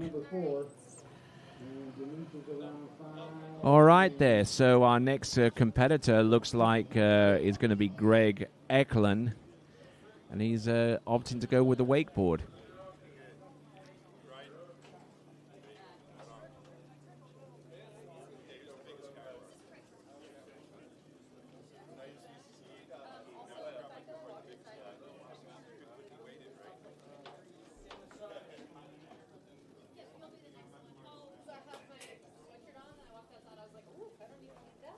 Okay, looks like we've got a few more scores in coming through, and when they do, when all of the scores are in, then I'll mention them all in men's 5 tricking. If you want a little bit of a sneak peek to what is going to be mentioned so far as that is concerned, you can go to Waterski Results and click on the 84th Goode Waterski Nationals link. And then you can look at scores, and not only on this lake, but also on the East Lake, which will have the slalom results from men's 6.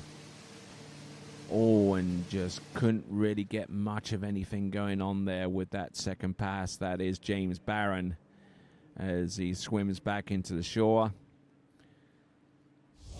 His turn is done. Surface back-to-backs.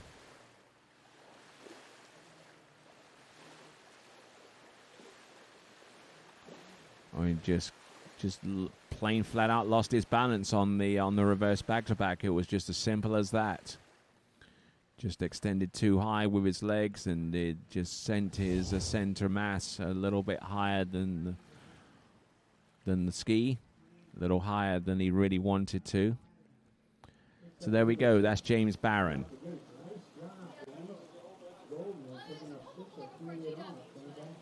Now, for those of you curious enough about the slalom event that's going on right now, the men's 6 competition went to a runoff.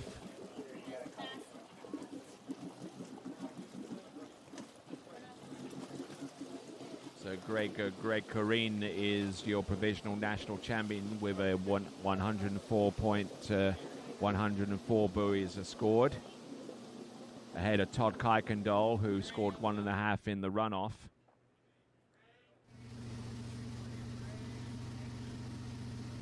So the national championship in men's 6 was won with a score of 2 at 39.5 off, ahead of Todd Kuykendall, who had that same score, but it went to the runoff situation, as I mentioned. So with that kind of taken care of, we've got Greg Eklund. He's on a wakeboard.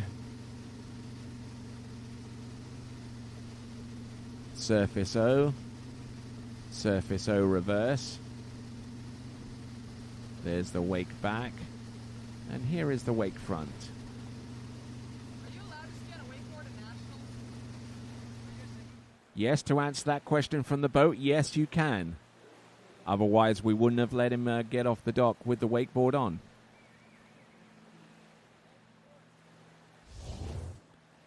But there you go. That is Craig Eklund, who qualified for these national championships, averaging just a little way south of 700 points.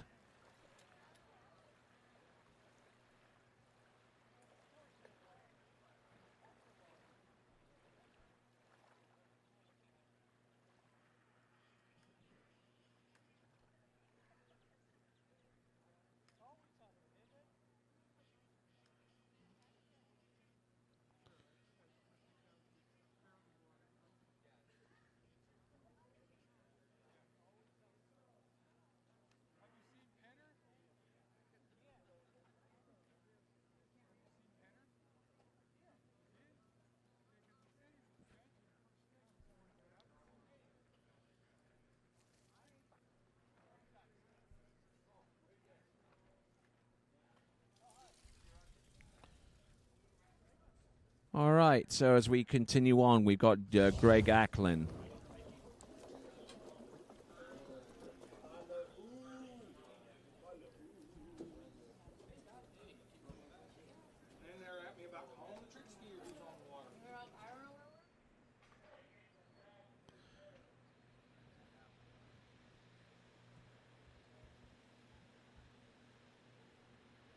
Okay, so here is Craig Acklin,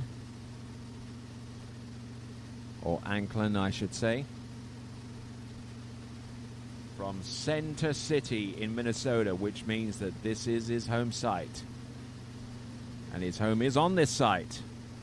How about that? Greg Anklin trying to get that board turned around to do a reverse, but unfortunately unable to do so. But he looks pretty good on that wakeboard and scoring up a storm out there. So Greg Anklin, who came into this competition with a best score of 750 points at the Center City record. At the state championships, he tricked up 660 points in that competition. The Ralph Samuelson Minnesota State Championships, I should say, honoring the man who is credited worldwide as being the person who invented the sport of water skiing all those years ago. All right there. So Greg Bryans is on the water now.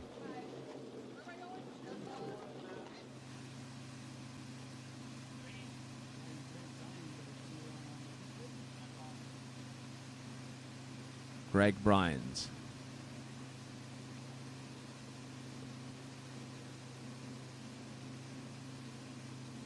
Oh, whoa, getting stuck in the back there on one of his back-to-back rotations. Greg Bryans getting in a little bit of difficulty there. Greg Bryans.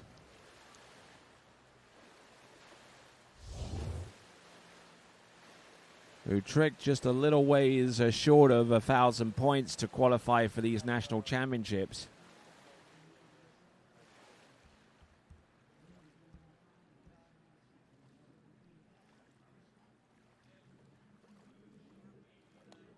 Greg Bryans, who comes to us from Jasper in Georgia.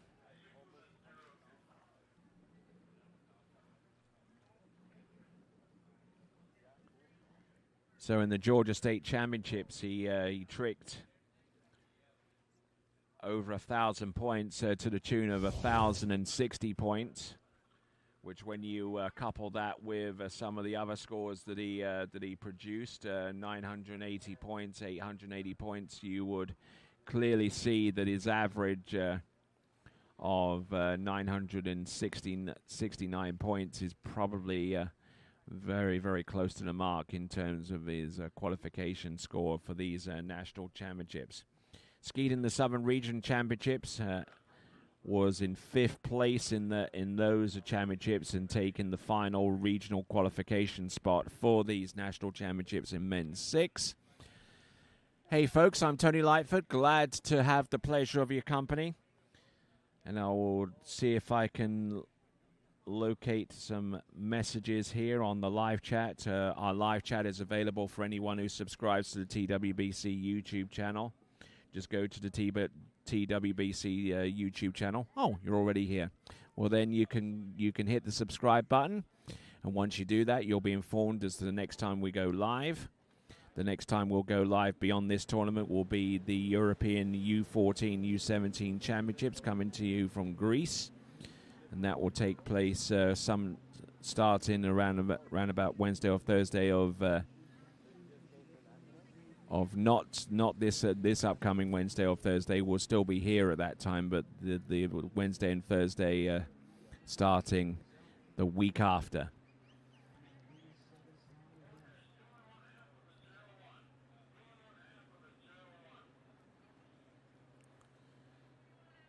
So yes, just to confirm the date of those championships, the Euro Under 14, Under 17 championships is the 19th of of August.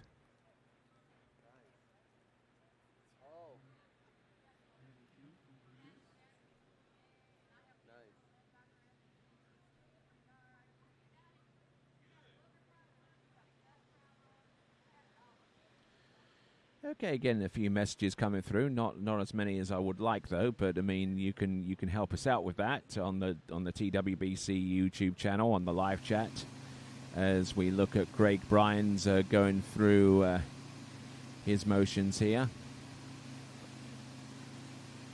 Couldn't see his head there for a moment, but there you go, going through the tricks.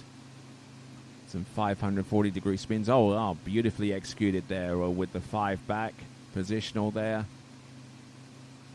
Just couldn't really get that spun off to be a reverse for any one of the tricks that preceded it.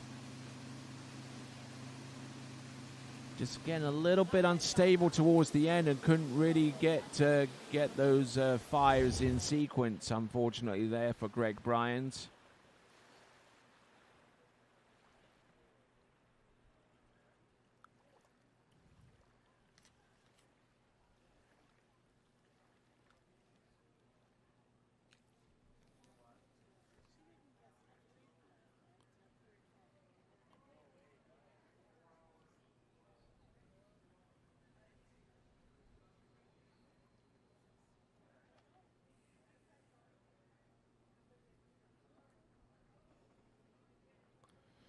So Greg Bryans, with his weight a little bit shifted towards the tail of the ski, that's probably the reason why he couldn't really get many of his tricks spun the way that he wanted them to. This is men's 6 tricks, by the way. This is the 84th Goode Water Ski National Championships. I am Tony Lightfoot, and glad to have the pleasure of your company. No matter where you happen to be viewing from. You could be viewing from some faraway land, could be Bahrain or Oman or France or the United Kingdom or even Minnesota. You are most certainly welcome equally, whether you choose to view us from those far-flung places or from somewhere a little bit nearer afield. All right, then, so let's have a look. This is Greg DeTrey, a property developer from South Florida.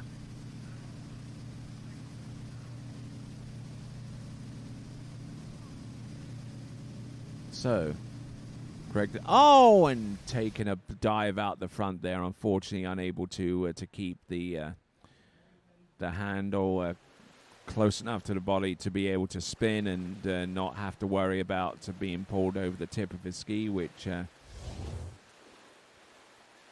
he wasn't all that worried about going over the front of his ski. He just forgot that he needed to keep his handle close enough in to prevent that from happening.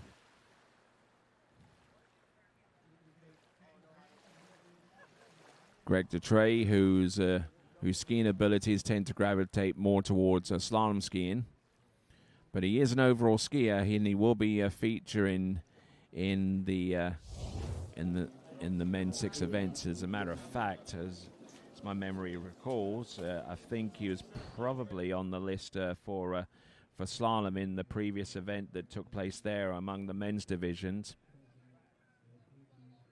So Greg DeTrey looking to try and redeem himself here with the tricks event, but unfortunately, his slalom needed some work, and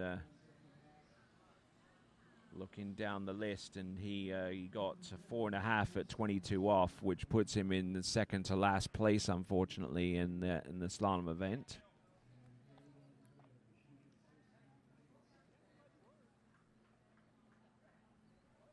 We're currently in women's 7 in the slalom event on the other webcast. If you're looking for slalom skiing, it'll be on the East Lake webcast, and if you're looking for tricking and jumping, you've come to the right place on the west side.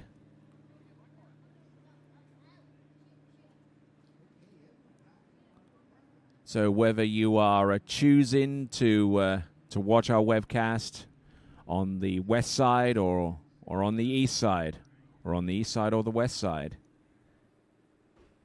you're in the right place. Some of you might actually have a dual monitor set up to where you have a webcast on one and one of the webcasts from the east on one and the webcast on the west on the other. All right there, so Greg Detrey coming back in on pass number 2, coming up very, very soon. I think that he's switched out skis.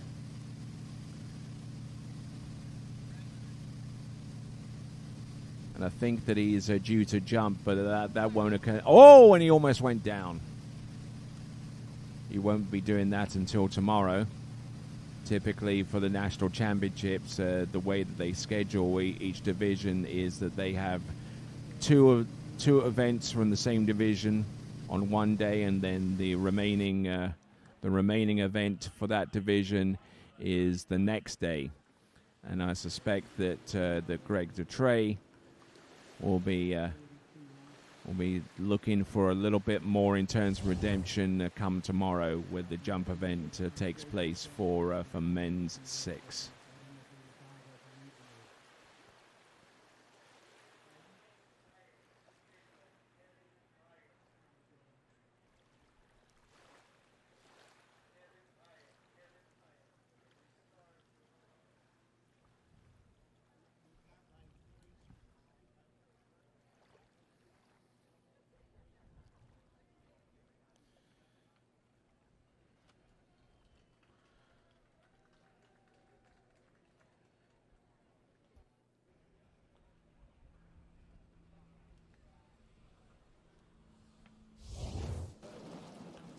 All right, then. So moving right along, men's 6 tricks, and we've got Kevin Hyatt coming up next.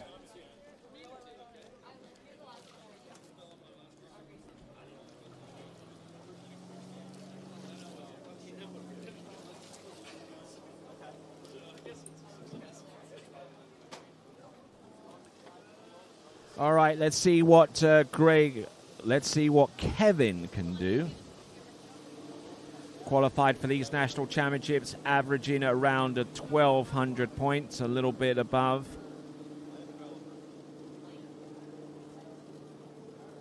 And some rather bright-looking shorts, I do have to say. There we go.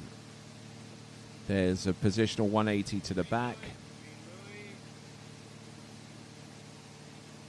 Okay, I'm figuring that this is probably going to be a wake back-to-back.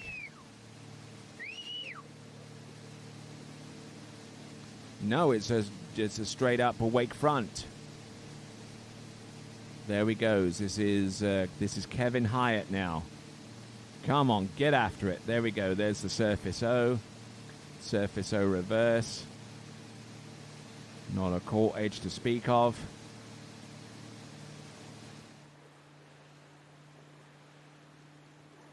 Oh, getting in a little bit of a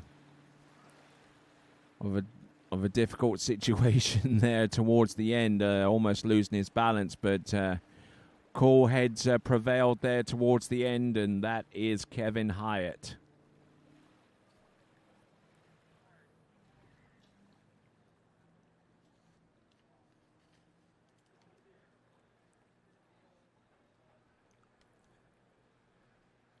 So looking at Kevin Hyatt, who took his while before he decided to do the wake front, and then he did the wake back. Obviously missing a trick in that sequence, which was the initial wake back. Did the Surface O, and then went on from there. Oh, he's going to do toe tricks for his second pass. Watch out.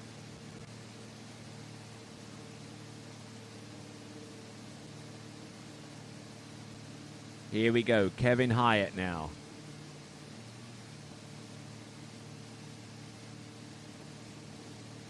Oh, going down extremely hard there. Oh, my word. Is he okay, though?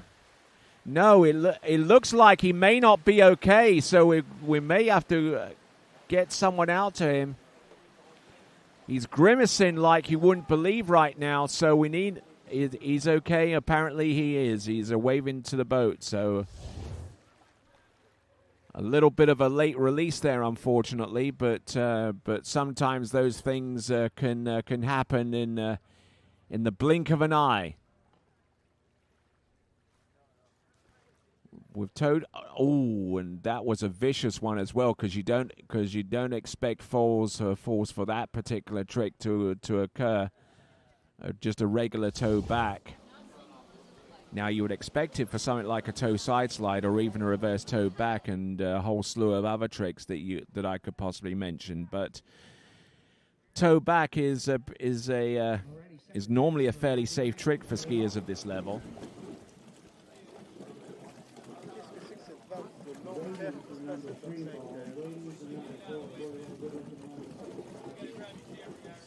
And that's the reason why you don't have mechanical releases anymore.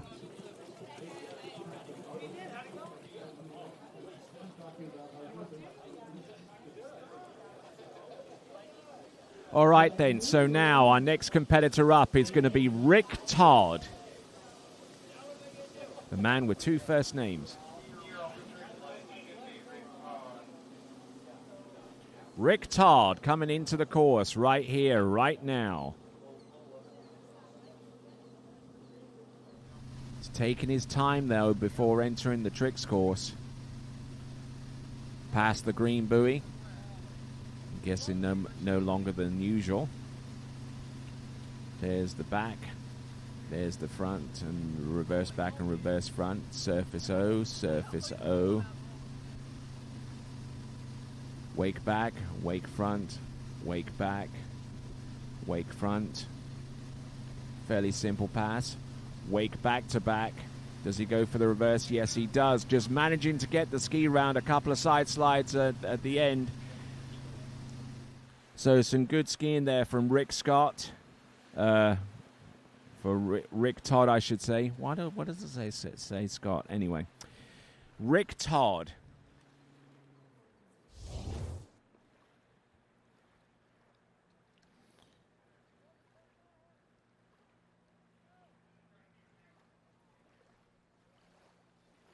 Here we go. Third pass.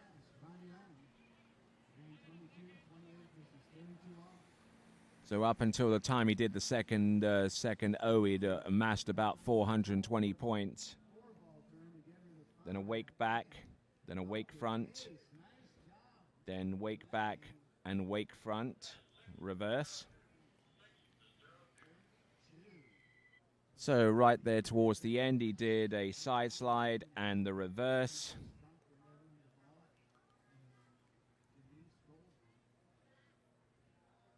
I believe he did the reverse, but I think he actually went over the wake to do a wake back and wake front. So around about 820 points he scored on the opening pass. That is Rick Todd.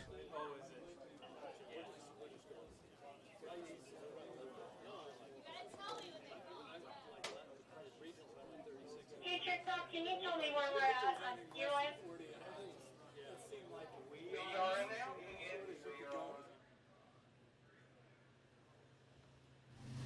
Okay, coming in on pass number 2, Rick Todd.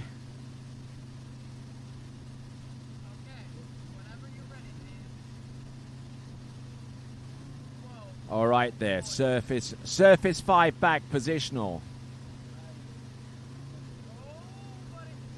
Does he go for this? There you go. He has to at least knock another one of those 5 down. Oh, he's going to go for the 7 or a 5 back. He is spinning left and right, all kinds of directions, all kinds of degrees, but he manages to get the job done. That is a Rick Todd.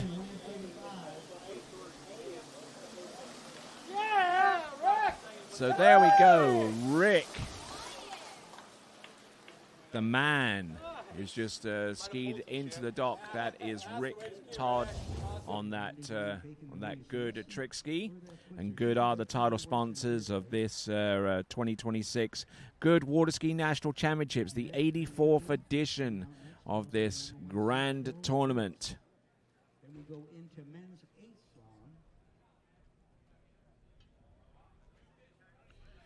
So let's have a look here. Rick Todd once again.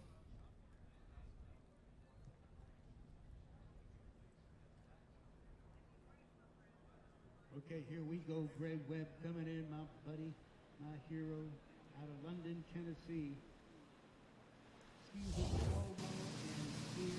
Okay, so we're moving on from Rick Todd to Greg Webb. There we go. There's a Waco, wake back, wake front, reverse wake back, and reverse. Oh, had to bulk on that one, but he managed to get the reverse wake front, having expended a little bit more time than he's used to. Surface back to back. Does he have anything else? Couple of sides at the end. All right, not bad, not bad.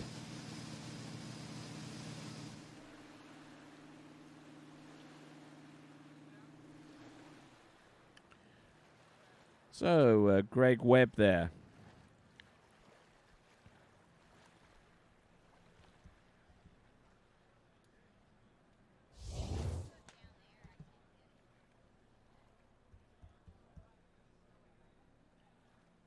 So let's have a look at this again. Not bad, not a bad effort here. Getting plenty of height and good stability here.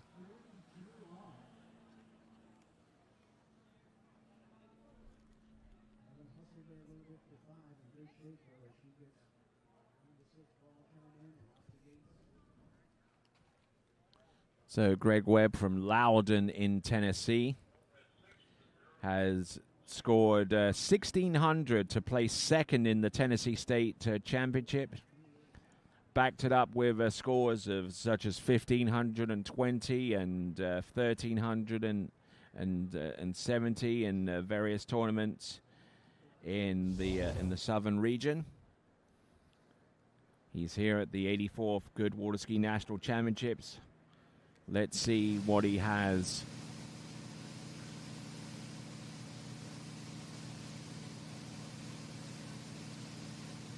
There's a toe back and toe front, toe side, toe wake back, toe wake front. Now he's going to go into a next sequence of tricks. There's a side slide, there's its reverse, there's the back. Oh, tries to go for the 5 front, which would have added another 310 points to his total, but to no avail.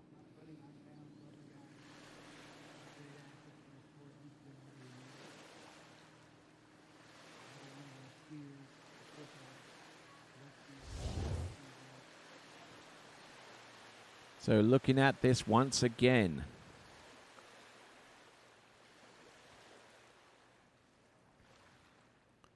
Up weighting a little bit with the toe side before going on to the remaining tricks.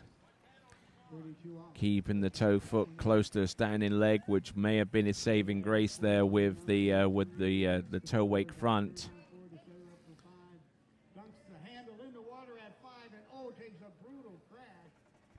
Wow. Some great skiing there from Greg Webb. As we move on to our next competitor, it is Mike Puccioni.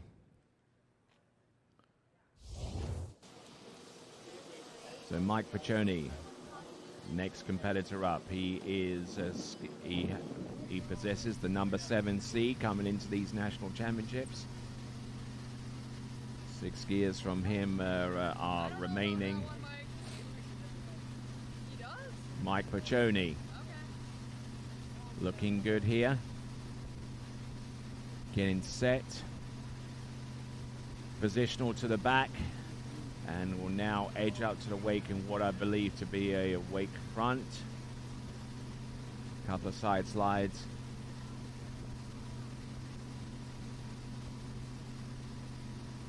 Oh, wrapping in there on the surface. Well executed there. There is the wrap there on that direction and the wrap in the other direction. Did the first one, but the second one just was a little bit non-committal with that one. Didn't keep his body and momentum edging in the same way as his ski was. So lost his axis, as it were. and just couldn't really pull off that move, the reverse Waco. But see how he wraps here for the initial Waco. That requires quite a bit of coordination and strength there. He manages to do the Waco out of that wrap, and then as he went into the reverse wrap, tried to kick it more than edge it. Normally the best way to actually get height off a wake trick, some stable height, is to actually edge through the trick rather than deliberately trying to launch yourself, which is exactly what he tried to do there. That is Mike Puccioni.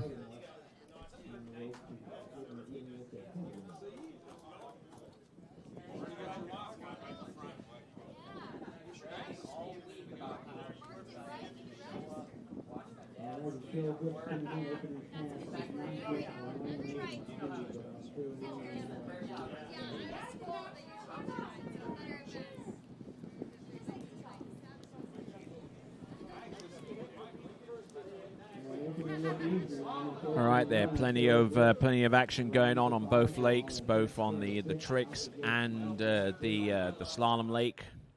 You're watching the tricks event and the jump events that will come afterwards on the West Lake. The other webcaster deals with the East Lake. Kelvin Kelm is switching up the action on the East Lake. Vincent Stadelbauer on the West Lake. Two separate webcasts, two separate live streams, all here for the 84th for Goode Water Ski National Championships. 5 front, positional 5 front reverse, 5 back. Oh, wake back to back there. Look at this. Mike Puccioni looking good here. Getting the job done on both 22nd passes. Fantastic skiing there.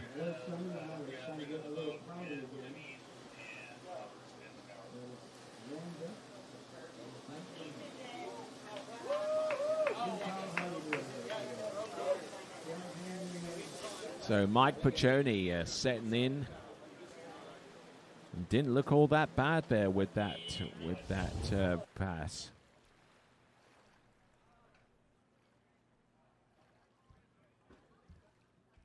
Second pass.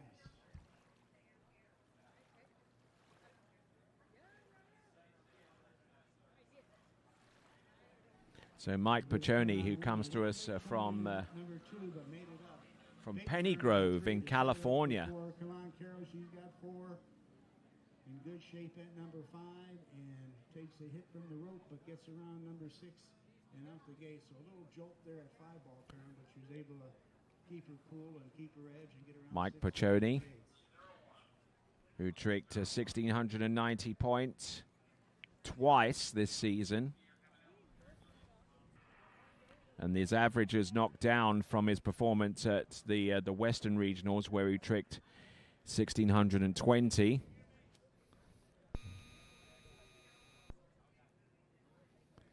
So there we go, Mike Puccioni, who placed in second at the Western Regionals. And now let's turn our attention to a skier who comes to us from the volunteer state of Tennessee. This is Tommy Newman.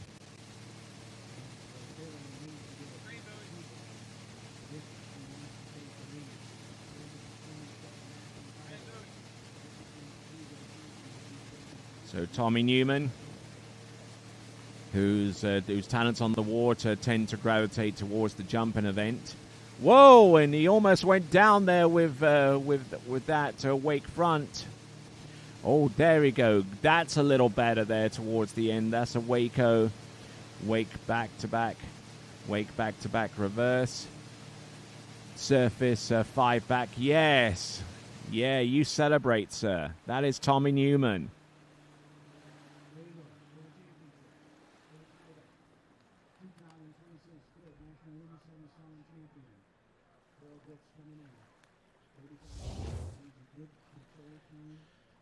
So, Tommy Newman,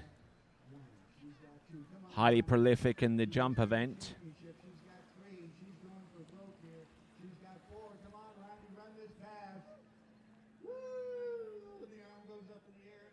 victory as she gets 5 at 35 off to be our women's 7 national slalom champion. And what a great job she did there.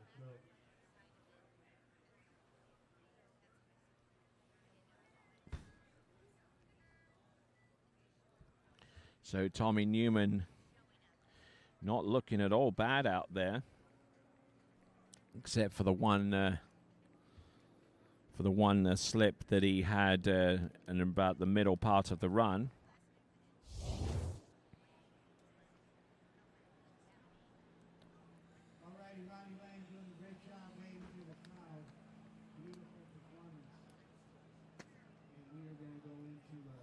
So let's have a look at Tommy Newman. Tricked over 2,000 points at the Lake Pryor Ski Party. Tennessee State Championships, where he tricked 1,920 points. Oh, he threw himself into that toe wake back and managing to control it enough to get the toe front out of the way before going into his step sequence. Oh, and he just brought that leg too far in front of his ski foot, and unfortunately that momentum cost him the trick and the remaining tricks on his run. That is Tommy Newman, who comes to us from McDonald in Tennessee.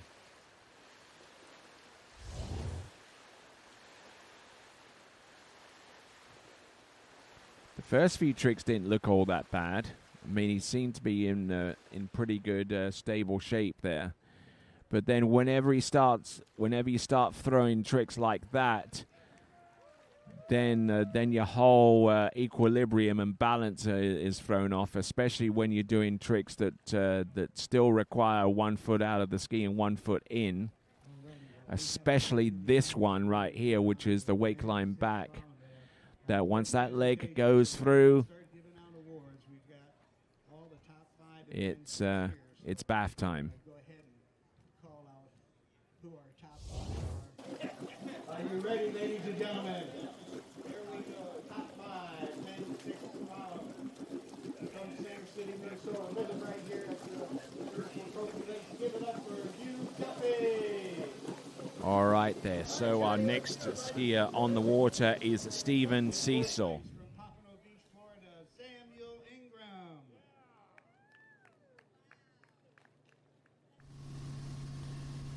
All right there. So we have got Steven Cecil.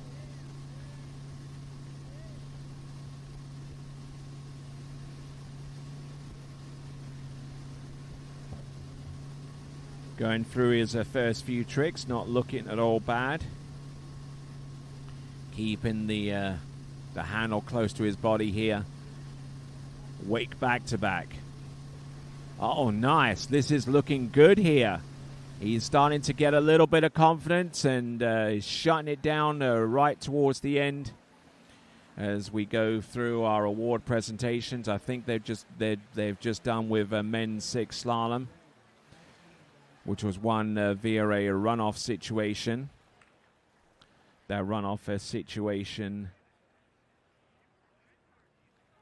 involved Todd Kuykendall and Greg Koronek, with Greg Koronek taking the victory there. But well, let's concentrate on tricking right now. We've got Steven Cecil.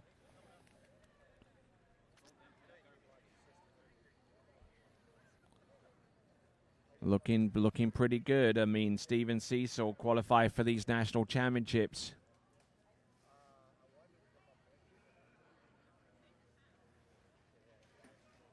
Qualified for these national championships. He had a best score of the season with 21.60. Comes to us out of Delaware in Ohio.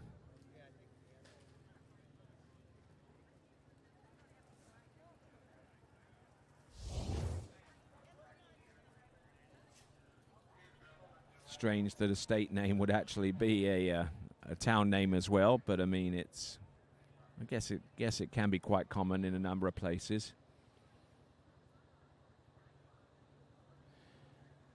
All right, here we go, folks. This now is Steven Cecil.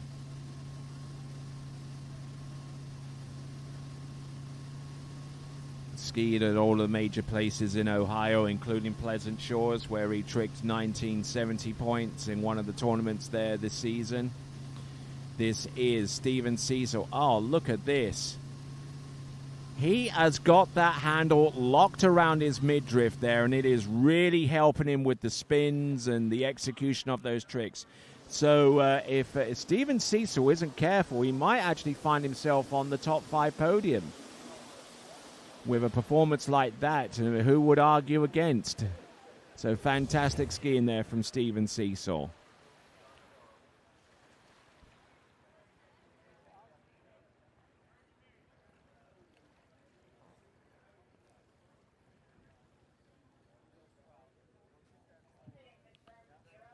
So now, our next skier to take to the water is going to be John Crivello, as we look and see here the wonderful execution here from Steven Cecil on this pass of hand tricks. Loving the Stars and Stripes shorts. I do have to say, this is the National Championships after all. This is the 84th edition of the Goode National Water Ski Championships, coming to you live from Trophy Lakes Estates 3, just outside Center City in Minnesota, the birthplace of water skiing in the great state of Minnesota. John Crivello. Let's see what we have here.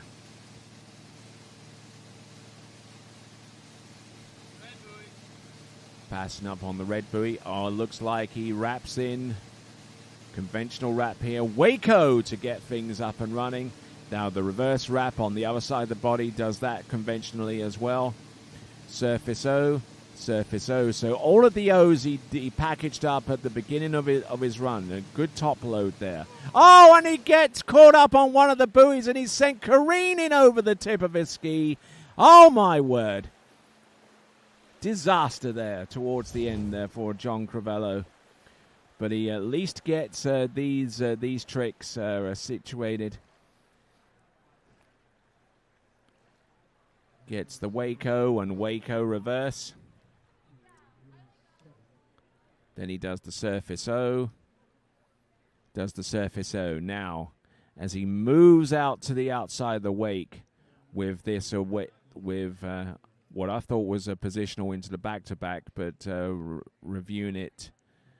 So he tries to go for the back-to-back. Oh, and he just couldn't really commit. Just needed to edge all the way up. You don't need to kick the thing. You just need to edge.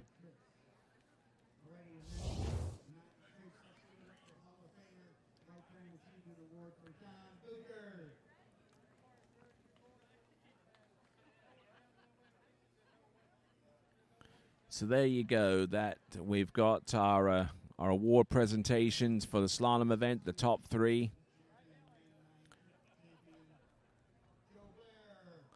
I think this is actually for one of the tricks events that we just had not too long ago. So Don Bucher in 3rd spot for his effort out there. And actually, Don Bucher is a runner-up in men's 9 tricks, which is what this is. And Joe Blair taking the victory with his point score.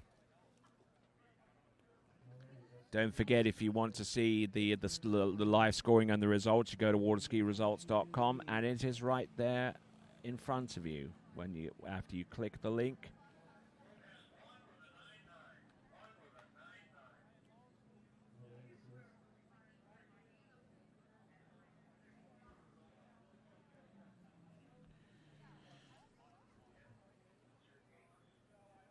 So there, our previous podium, which you just saw, Joe Blair with the national championship in men's 9 tricks, 1,150 points. Don Bucher with 370 points, taking the silver medal in that event.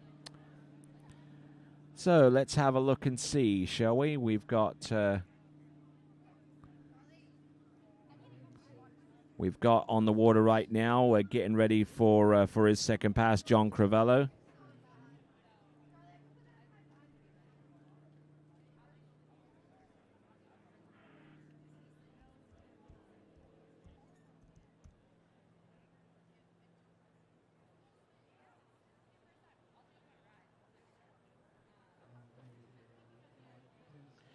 Okay, so John Crivello coming to us out of Scotts Valley in California. Don't know precisely where that is in California, but I'm sure it's close enough to places such as Sacramento, where there are large water ski communities surrounding the state capital of California. May be wrong, of course. There are a number of communities, some thriving communities in the Golden State. But here we go. This is John Crivello. Oh, almost getting really high-sided with that one, and falling in more or less the same way as Tommy Newman did a few minutes prior. Just letting the momentum of the step-in leg go past the standing foot, and whenever that happens, ooh, the consequences may not be all that good. And the rope released in that instance safely. That's always good to see. So now we're coming down to our final three competitors in the tricks event for today. Everything else that you're going to see in this competition on this lake is going to pertain to the jump event.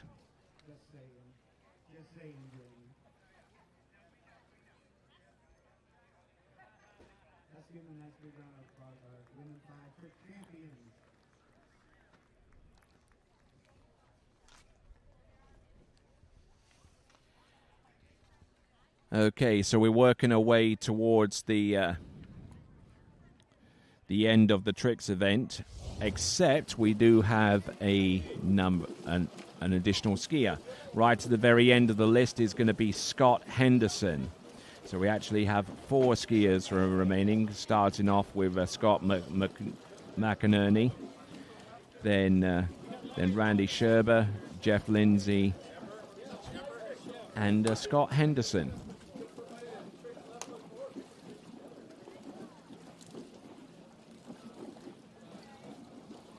Scott, I'm going to get this boat out. Are you good to finish here?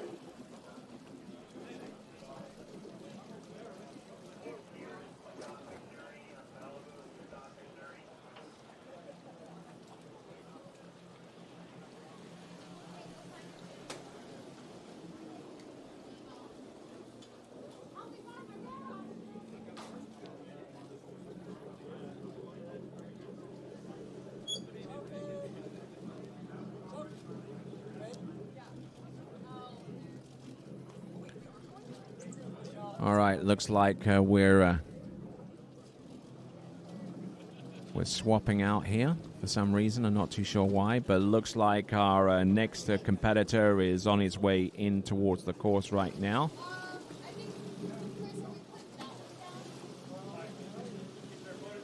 It is Scott McInerney.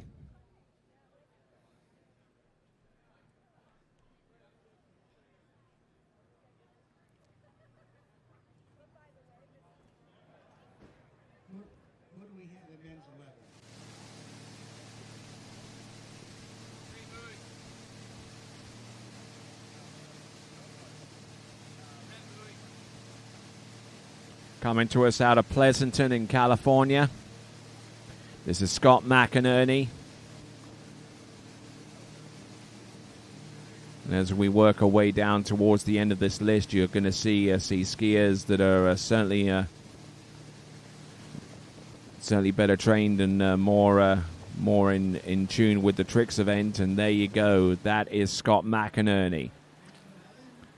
I wonder where the majority of his points is going to come from. It looks like he ended off that handle pass in a hurry. A skier who averages 2260 points certainly finds his points from somewhere, and I reckon it's going to be with toe tricks coming right up next for Scott McInerney. Comes to us from Pleasanton in California.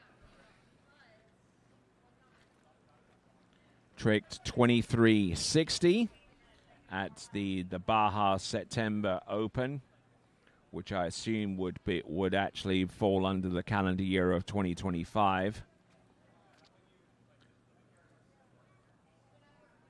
Skied in the Liquid Zone World's warm-up class, and tricked 2250. So his average is fairly close to the mark.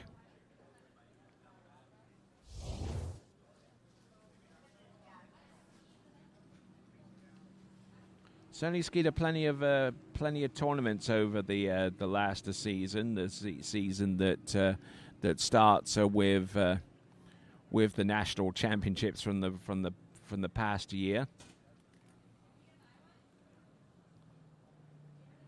Didn't exactly have the best of regional performances, where he ended up in third with a score of 1560. But let's have a look and see what Scott McInerney can do. He comes to us out of Pleasanton in California, waiting for the speed to settle down here. This is where his bread and butter is going to be. It's going to be with toe tricks. Wrap toe side reverse. Let's see what he got there. There's the toe back and toe front, toe wake back, toe wake front. Not looking particularly steady here. Now he's got to get that toe foot out, and he's got to do it in a hurry before he goes in for the wake line back and wake line front. Now he goes in for the line back and line. Oh, and taking a huge hit there towards the end there. He's not going to be a happy camper swimming into the shore, but that is Scott McInerney. I don't know if that is going to seriously knock down his score, but Scott McInerney, who qualified with an average of 22.60.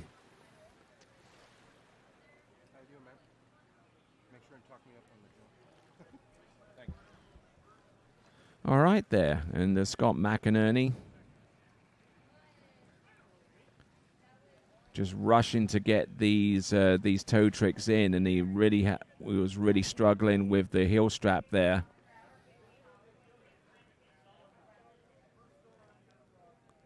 Wake line back, and was careful enough to not let that trailing leg slide any further past his standing foot, even to a fault there where he didn't tap the water with his trailing leg, which is what you're supposed to do for that trick to be counted. Okay, this is Randy Sturper. Now, Randy Sturber, who has made a name for himself in the jumping event rather than the tricks, but he's out here giving it large so far as putting a score out there in the overall competition.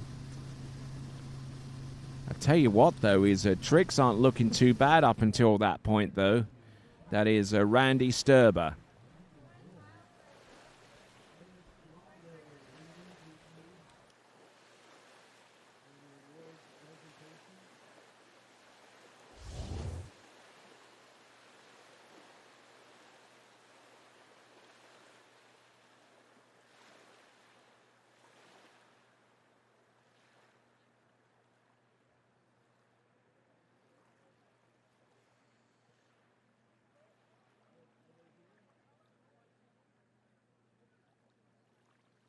Alrighty, let's go. We got men's 10. We got Steven Nelson here, but we need Dennis Rondo, Tom Skin.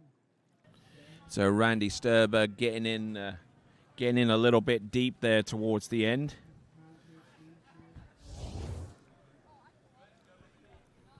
So Randy Sturber is going to get brought out of the water.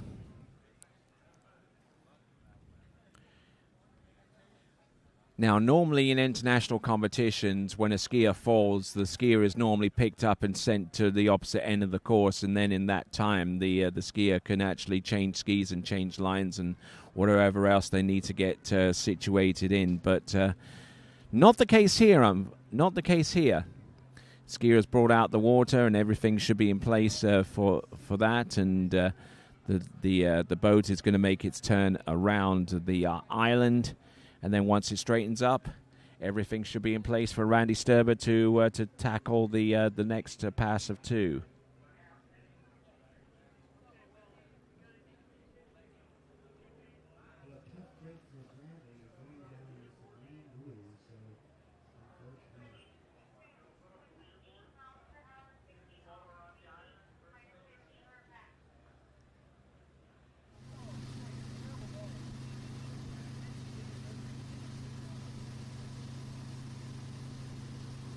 So here comes Randy Sturber.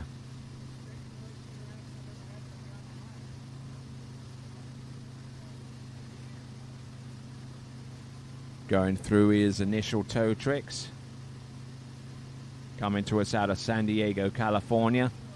Oh, and taking a big old fall around about the halfway mark of that run, and looks like some of the skiers that you would expect to finish in the top 5 may end up coming up short based upon their performances that we're seeing here at this time.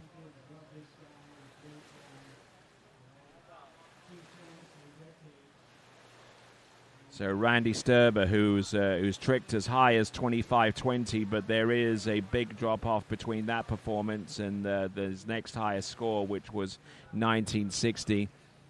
And probably a good reason for that is the fall that you see him take there on that second and final 20-second pass. This is the 84 for Goode Water Ski National Championships. I'm Tony Lightfoot, and I'm glad to be here in the birthplace of tournament water skiing. Yes, we are in Minnesota.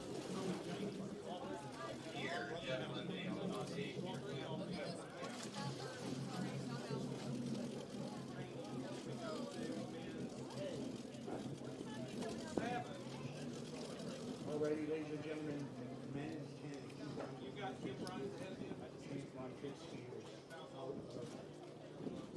Minnesota, give it up, Tom Skamstad. There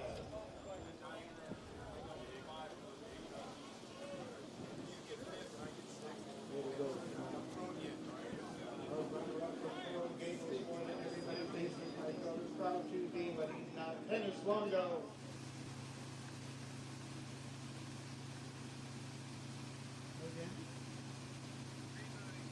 All right, then, moving right along. This is Jeff Lindsay coming into the course.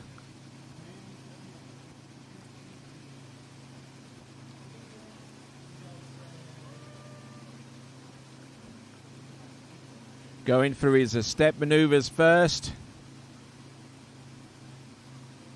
Looking good here. There's the wake back-to-back, and it's reverse, almost losing his axis, but managing to stay on top of his ski. And fantastic effort there from Jeff Lindsay. Just gone through his step sequence and then onto some rather rudimentary hand tricks. But, I mean, it's not looking at all bad there. Wake line back for his first trick.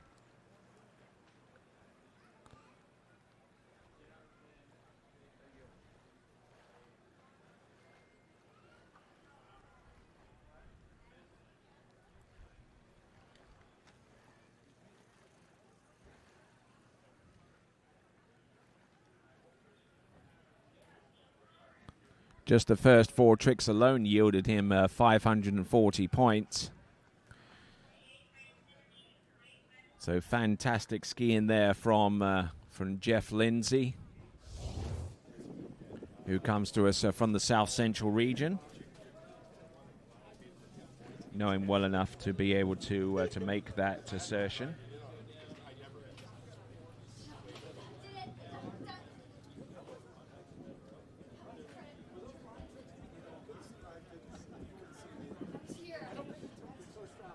All right, a few more skiers. Actually, one more skier is now waiting for his turn. Coming to us out of Martindale, Texas. It is going to be Jeff Lindsay coming back in on pass number 2. Martindale, Texas, which is the home of San Marcos River Ranch. Let's have a look and see what we've got here. Going through the first few tricks. Going through the surface tricks. Oh, surface 5 back. Repositions it. Beautifully executed. 2 wonderfully executed first pass. And he tries the 5 front to right at the end there, but no worries there. That is Jeff Lindsay. Fell after the 20 seconds and got through his pass, realized where he was, and he figures, okay, I might have a little bit of time to spare here. Let's throw a 5 front.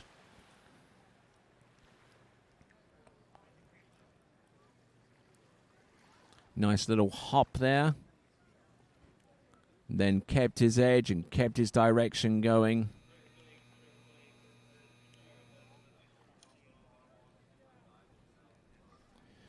So, Jeff Lindsay. So, fantastic skiing all the way throughout there. Throws the fist and, hey, I'm still on top of the water after 2 passes. What do you think about that? Does a wake back and then attempts the 5 front, though it would have been not been scored as he was well outside the 20 seconds. And now we've got Scott Henderson.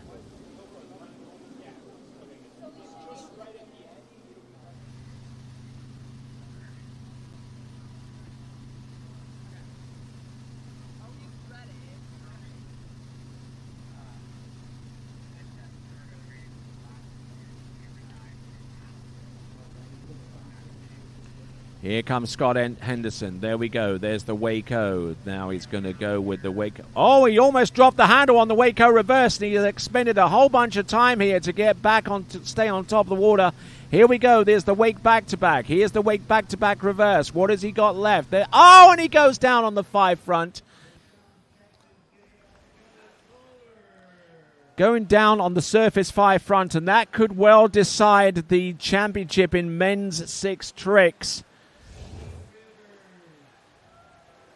Now, Scott Henderson, who qualified for these national championships, tricking just a little way short of 2,600 points. And it doesn't look like he's going to be tricking anywhere close to that based on current form that we're seeing right now.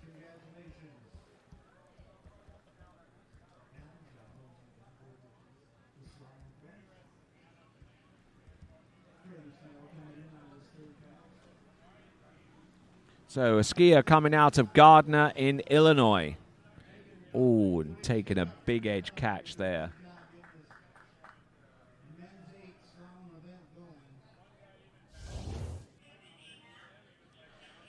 So in the Illinois State Championships, he tricked 2770 points. Followed that up with a performance at the 19th annual Glen Ramey Memorial Tournament and tricked 2480 on that one. In the Midwest Regional Championships, he won his division, this being men's 6 tricks, with a score of 2390. So he's pretty good on average, but right here and now, he's really got to fight his way back into contention here. And he's going to have to do it with toe tricks, with the tailwind, and looking over his shoulder here to see the wind direction. It is a tailwind, and it's not going to matter so much for the tricks event, but for the jump event, it's going to be a bit of a concern because it is a tailwind for jump as well. So hopefully things will be okay for those folks that will be in the jump event. We have about 21 jumpers on this list. Scott Henderson.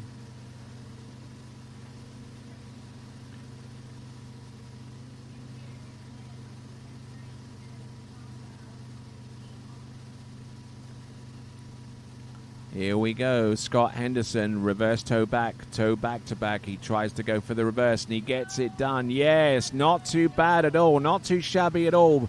Could he have rescued the men's 6 national championship at the very, very last moment?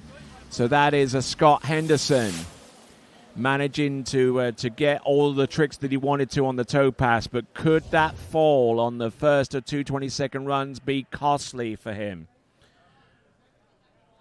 Could that fall have decided the men's 6 national trick title? Scott Henderson, not looking bad at all here, but managing to keep that toe foot close to the standing leg. A critical technical technical need for these tricks, especially if you want to do these toe tricks without using too much of your shoulders or too much leg pull. If you're strong enough to keep the toe foot close to the standing leg, it makes toe tricks a heck of a lot easier to be performed. All right, then. So we are done with tricks for today, but stick around, folks. We have got jumping. We've got jumping from these upcoming divisions: women's 6, women's 8, women's 5, men's 7, men's 5. All that to come as we continue on with the 84th Goode Water Ski National Championships. We are transitioning from tricks to the jump event, and all that is to come right after this.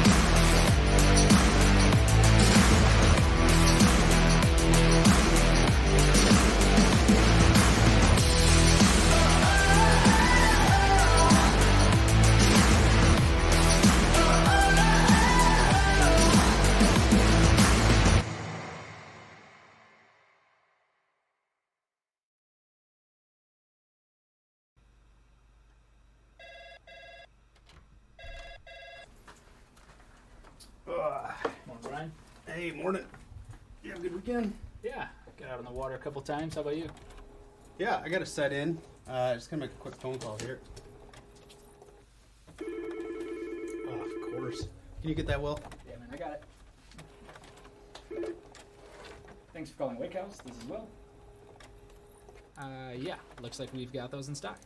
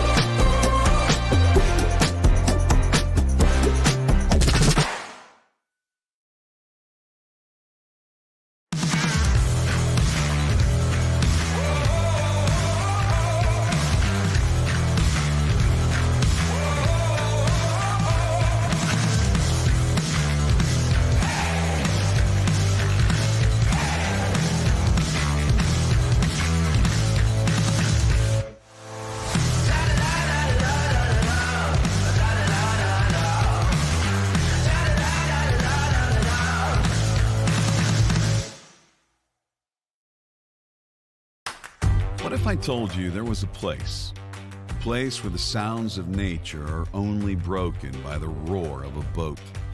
A place where that summer feeling lasts all year long. A place where the Florida sun is only outshined by the smiles of the skiers. A place where first-time skiers can ski alongside world champions, and the world-class coaches work with all levels of skiers. What if I told you there was a place where life slows down and your only job is to make lifelong memories? That place is Swiss Water Ski Resort. Book your trip at SwissWaterSkiResort.com.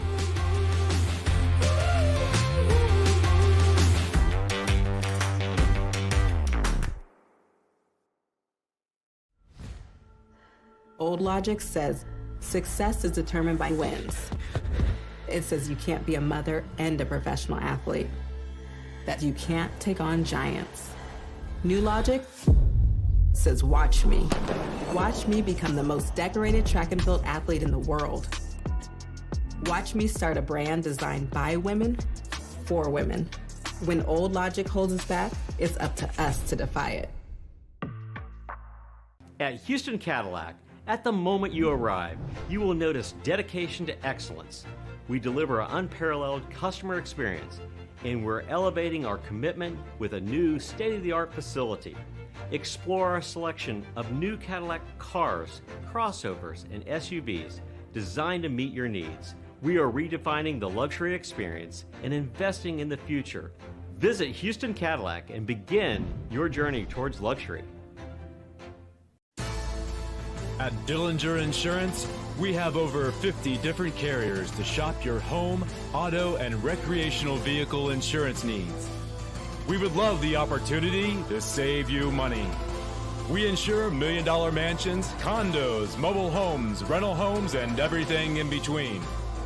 We know all about wind inspections, 4-point inspections, and how to get you the right coverage for your particular home. You've got questions, we've got answers. Can you remember the last time you had a rate decrease with your auto insurance? Let's take a look and see what we can do. We know all the ins and outs of getting our customers the best rates, coverages, and discounts, so put us to the test. Don't monkey around with your insurance. Call Dillinger Insurance today. We've got tons of companies to help find you the best prices and the best coverage for your particular needs on home and auto insurance. Go Knights!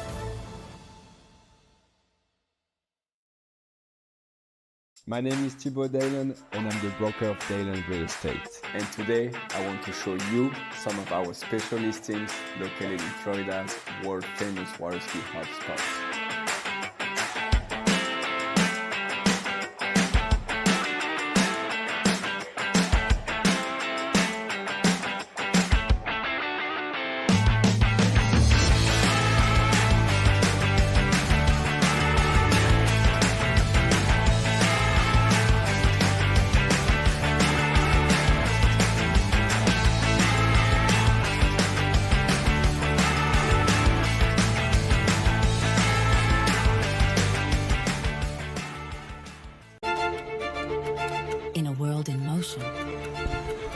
DNCA Finance has grown through crises and transformations.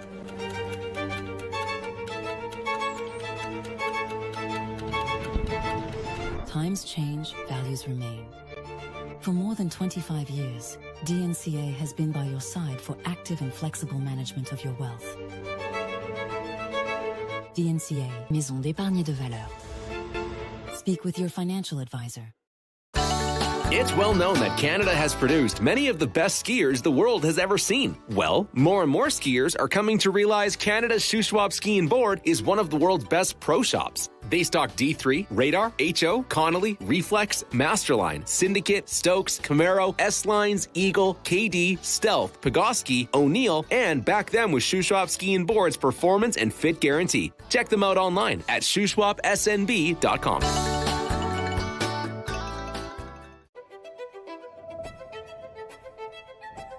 Luxury means something different to everyone. A private island, a hidden villa, a journey designed around you. At Marola Travel, we take the time to listen to how you want to travel, how you want to feel, and what luxury truly means to you. Marola Travel. Wherever you're going, we'll make it easy.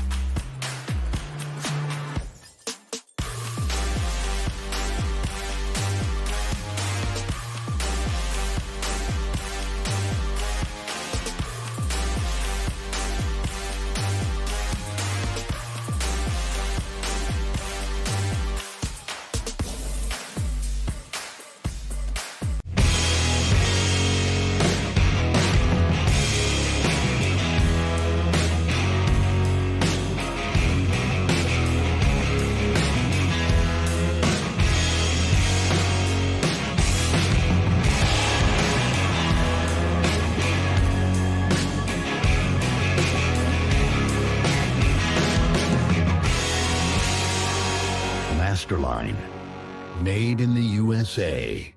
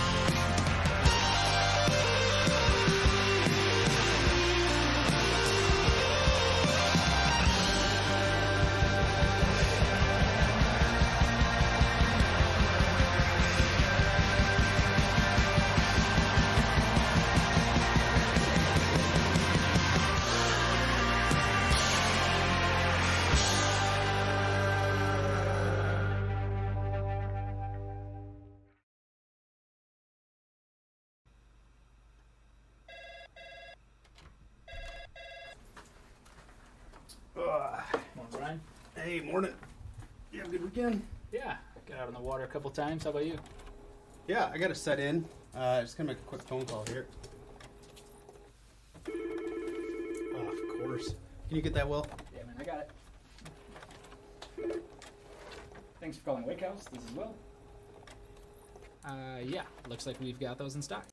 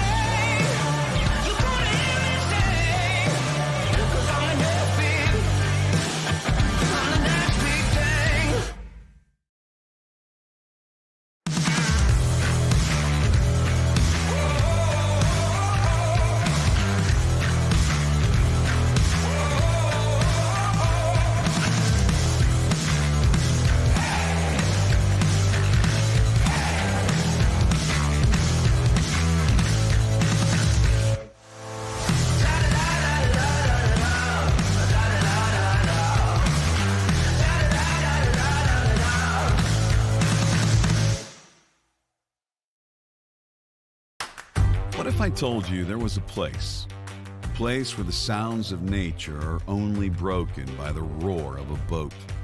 A place where that summer feeling lasts all year long. A place where the Florida sun is only outshined by the smiles of the skiers. A place where first-time skiers can ski alongside world champions, and the world-class coaches work with all levels of skiers. What if I told you there was a place where life slows down and your only job is to make lifelong memories? That place is Swiss Water Ski Resort. Book your trip at SwissWaterSkiResort.com.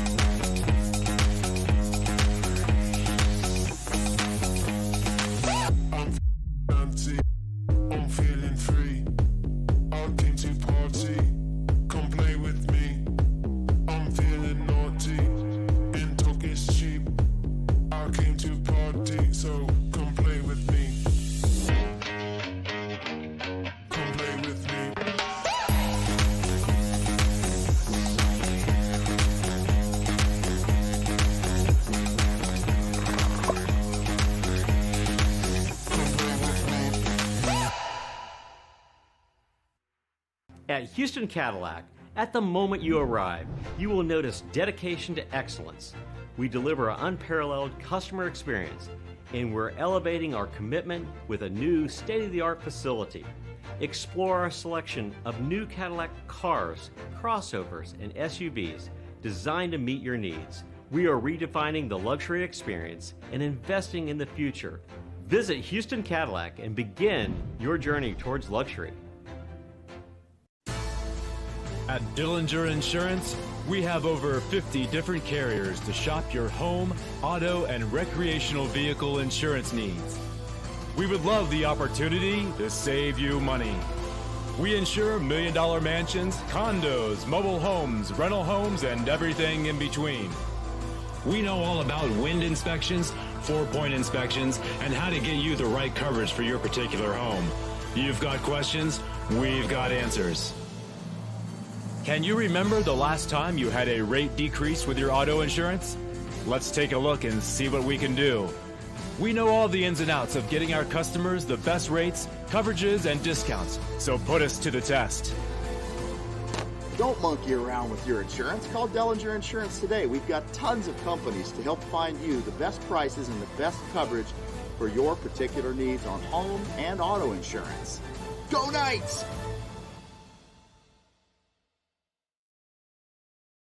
My name is Thibaut Dalen and I'm the broker of Dalen Real Estate. And today I want to show you some of our special listings located in Florida's world famous water ski hotspots.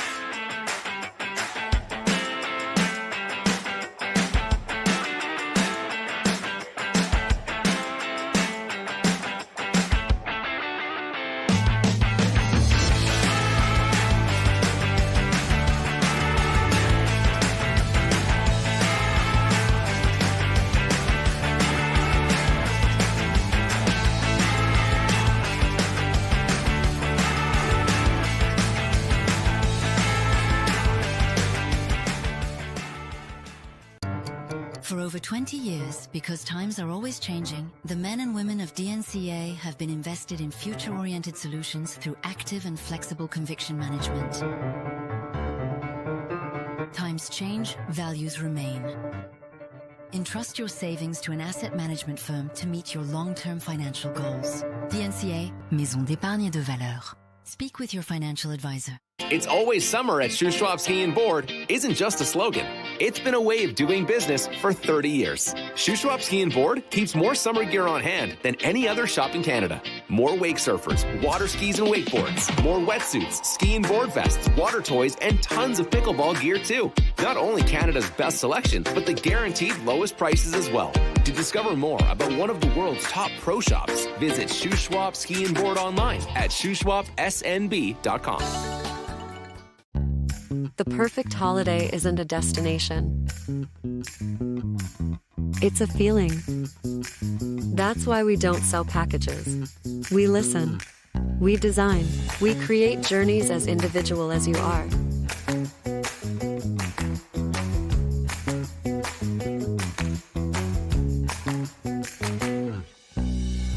Marola Travel. Wherever you're going, we'll make it easy.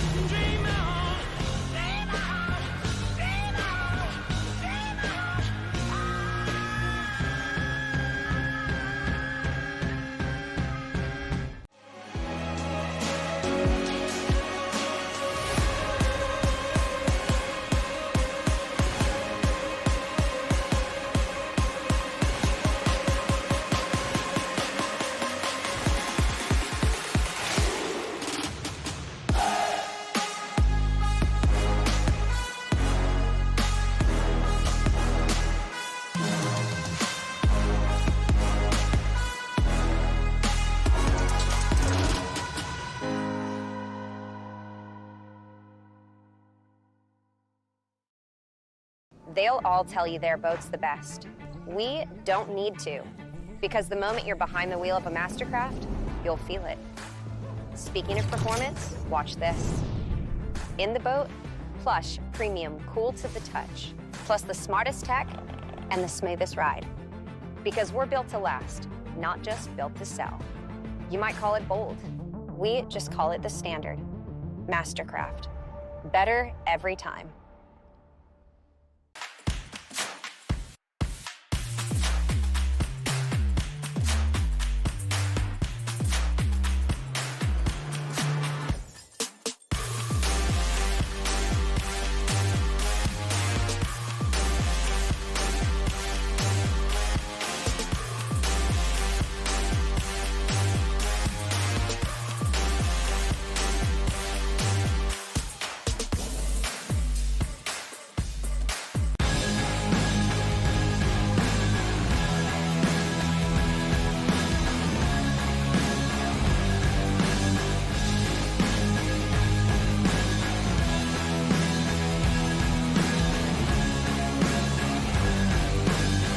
World record ropes Masterline.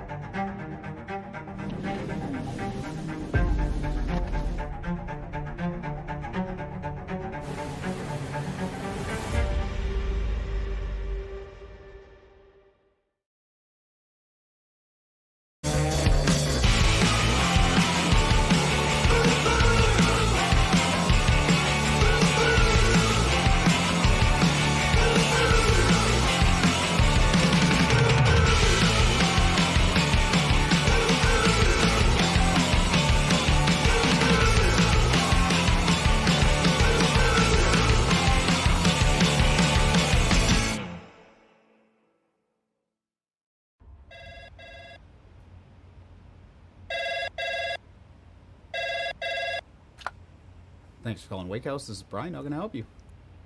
Yeah, Will, can I let him know who's calling? All right, just a second. Will, I got a fill for you. Perfect. Give me just 1 second. All right, hit it. Thanks for holding. This is Will. Hey, how's it going? Good.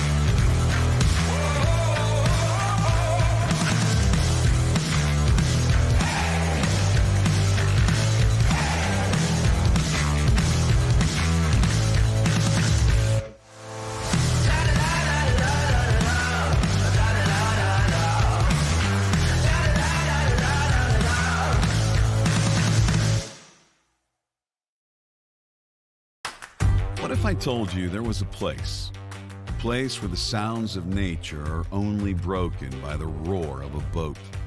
A place where that summer feeling lasts all year long. A place where the Florida sun is only outshined by the smiles of the skiers. A place where first-time skiers can ski alongside world champions, and the world-class coaches work with all levels of skiers. What if I told you there was a place where life slows down and your only job is to make lifelong memories? That place is Swiss Water Ski Resort. Book your trip at SwissWaterSkiResort.com.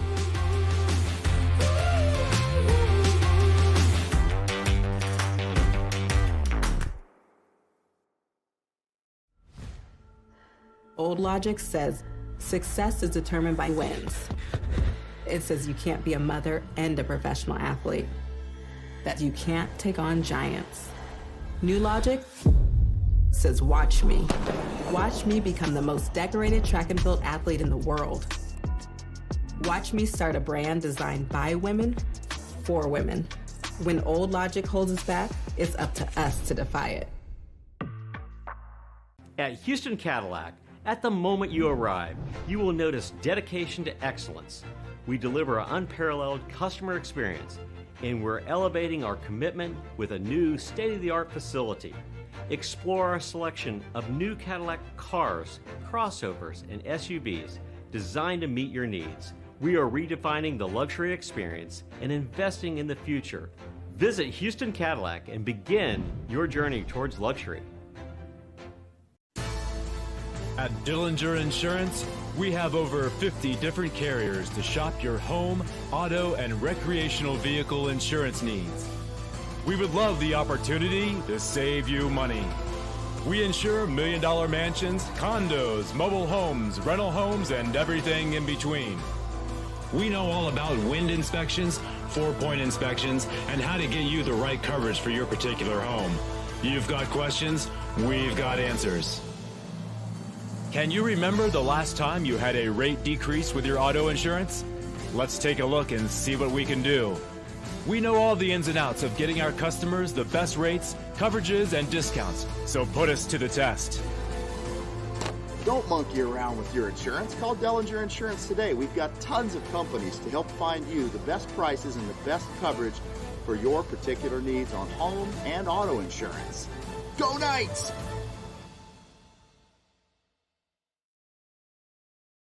My name is Thibaut Dalen and I'm the broker of Dalen Real Estate. And today I want to show you some of our special listings located in Florida's world famous water ski hotspots.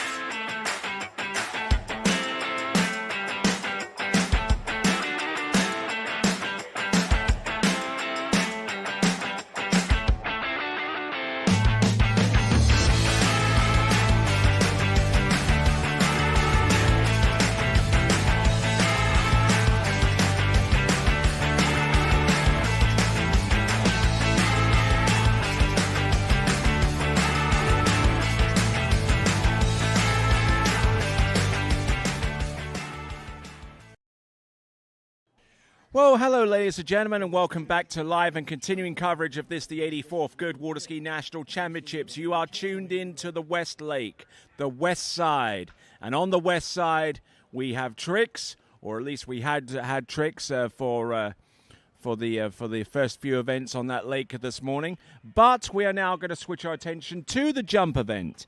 And we've got several divisions getting ready to go. The first of them is going to be, there you go, women's 6 jump, and then we'll go into women's 8 jump. Now, each of those divisions only has one competitor in them, so we're going to go get through those very, very quickly indeed. Then we'll go into women's 5 jump, then men's 7, then men's 5 jump, and then that will be the balance of events for whatever's happening on the west side. So you are tuned in to the trick and the jump lake, and our first competitor to jump in these Goode Water Ski National Championships, the 84th edition of, is going to be Kim Bryans. Placing in the top 10 at the over 35 worlds in tricks and slalom. Big turn there on 3 ball, hanging on to 4.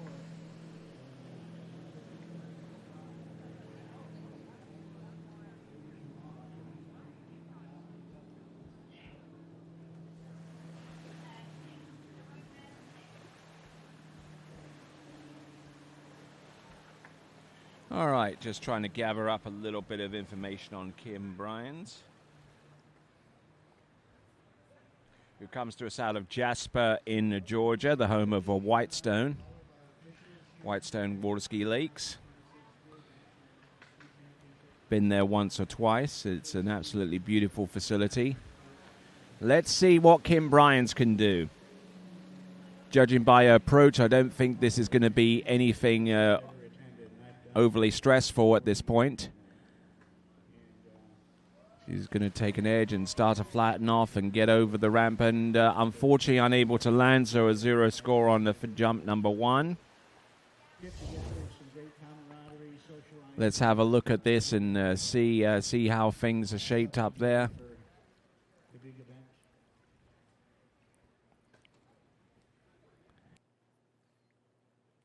Alrighty, Brad Hartwell started at 28, came back on the mean green, got all 6, 35 off, needs that turn at 1 ball. Okay, so here we go. We're looking at Kim Bryans from another angle, and the handle went up high, and that threw her weight back, so she was unable to land on her feet. So there you go. That is a Kim Bryans. That is jump number 1. Let's see how she measured up on jump number 2.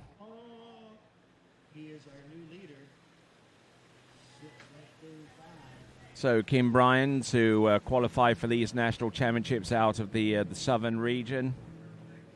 Her best jump is 38 feet, which is the equivalent of 11.7 meters. Now, I know there are some of you guys and girls out there who are adamant of us reading out the distances in feet.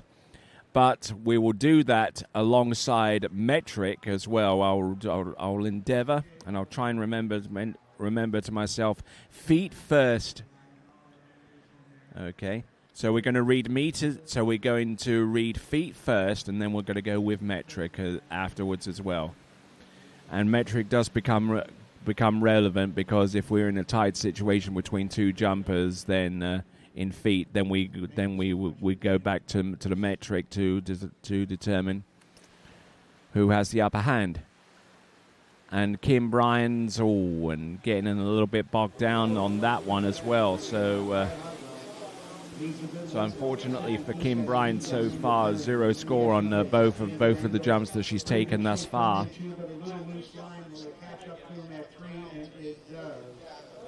Now, if I was to offer any advice to Kim Bryans so far, she just needs to quit moving whenever she hits the jump. 0 score on each of those first two jumps. Then the handle comes up. Now, if she just let the boat pull her onto her feet and convince herself that she's not going to go out the front by doing that, then she'll be in a lot better position to land a jump. Notwithstanding the fact that it's easier to land jumps if you're taking a little bit of a single cut into it, and the force of that line will actually pull you up over your feet and get you squared away and land and ride it out. But what do I know? Okay, so Kim Bryans here at the 84th Goode Water Ski Nationals.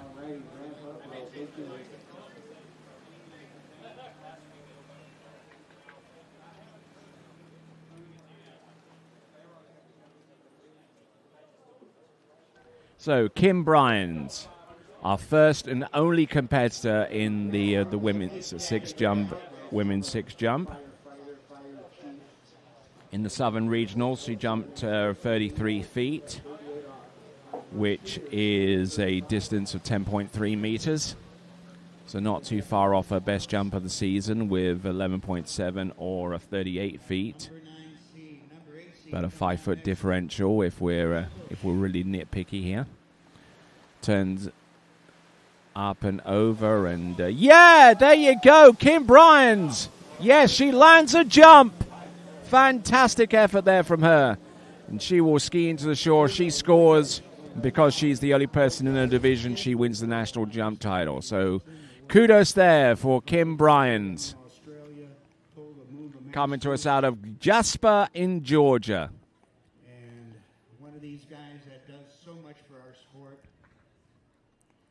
So there you go, throws the fist, and we're going to take a look at that, looking at it from the opposing angle. Up and over, and not handle still a little bit high, but able to wrestle that jump away.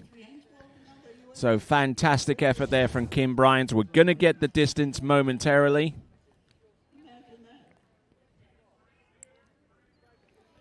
Now, the worst thing that can happen here is not being able to get a distance via the measurement and then forcing Kim Bryans to go back out one more time. But 9.9 off 32 feet. 9.9 off 32 feet. And that is actually equates to one of her top three distances this season, 9.9 meters off 32 feet. I did promise that we would mention the feet, and we did. 9.9 or 32 feet. So we now go on to women's 8 jump. It's Janie Fusold.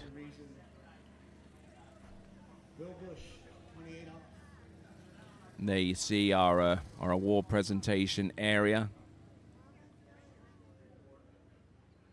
All right, you're taking care of business on that pass, keeping it alive.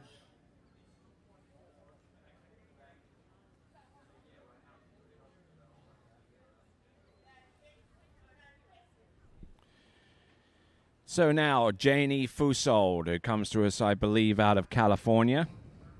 Okay, Doki, let me slide over here and see how we're doing. Actually comes to us from Pleasant Grove.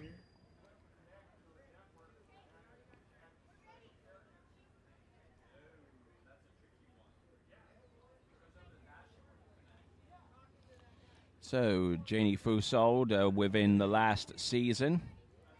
Okay, women's 7 tricks in 3rd place from In women's 8. She has jumped distances of about 36 feet or 34 feet was her backup distance in that regard. And it looks like the wind has completely died down. Now, if that wind can actually come back up again, except to blow in the opposite direction, then we'll have some some guys and gals that are prepared to take a good old poke at that ramp.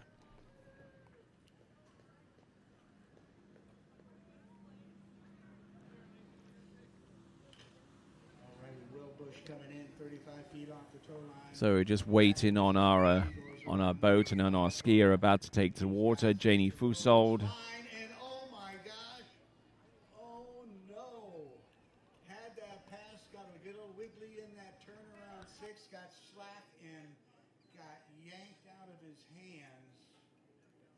So this is going to be interesting. John, I'm going to let them know you changed boats. I'm a radio score and let them know you changed boats.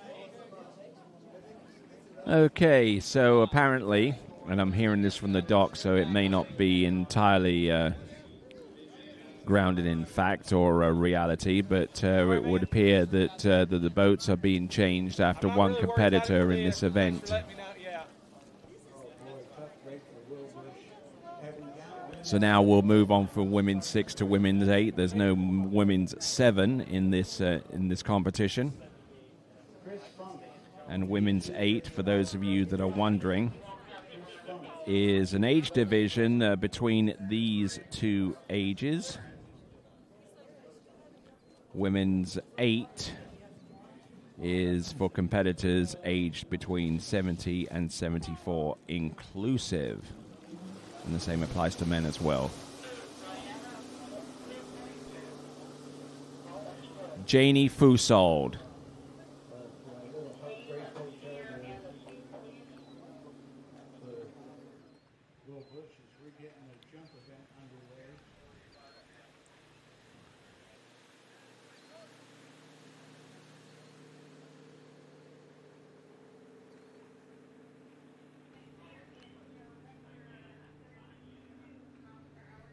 Okay, so apparently Janie Fusold is a no-show, so we're going to go straight on to women's 5. Diana Ollinger. And she has her 3 jumps ready to go.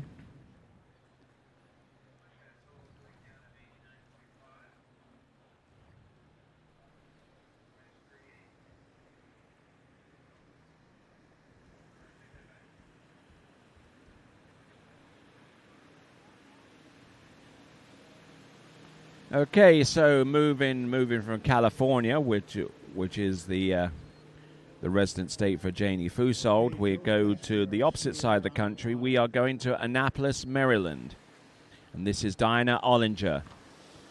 Whoa! And lands the first jump. Bit of a struggle on the landing, but managing to get it situated. Diana Ollinger. From Annapolis in Maryland, the state capital of that fine nautically inclined state. And from that view, it almost looks like the jumper's like jumping into a big hole. But we all know differently. So 35 feet on jump number 1.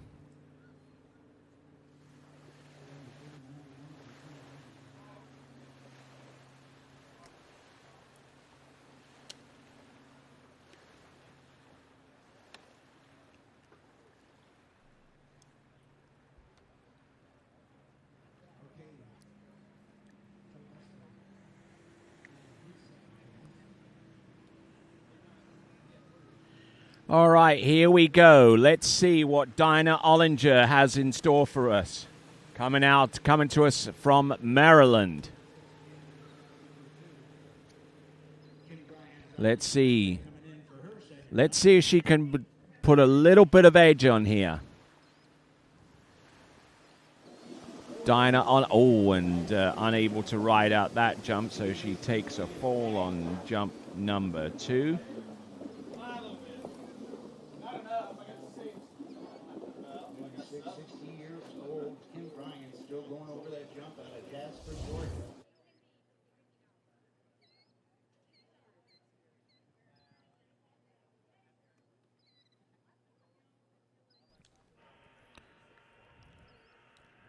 So there we go, Diana Ollinger with 35 feet on the opening jump and no encore so far, but she does have 1 jump remaining.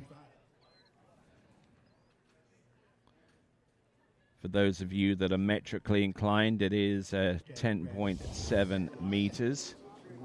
35 feet for Diana Ollinger on the first of her 3 jumps. She fell on the second, so no score there.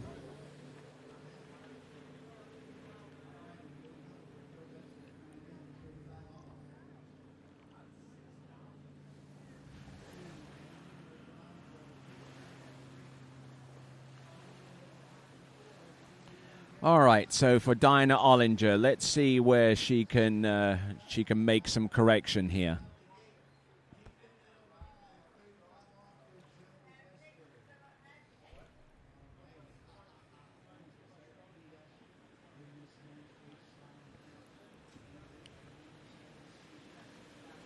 Oh, that's actually quite an intelligent thing to do.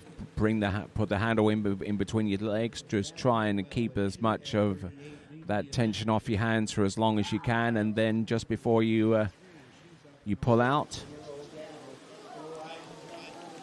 you grab onto the handle again, and there you go. That is Dinah Ollinger, and that jump distance should be a little bit further, I would imagine. Dinah Ollinger in the Maryland State Championships has jumped 41 meters in the past, 41 feet in the past. There's a big difference between 41 meters and 41 feet. That much I can tell you. But scoring 41 feet in the States.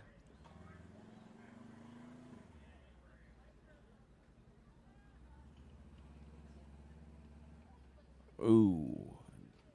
Almost got him pulled out the front there, but a little bit of strength and a little bit of grit kind of helps out with that one. That's Dinah Ollinger, and I would imagine that last jump distance is worthy of a score. There it is.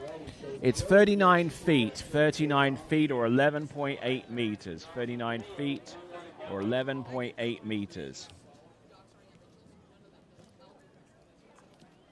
All right, my apologies. There is Diana Ollinger, who is our first jumper in the women's event. So 38 feet. So Dinah Ollinger. Now we're going down to our final two competitors in women's 5 jump. Amy Craig.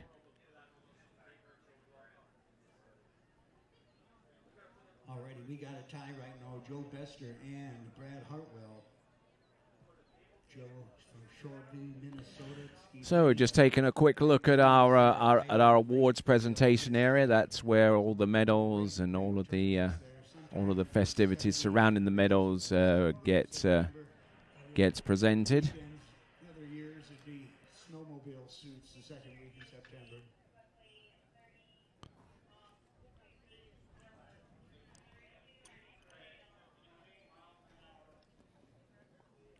All right there. So Amy Craig is our next competitor to go. We're just waiting for the green light to proceed on.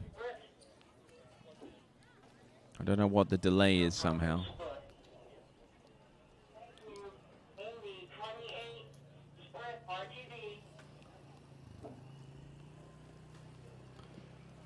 Okay, just exchanges the numbers. 28 miles an hour. Split, RTB. I think it's about 45.8K.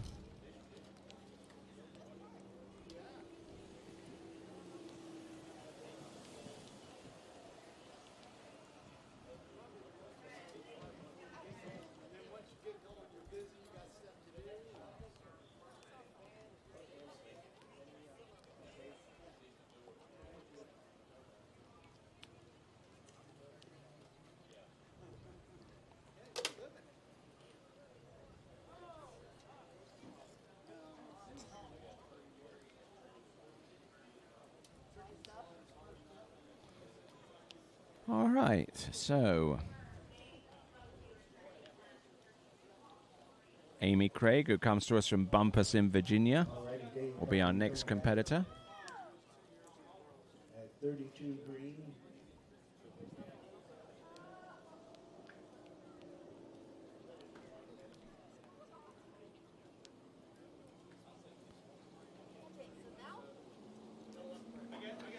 Okay, here we go. 32 off.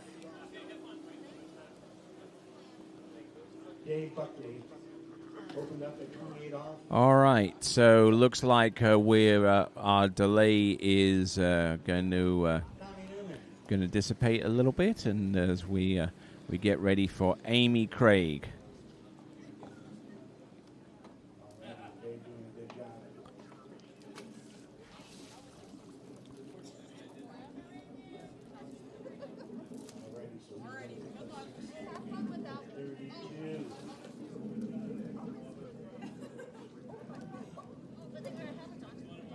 There you go, a nice little hug and encouragement there from a competitor in this division, Jane Greenwood.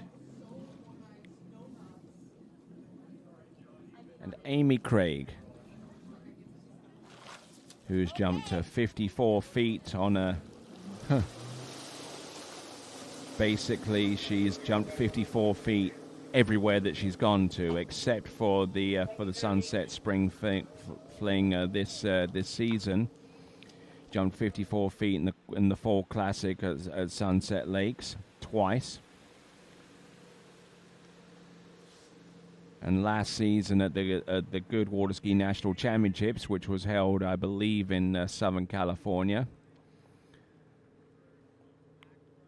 Jumped 54 feet there as well. So let's see if we can try and eke her out a little bit more in terms of distance. Now, whenever you factor in meters, out of her 5 jumps, 3 of them were 16.5 meters. The other one that was 54 feet at the Nationals last season was the equivalent to 16.4. So be eager to see if she's improved metrically as well as feet and inches. Oh, look at this. Boom. Does she land and ride it out? Yes, she does. There you go.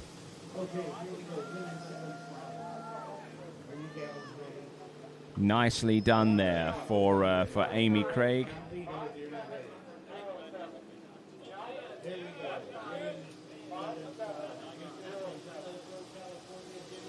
So we're just waiting on that distance to reveal itself.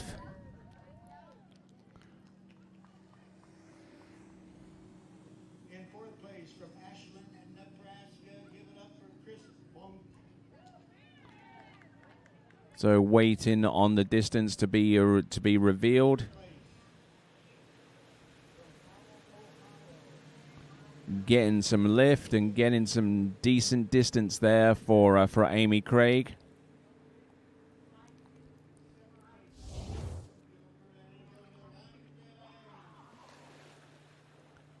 So the distance should be up on your screen at any moment now. I believe it's going to be over 50 feet. How far over 50 is uncertain. 54 feet or 16.3 meters.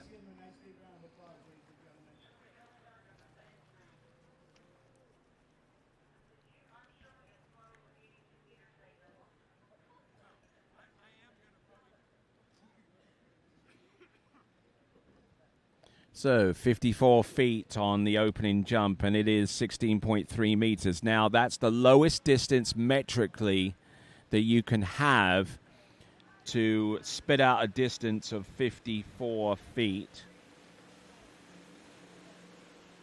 2 meters. Now, let's see what she's got. Oh, look at this. She's increased the boat speed, and I reckon that jump will have increased her score as a result. So nice looking jump there.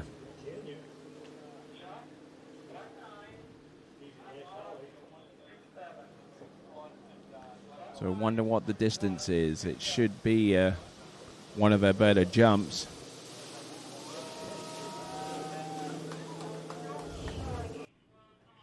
Alrighty, Ted McCauley, our skier coming out on the water right now. Come on, Ted, my buddy, my pal. Out of Napoleon, Ohio. Just looking at that jump again, that is Amy Craig. Women's 5 jump for competitors age 55 to 59 inclusive.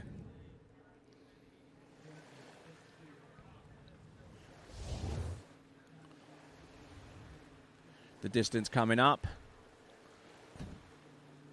This should be a little bit further. It should be a little bit further because she opted to increase the boat speed.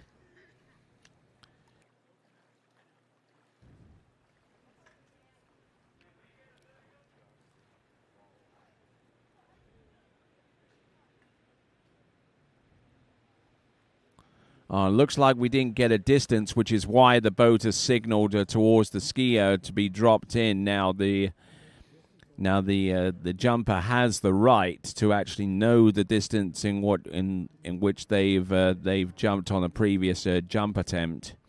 So that's the reason why we do this.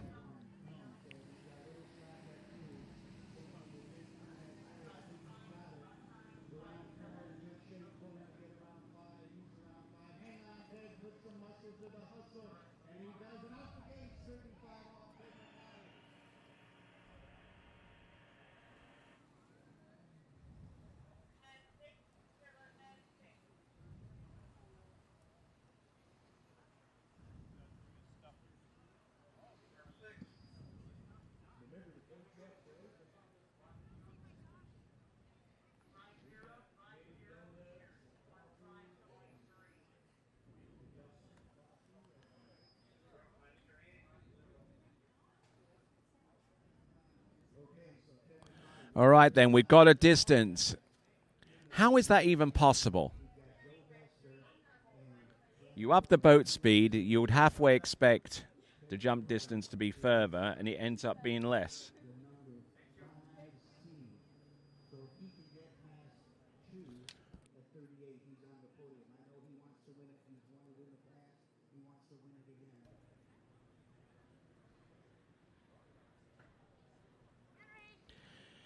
So I certainly hope for her sake that that produces a better jump distance. So there we go. That is a third and last jump. Her best jump up to this point is 54 feet or 16.3 meters.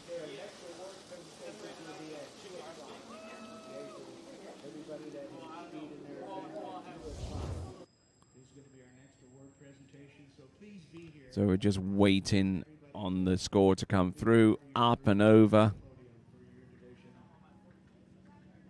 Again, a little bit twisted in the air, but not too much of a concern.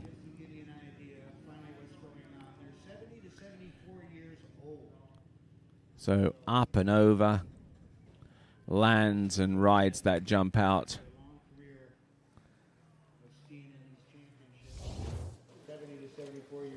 All right, before Jane Greenwood hits the water, who is our last jumper in women's 5, and the last of our women's jumpers today, we're going to endeavor to give her the distance before she heads out on the water.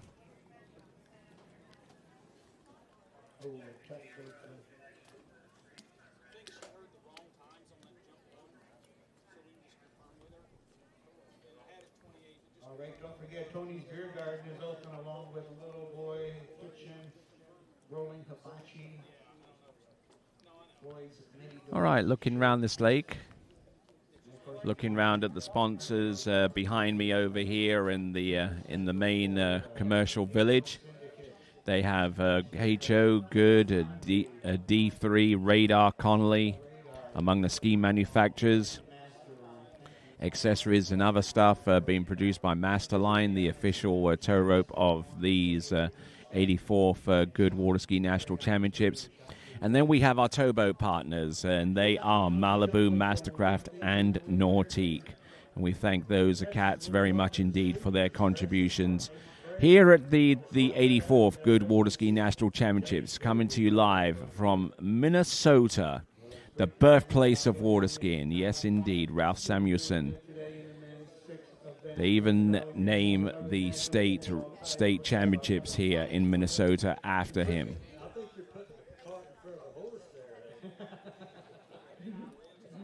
Tell Randy Serber to look out, huh? You're going to say, hey, he's wearing one of my t-shirts, so I got to give him a plug.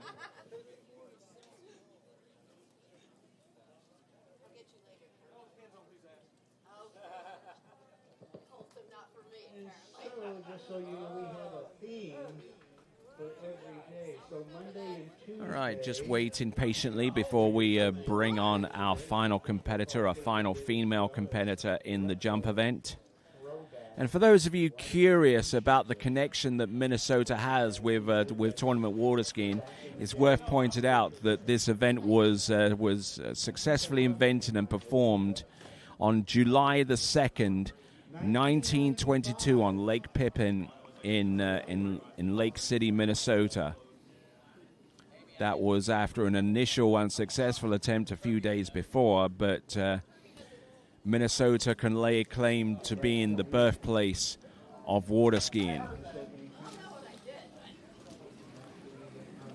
And man, what would his reaction be if he were alive today?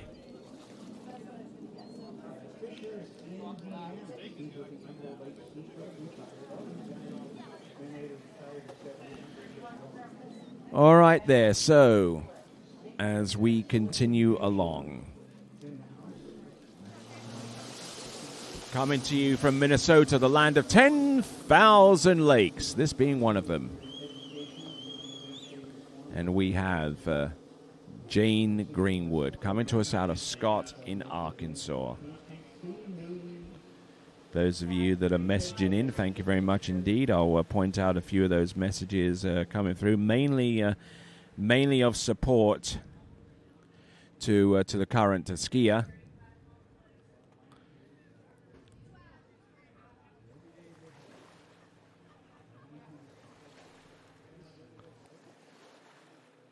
Okay, apparently we're unable to give you a distance on Amy Craig's last jump, but the best jump is going to be 16.3 meters or 54 feet.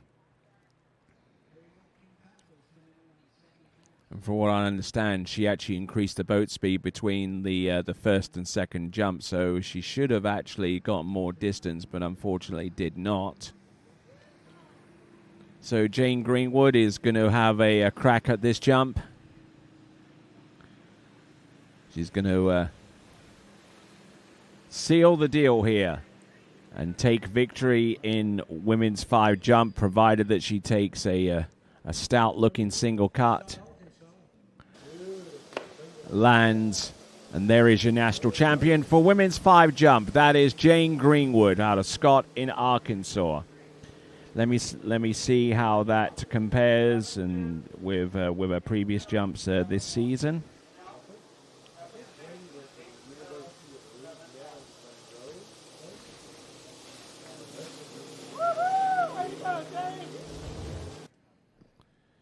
So wonderful skiing here from Jane Greenwood. She's been doing this for Lord knows how long. Has pretty much won every women's division title, starting from women's 1, especially in the jump event where she truly excels.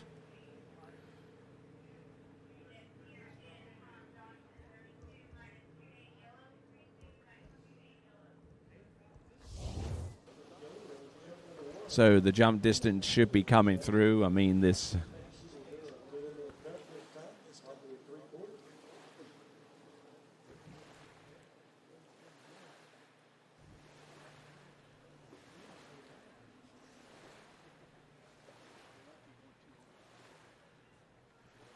So confirming the jump score, 85 feet, which is the equivalent of 26 meters. So she is your national champion.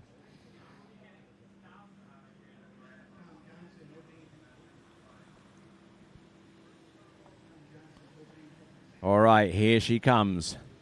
Now, is she going to do it? Yes, she is. This is going to be a 3/4 cut. She wants some more distance out of this jump. 3/4 cut here for Jane Greenwood, and taking a pass on jump number 2.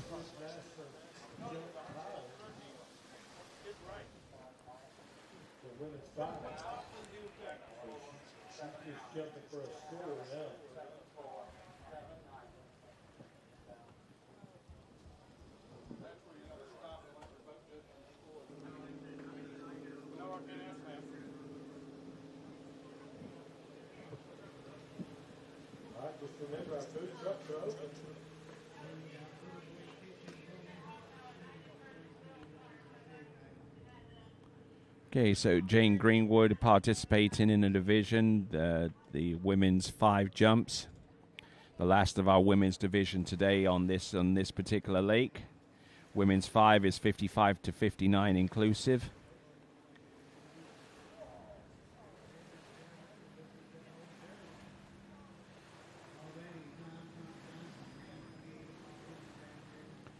Here she comes, Jane Greenwood.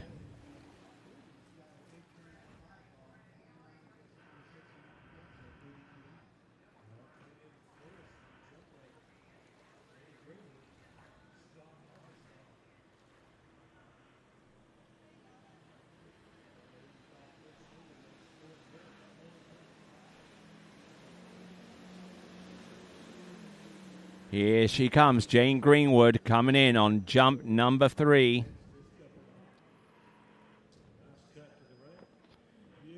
Piles the pressure on and lands and rides it out. So Jane Greenwood there. Now, for those of you that are wondering what the national record is, it's 116 feet or 35.5 meters at the 2017 Goode Water Ski National Championships in Martindale, Texas. Not too sure whether that jump distance is going to be anywhere close, but it's I'm sure that I've satisfied the curiosity of a number of you folks out there wanting to see what this performance does in relation to the national record. So,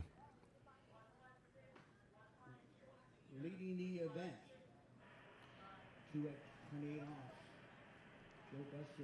So the jump distance coming through very, very soon. 117 feet. It's a pending national record for Jane Greenwood. 17 feet. Let me double check on the distance.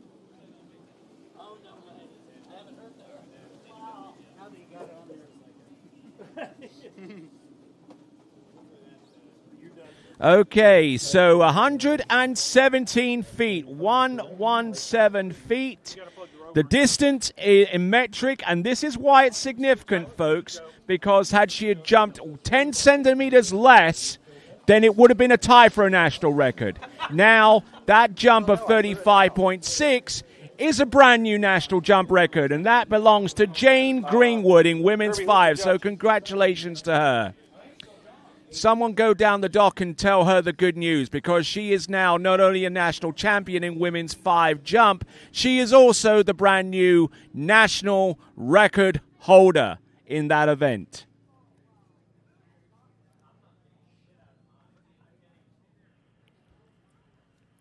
So a national record which has stood for nearly a decade has now been smashed. Or smash may have been maybe hyperbole, but I mean it's 10 centimeters, so it is a new national record. But Jane Greenwood there with 35.6, pending national jump record. Fantastic effort there. Well done, Mr. Greenwood. Go on and celebrate. All right, now that concludes the women's events for today on the west side. Which is the best side, the east side or the west side? Who knows? But on the west side, we're done with female competition, at least for today. There'll be plenty more as the event progresses. But there you go. Right, we're going to go on to men's 7 jump, and we'll keep an eye out on the national record for there, because there's at least one competitor on this list who could potentially smash that record, and that is our number 1 seeded jumper, and that's Mitch Graw. 6 jumpers ahead of us in men's 7, and ready to go.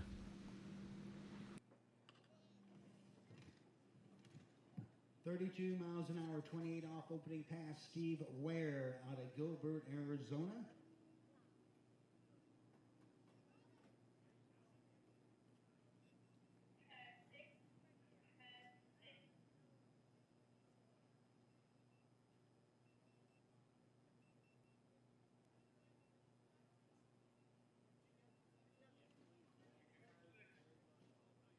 Well, you know, earlier today in men's 6 slalom, we had a tie. I believe it was 2 at 39.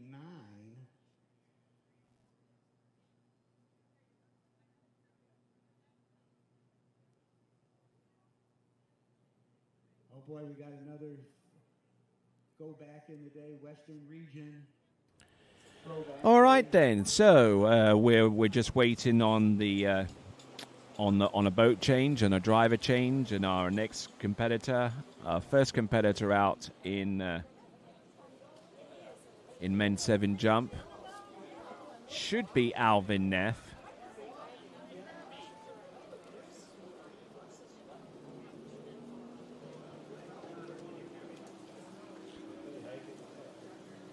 Okay, Steve Ware, number 2 seed, coming in, 32 off, second pass.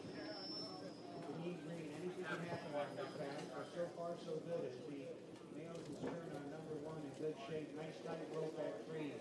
Great body position coming in the field, keeping that line nice and tight. Number 5, and great position. Swabbing. To pick up 6 on this one. 32 off, Steve Ware.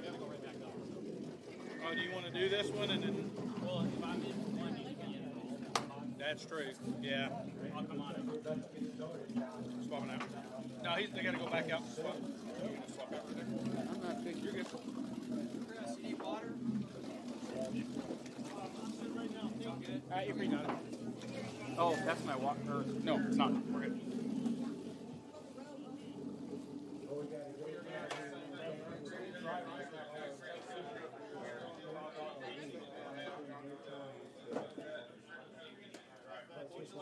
Miles an hour split. You said 28.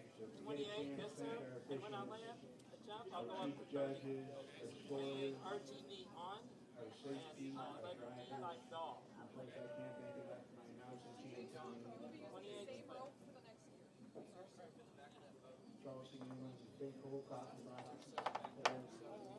RTV is on. Yes.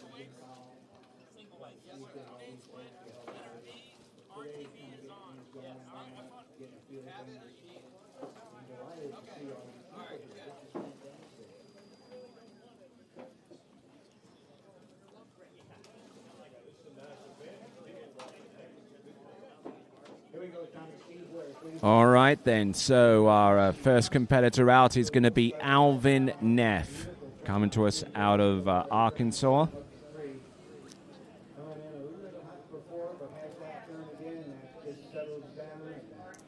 Great edge control, keeping that line tight, getting yanked a little bit, but off the gate, 35 off.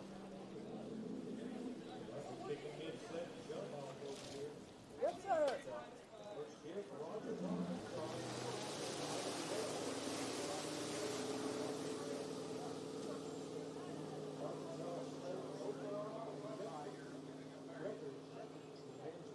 All right there, Alvin Neff.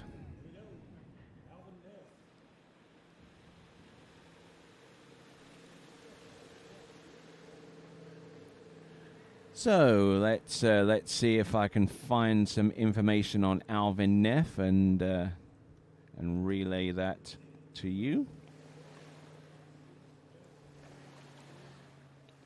in regards to his personal best. Comes to us from the South Central region. I think he's a retired dentist. That much I know. Coming to us out of Rogers in Arkansas, which isn't too far away from the likes of Fayetteville and those places to the north and west of the natural state. Up and over, would land. Oh, almost lost that left ski on the landing and on the recovery phase. Keep that ski down in the water. Looking good out of 1, good angle, cut into 2. Jumps on number 2, turn, can he get 3? Can't get 3. So there we go. We got Alvin Neff. We're going to get the distance from him very, very soon. 50 feet is his average coming into this event. Getting a good pull off the top of the jump and keeping some good tension with his left arm, which is always a good thing, especially when you are taking a single cut like that. In the South Central Regional Championships, he jumped 52 feet. His next best distance was last year with 48 feet, so average out those top 2 and you get 50 feet.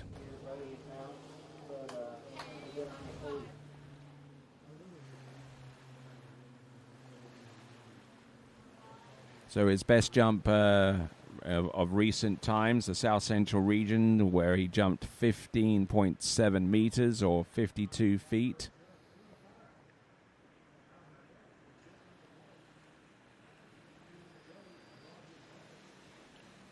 Here comes Alvin Neff.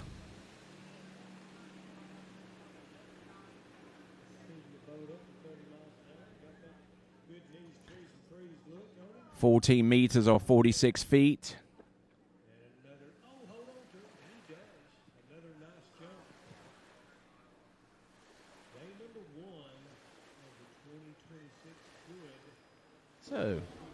So far so good for Alvin Neff, 46 feet.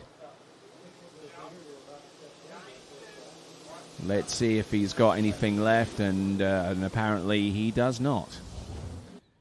So he's landed a distance, and has decided to pass up on the remaining 2 jumps, and we'll hand over the rope over to John Penner, who will be our next competitor if this list holds true.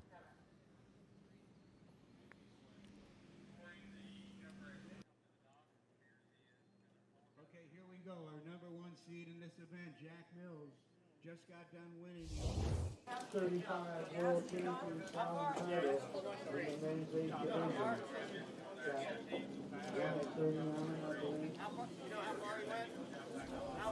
So 52 feet on that last jump, 52 feet on that last jump.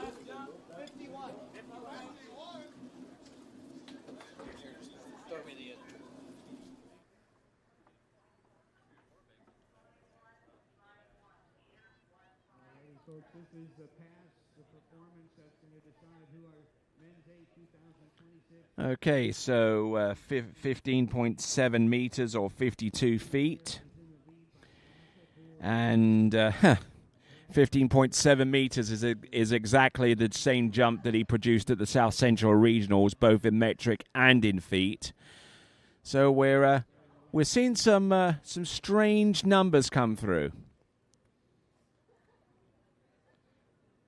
Strange in the sense that they seem to be along a recurring theme. It would appear. But anyway, Alvin Neff deciding not to take the 3rd jump.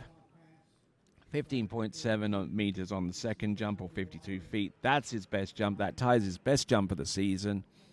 And there you go.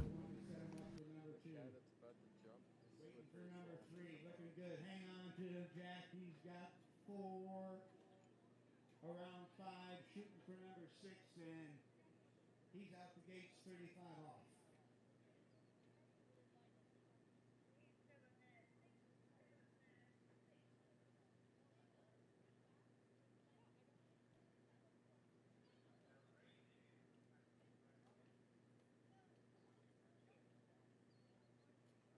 Okay. Alvin Neff requested a 4.5-foot ramp, and they gave it to him. And now they raise it back up to 5 for the rest of the division.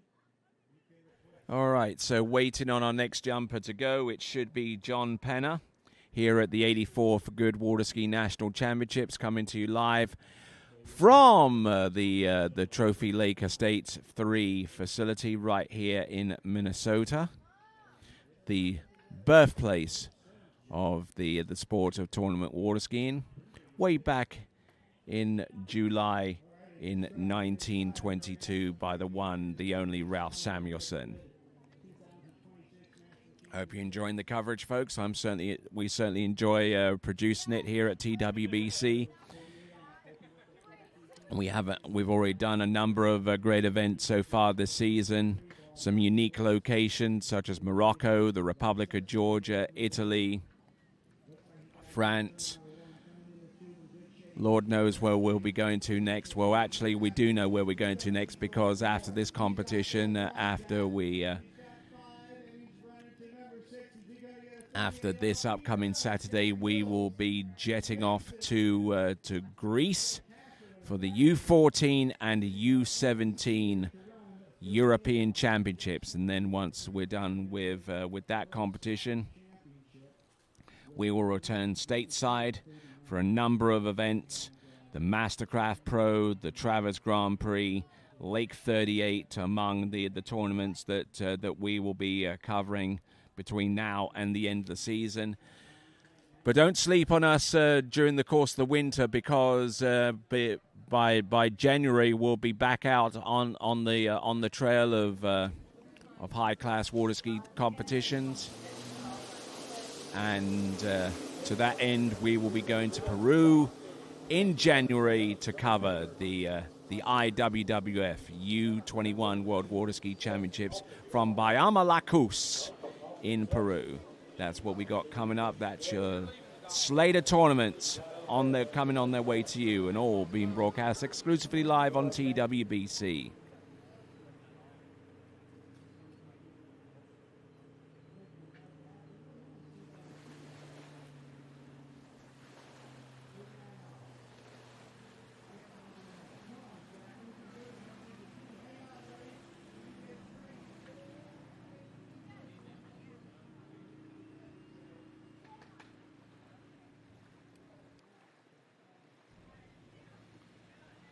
All right, here we go. This now is John Penner.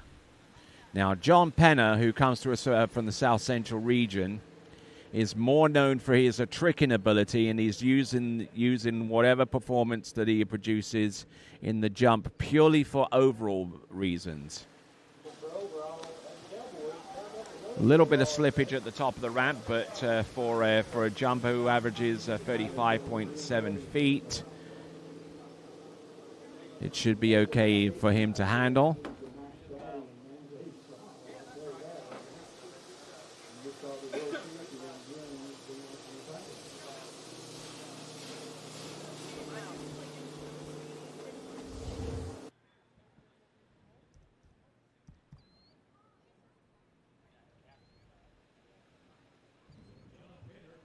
So let's have a look at this once again from John Penner, taking a bit of an impact there after landing that jump.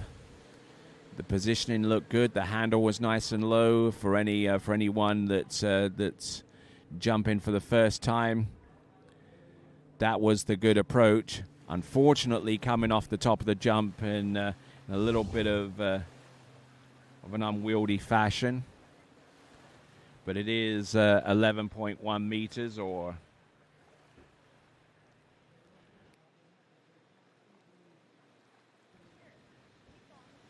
so 36 feet on the opening jump. 36 feet on the opening jump there.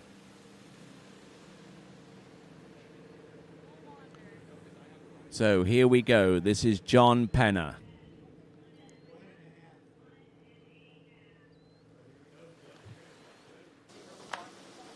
And that jump was a little bit better, at least in terms of landing. He took a little bit of an edge into that jump, and probably benefited to the tune of a little bit more in the way of distance there for him. So John Penner, coming to us out of Austin in Texas.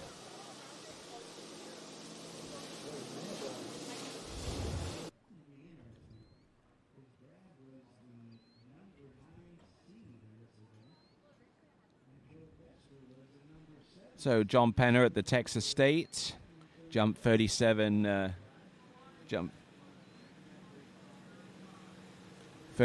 feet in both the Texas States and the South Central Regionals. Jumping 34 feet, or 10.5 meters this time around.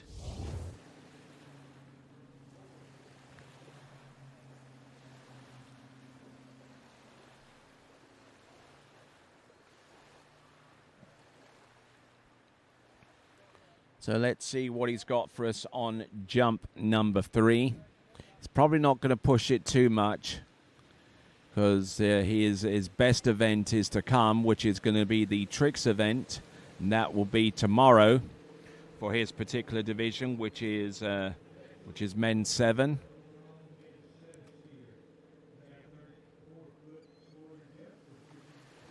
Up and over. Ooh, not too bad, though. Not too bad. He seems to have some good instincts where it comes down to landing jumps. But then again, a lot of that can be derived from his tricking ability as well, which is quite substantial. So don't sleep on this guy. You know, he may surprise a few of you out there, especially those of you that trick. So John Penner, coming to us out of the state capital of Texas, that being Austin.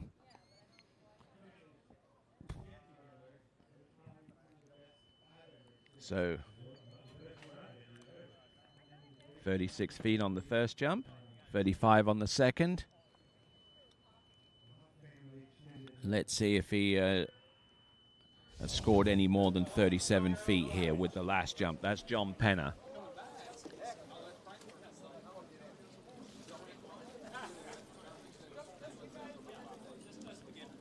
Okay, 10.1 meters, getting progressively less with each jump. 10.1 meters or 33 feet.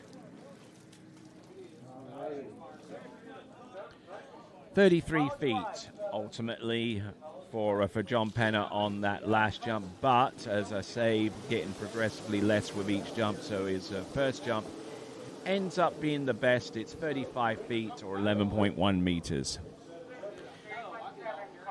All right. How many of the verses there are left in?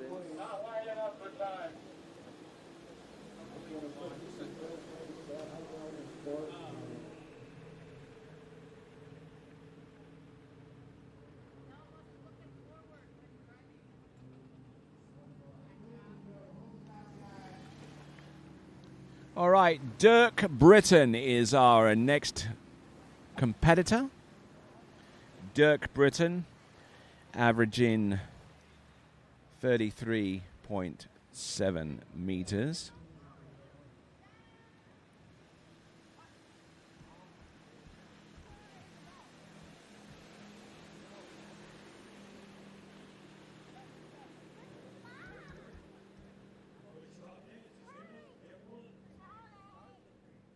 Coming to us from Wichita. Ooh, that looked a little nasty coming off the top. But he managed to get his feet on the ground fairly rapidly. That's Dirk Britton.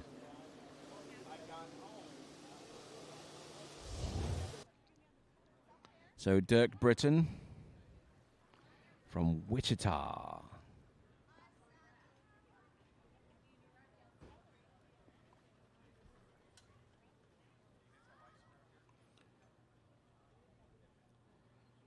So his best jump of the season was been 46, and he's backed that up with a 44-foot jump.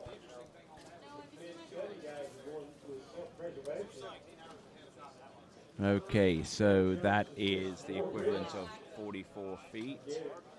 And he's only taken one jump, so that kind of gives you an idea of where his priorities lie in respect to jumping, and maybe a little bit of self-preservation came into the fore there, or maybe realizing that he really realistically can't jump any further with what he's got.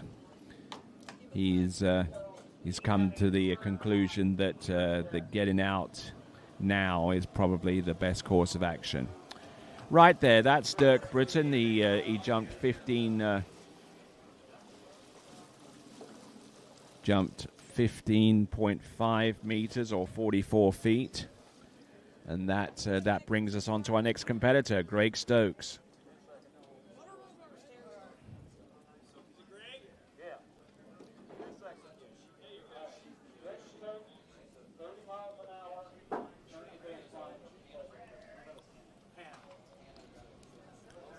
Right.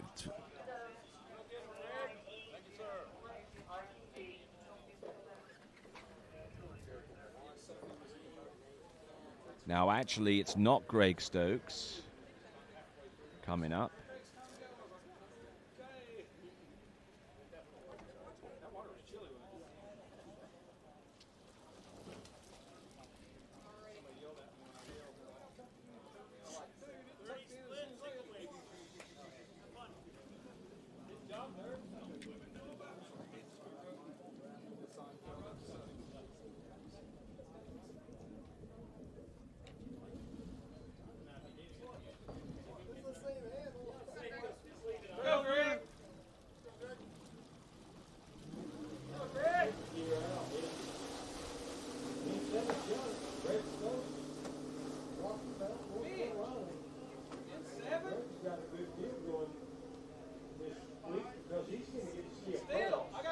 All right, then. So, short of any kind of confirmation or... I would have to say that the competitor on the water is Greg Stokes. And as you can plainly see, he is an adaptive skier. Now, not the only one here on site, mind you. There is another competitor with a similar adaptive need, and that is Craig Tim, who we'll see later on in men's 5 jump, and he is something to behold, folks. If you've never seen Craig Tim jump in men's 5, better keep an eye on it. It's certainly worth waiting to watch. Here we go. This is Greg Stokes coming to us out of Rocky Mount in North Carolina, up and over, and will land. Oh, nicely done. Well handled. Well handled with that jump there. That's Greg Stokes. We'll double check on the identity to make sure that it is the skier from Rocky Mount. 41 nationals in a row. So fantastic.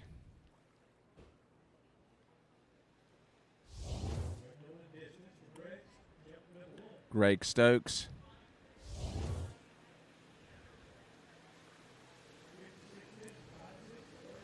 Up and over, will land and will ride that jump out, and it is 17.3 meters. He takes the lead. 17.3 meters or 57 feet. Now, in for the penny, in for the pound, he says to himself. He's going to go back out there, and he's going to take a pop at the second jump. Probably not going to do a three-quarter cut or anything closely approximating it. So any kind of distance that he wants to put on top of that opening jump, he's got to do it with a straight-up single cut.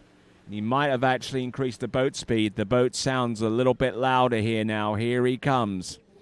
It's Greg Stokes getting a little bit twisted in the air, and unfortunately that increased twist compromised his ability to jump, to land that jump. But we will see if he opts to take his last jump, and I would imagine that he would.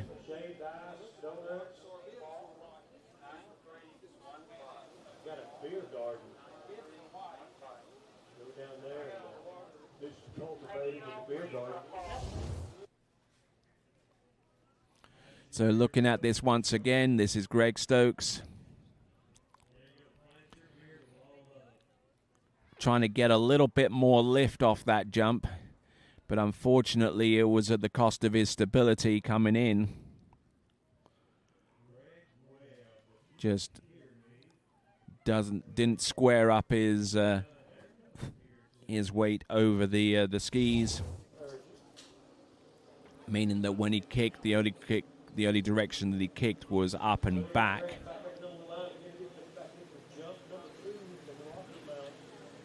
And that therefore compromised his ability to ride out that jump.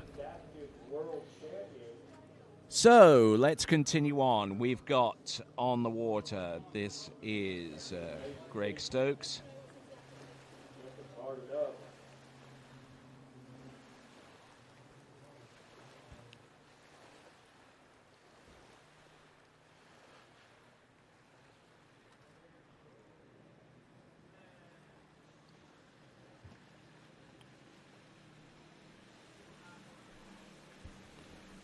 All right then, folks, here we go. This is Greg Stokes, his third and last hit at this ramp. Ramp is 5 foot high. Whoa, he's all over the show. I'm probably thankful that he landed his first jump because he didn't, unfortunately, land the remaining two. So 17.3 meters or 57 feet. Is going to be the one and only jump distance for Greg Stokes. Oh, look at how much pressure he put on that left ski coming off the jump there, and there was absolutely no way that he was going to recover from that. once you put pressure on the left jump ski like that and you lean over that ski, it is extremely hard to regain that back. He threw the handle away as quickly as he knew that jump was not recoverable. So there we go. That is Greg Stokes. And now we're going to move on to our next competitor, averaging 65.6 feet during the course of the season. It'll be Stephen Miller.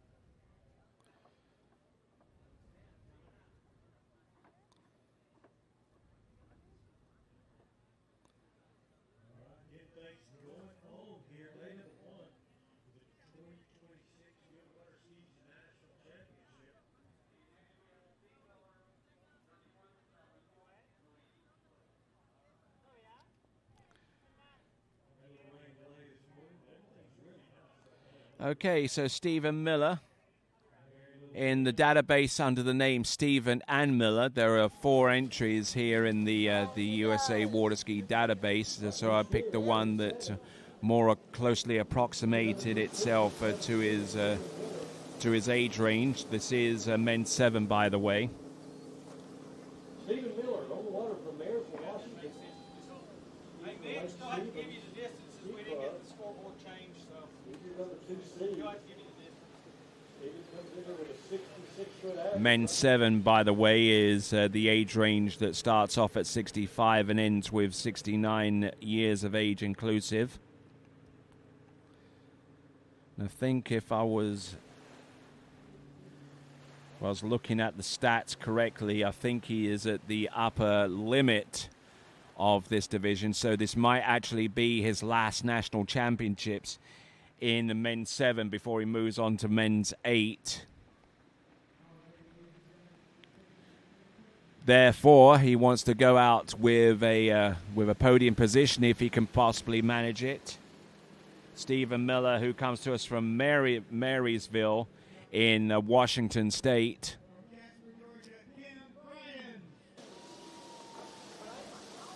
Nicely done.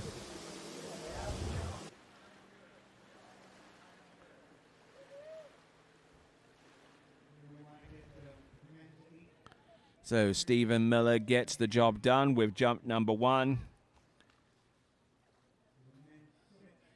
Placed in first at the Western Regionals at Bear Hollow.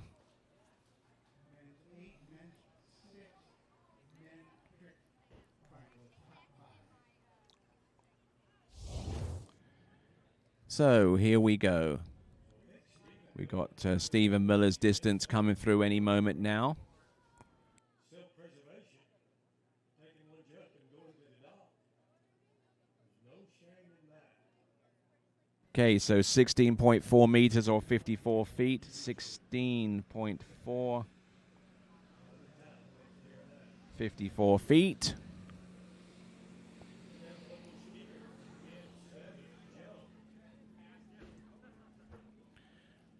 All right, as we continue along with Stephen Miller jumping.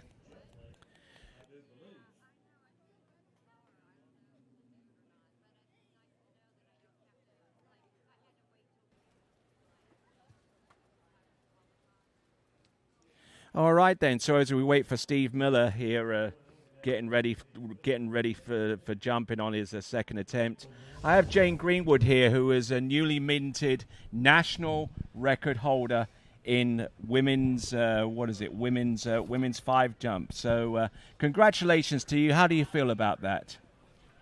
It's pretty awesome out there, jumping, setting another national record out of Calgary. The jump's really nice here. Okay, and the person who you superseded for that record was Joy Kelly. So Joy Kelly. It was an older record, so I think maybe 10 years. Yeah, actually 9 years. 9 years. Okay. Where took place. I think it was in Martinsdale when Largo over at Cypress? Yeah, Or- no, it or wasn't. Texas? A San Marcos River San Ranch. Marcos, yeah. So. Smyrna. So it was an incredible effort there. There were some concerns earlier about the jumping conditions where there was a bit of a tailwind going on. So I mean, when the conditions kind of got better and the opportunity opened up, what was going through your mind? I was just going to take a single and see how the jump felt. Jump feels awesome. And then we decided to take a 3/4, and that's where we ended up on a 116. Excellent stuff. So you've got one or two events taking place tomorrow. One, we slalom tomorrow, women's 5 slaloms. I've already tricked and jumped today, so tomorrow slalom. All right then. So we wish you the best of luck with that. But congratulations, national record holder for women's 5 jump, Jane Greenwood, ladies and gentlemen. As we just see Stephen Miller take flight and look pretty good with so far as distance is concerned. So Jane Greenwood, once again, you. congratulations. Thank you. All right then, we're waiting on the distance for Stephen Miller. He jumped he jumped to 16.4 or 54 feet, and we'll have a look at his remaining jump distance or distances.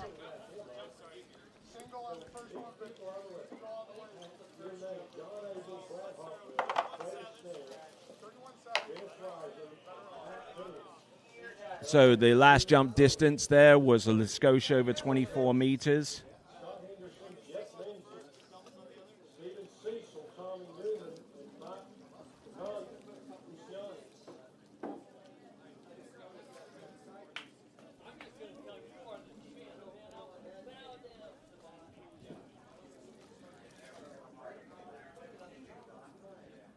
All right there, so 24.3 meters or 80 feet there on that last jump there for Stephen Miller. And that actually turns out to be his best jump of the season, so a double cause for celebration there. So now we're going on to our next competitor. This should be Mitch Grahl. Now, Mitch Grahl is one of those perennial jump-in threats that can crop up at any given time. Mitch Grahl in men's 7 now. Let's see what he can do against the national record. Well, in terms of average this season, he comes into this event with 132 and a half feet. The national record, as it stands right now, is 137 feet or 41.9. So that's what he's got going for him right now. Mitch Grahl.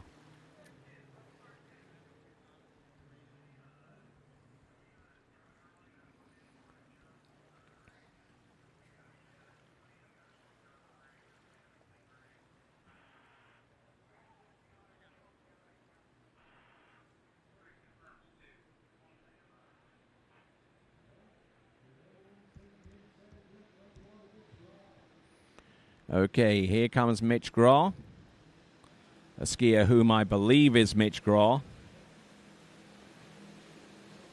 coming to us out of Carrollton in Texas.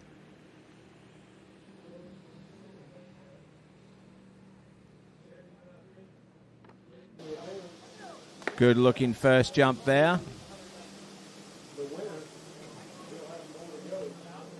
Can definitely attest to the fact that just on the fact of just because he took that first jump as aggressively as he did, that is confirmed as Mitch Grahl.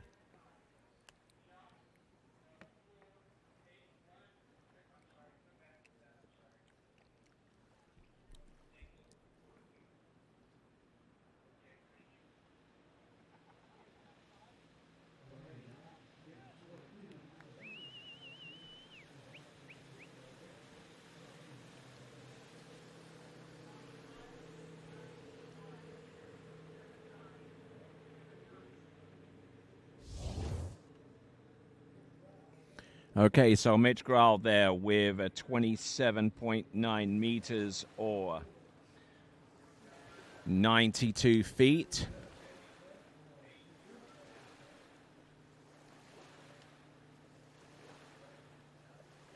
So 92 feet, 27.9 meters. Now, let's see if he can dig deep here and conjure up a distance that will be close to the national record. Once again, the national record as it stands right now is it's a skosh over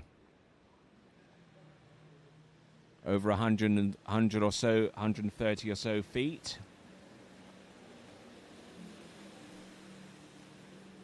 Okay, so here we go. Mitch Graw having landed his opening jump. Let's see what he's got coming in for his encore. Close to the bottom right-hand corner and really sending it out there. That's Mitch Graw. Fantastic effort there. Now, is it going to be close? Is it going to be close to the national record of 137 feet? It needs to be over 41.9 meters to affect that in metric. Let's see what he's got now.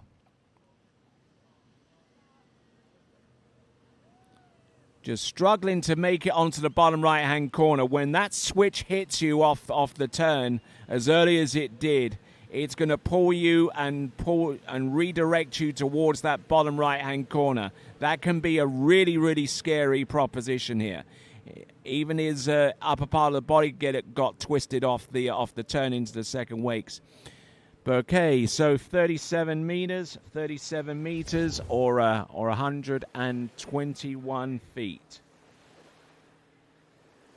121 feet. He needs, for the national record, something to the tune of about 4 or so meters.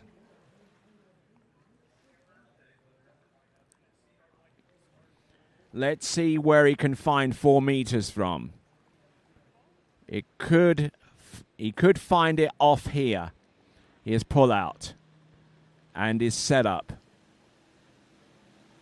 Here he comes. Mitch Graw turning just before the 600-foot cut buoy. Now needs to keep the line tight. Needs the slow turn. Doesn't need to hit the switch quite so soon. He comes off the jump a little bit twisted, and the opportunity there has been spurned by Mitch Graw. However, having said all of that, he has jumped enough to win the national title in men's 7, so there's that. He'll come back into shore. Just didn't quite get the set that he wanted to out there. But certainly the tailwind that was around earlier on in the competition has totally dissipated now, which means that near perfect conditions are ripe for our remaining jumpers, or even some of our earlier jumpers as well.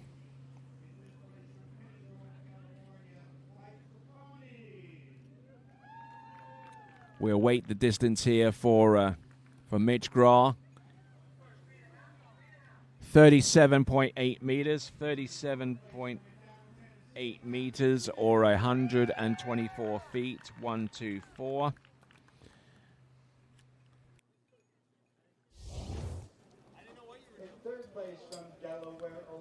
So Mitch Graw wins men's 7, 37.3 or 124 feet. Okay, I'm not too sure what's happening here, but I think the boats are being changed, and it'll take us a little bit of time to do that. So stick around, folks. We have got the continuance of the 84th Goode Water Ski Nationals. Okay, so when we return, we'll be down to our final event on the jump lake for this afternoon. It is men's 5 jump, and all that is to come right after this. DNCA Finance has grown through crises and transformations.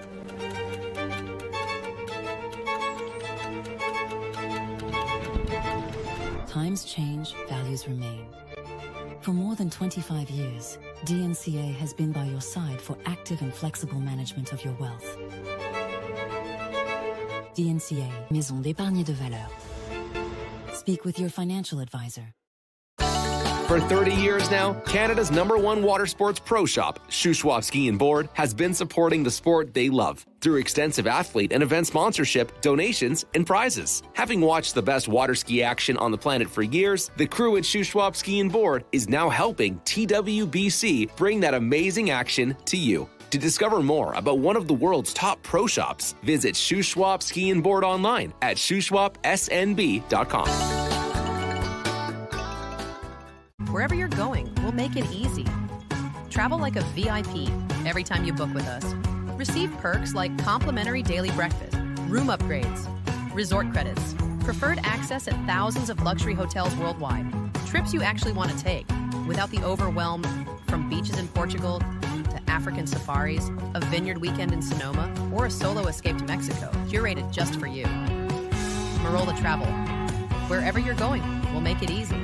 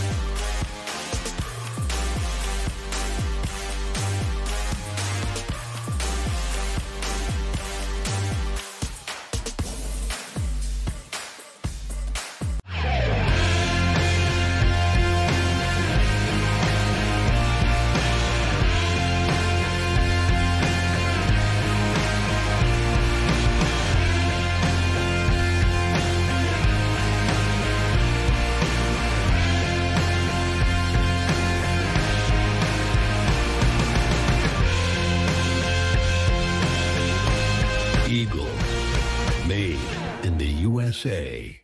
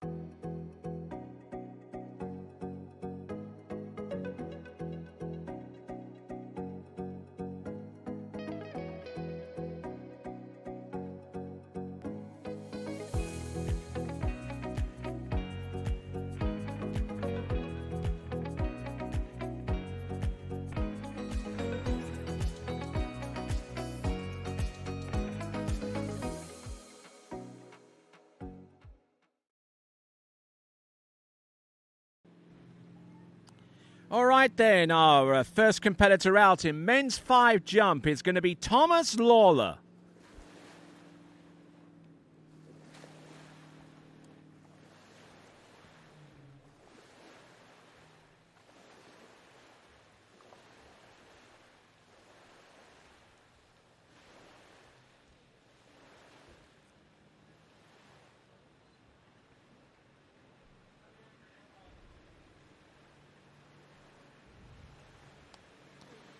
So, men's 5 jump, Thomas Lawler.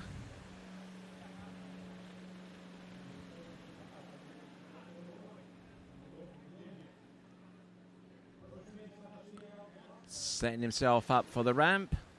Up and over. Whoa, and getting a little bit deep with that jump, but managing to get everything situated there.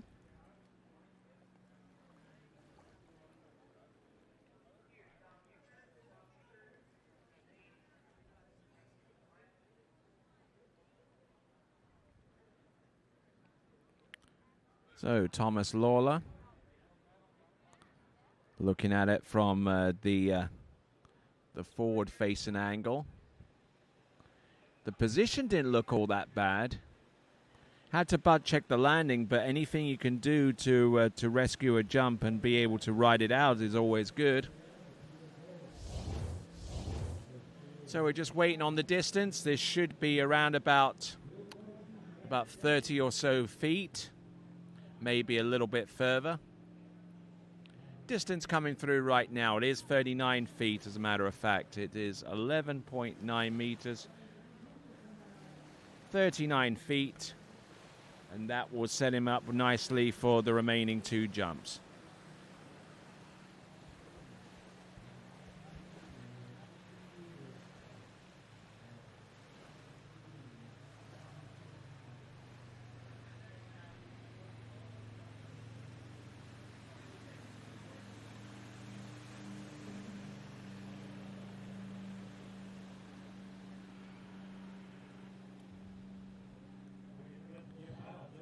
Okay, here comes Thomas Lawler from Martindale in Texas, the home of San Marcos River Ranch, and deciding to bail out after taking 2 jumps. Jumped 35 feet in the South Central Regional Championships for 10.6 meters, so he's already out-jumped that. So he's already jumped 39 feet, and that is his season's best in comparison to the Texas State Championships distance and that from the South Central Regionals, which were held not too long ago in Arkansas.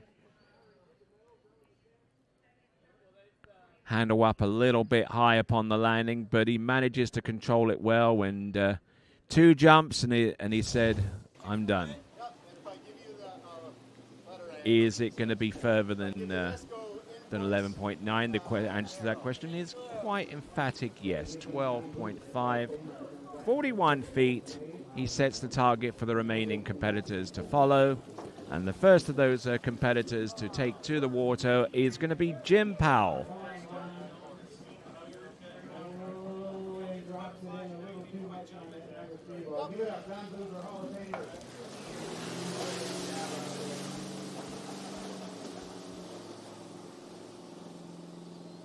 So James Powell. Yep, there's another one that that has the same first and last name as about 3 others in the database. But thankfully, we'll use a common sense to go for the guy that's 58 years of age and comes to us from Lawton in Virginia, because that is the skier who we will be focusing our attention to for the next 3 jumps. Jim Powell, let's have a look and see what the tail of the tape tells us about him in terms of jump distances.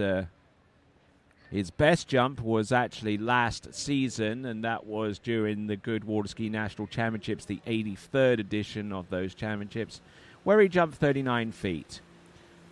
Virginia State Championship this season, he jumped 38 feet.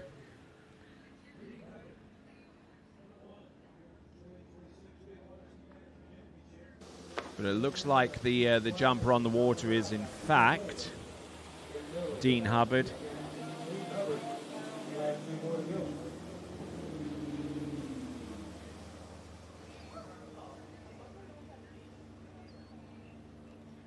Okay, so opening distance there for Dean Hubbard, whom we believe to be Dean Hubbard. It could well be Jim Powell.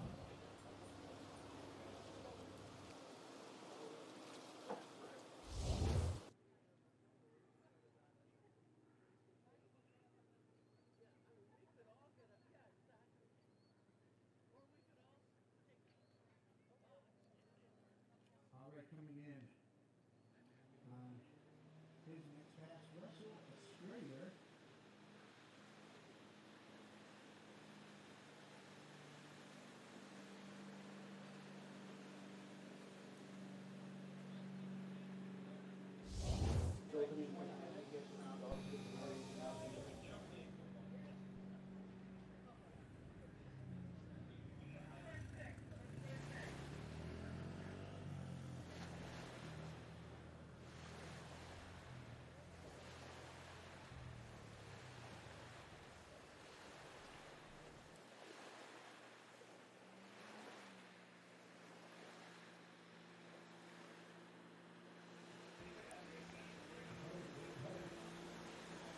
All right there. So from what I understand, we'll try and get back to a sense of reality. Our previous jumper was Jim Powell. Our current jumper is Dean Hubbard.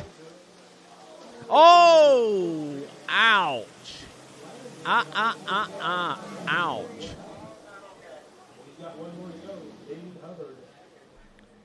So anything in relation to distance that we saw in the previous competitor now gets transferred over to Jim Powell.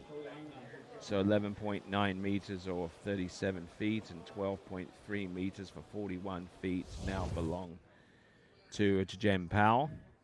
Dean Hubbard is our skier out on the water. So no distance for him thus far. Jumper apparently is okay, but decided not to continue skiing.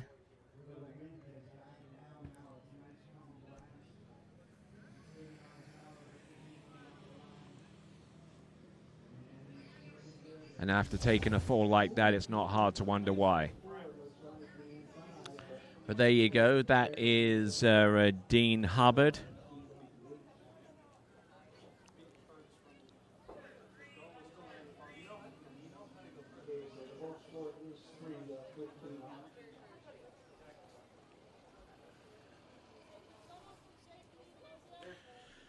All right, whilst we fetch Dean Hubbard out the water, we'll...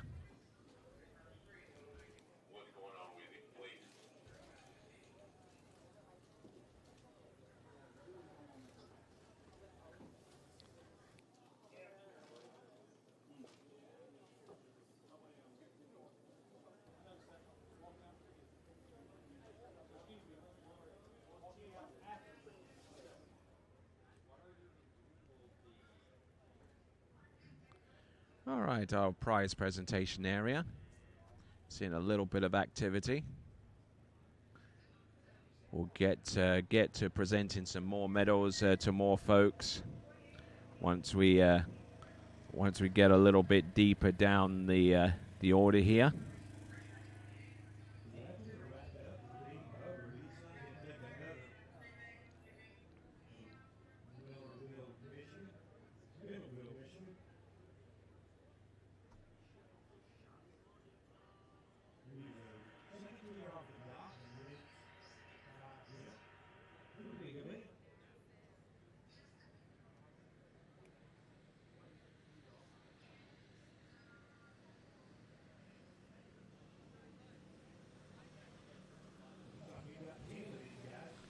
All right, there's still slaloming taking place out on the east side webcast. For those of you that want to tune into that, you're more than welcome to. even better still if you've got a couple of tabs spare on your browser and can accommodate 2 live streams at once, then you are most certainly welcome to do that option as well. East side on the left-hand monitor, west side on the right-hand monitor, or you can switch it up a little bit. We're easy.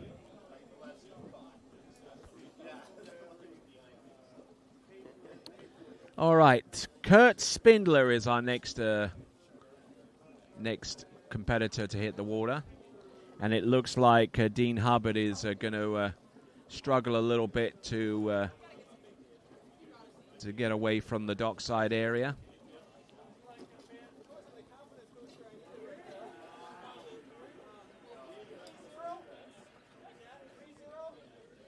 And I don't think it will take too many guesses to figure out which NFL team this guy supports. Wearing the 84 jersey of a one Randy Moss, one of the all-time greats ever to play for the Purple People Eaters. Skier about to take to the water, if I am correct. It's going to be Kurt Spindler.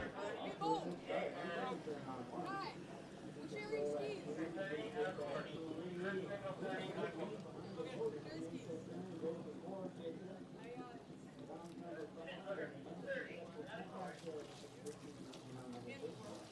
right, let's rock and roll.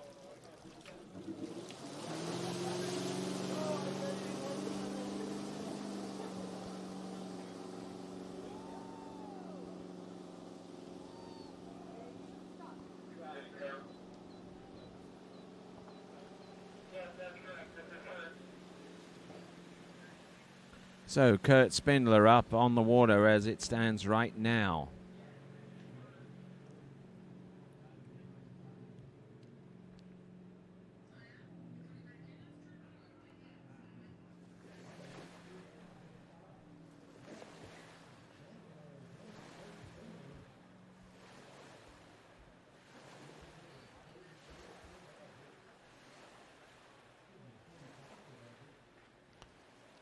Okay, coming to us from, I would imagine, Crystal Point Estates, which is in Gilbert in Arizona.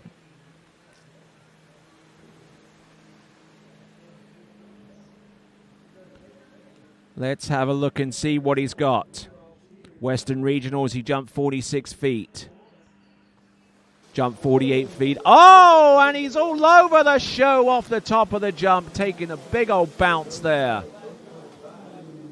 Oh, taking a huge, huge hit. These men's 5 competitors are definitely made of pretty stern stuff, and they're going to need to be if this continues on for much longer. 0 score on the first jump.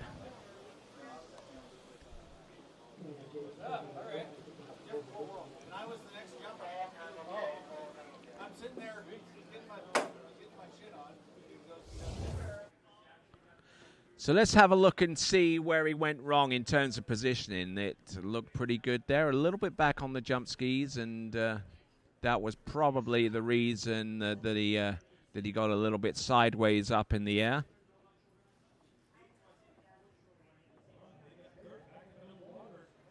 There, his position is over his toes. It's looking pretty good, but as he transitions off the jump, he altered his position in relation to the ramp, rather than stay consistent over the skis in relation to the water. If you can do more of the latter instead of the former, I would almost guarantee that your jump in will be better at this stage of the game.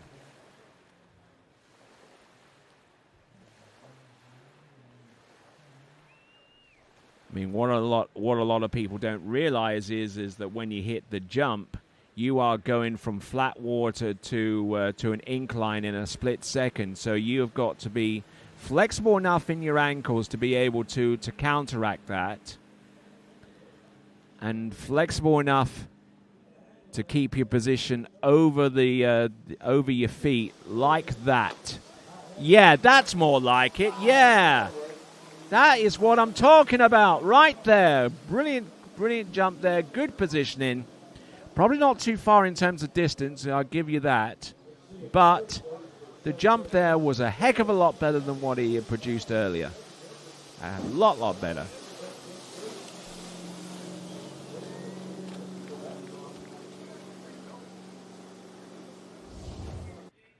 So Kurt Spindler. A little bit of an homage to Randy Moss. And I'll tell you what, he certainly got mossed on the first jump. And we've got a lead distance right now that's just come through. It's definitely more than 12.5 meters, and indeed it is 13.4. 13.4 meters.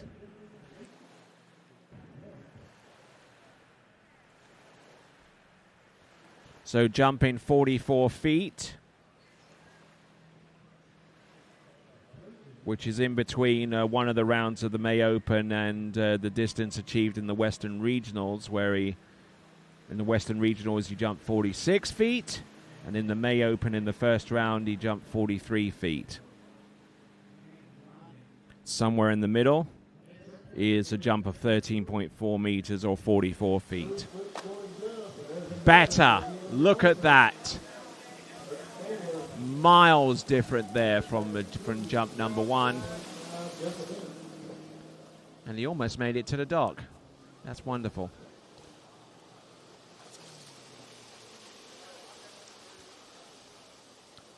So there you go. That is Kurt Spindler.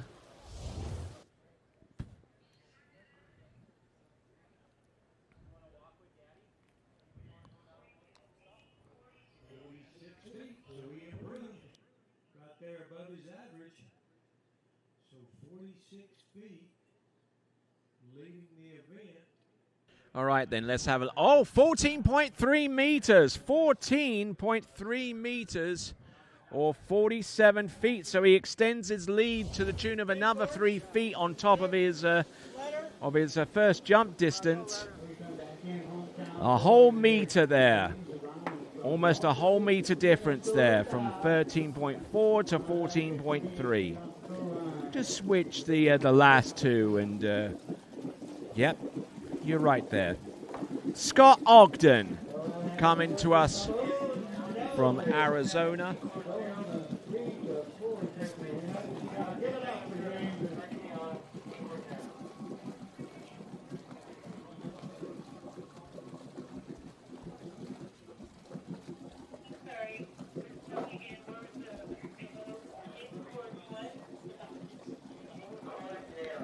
So Scott Ogden from Gilbert, Arizona is our next competitor.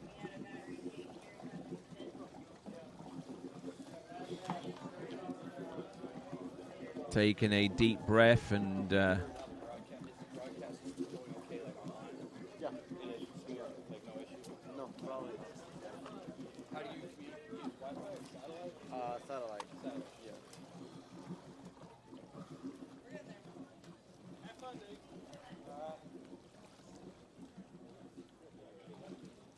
all right, so let's have a look and see.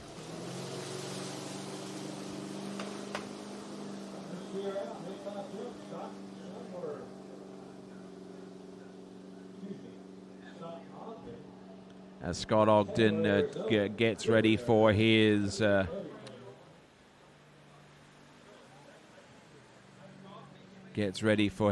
jumps. I see a few more of our juniors arriving on site. Their tournament starts tomorrow. So now let's see what Scott Ogden can do with the free jumps that he has at his disposal. Current lead distance is 14.3 meters or 47 feet. Scott Ogden from Gilbert, Arizona. Probably more than likely skis over the Crystal Points Estate, much like one of our other competitors. That would be Dean Hubbard, as far as I can tell. Here comes Scott Ogden. Up. Oh, and just not getting his weight shifted enough over his skis.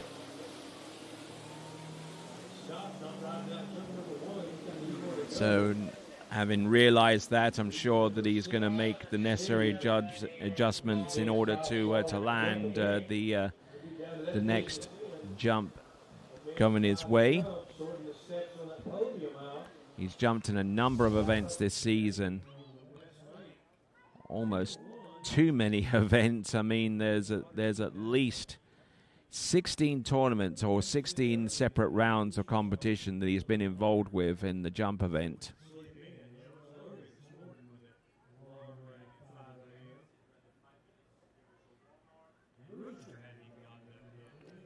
Now, most of his competitive action is in the slalom event, but he has been known to throw on the jump skis and hit the ramp hard.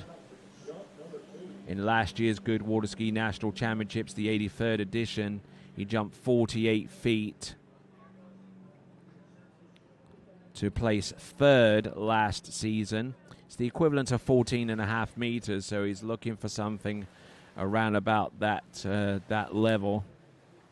That was in men's 5. We are in men's 5 now.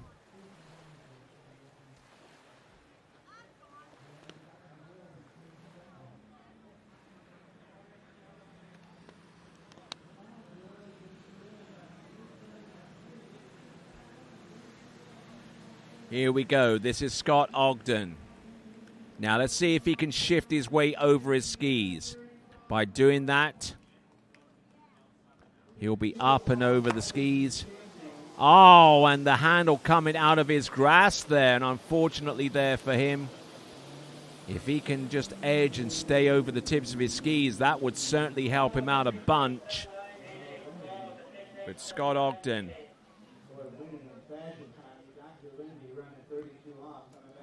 his back is against the wall here in terms of getting a jump distance that would help him in regards to men's 5 overall.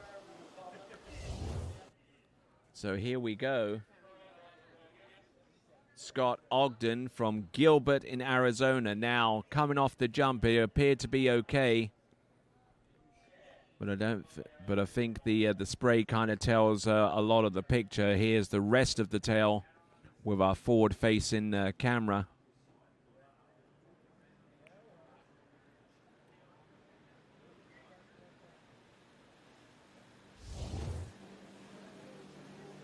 So Scott Ogden,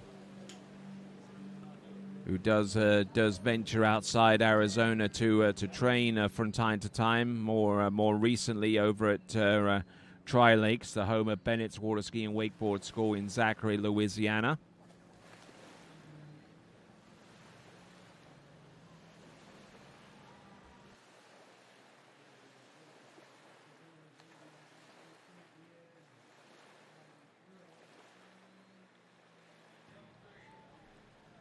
Okay, so let's get behind Scott Ogden here. 2 jumps so far, not a landing between them. Let's see if he can dig in here a little bit here. Yes, he dug in and held on. Scott Ogden.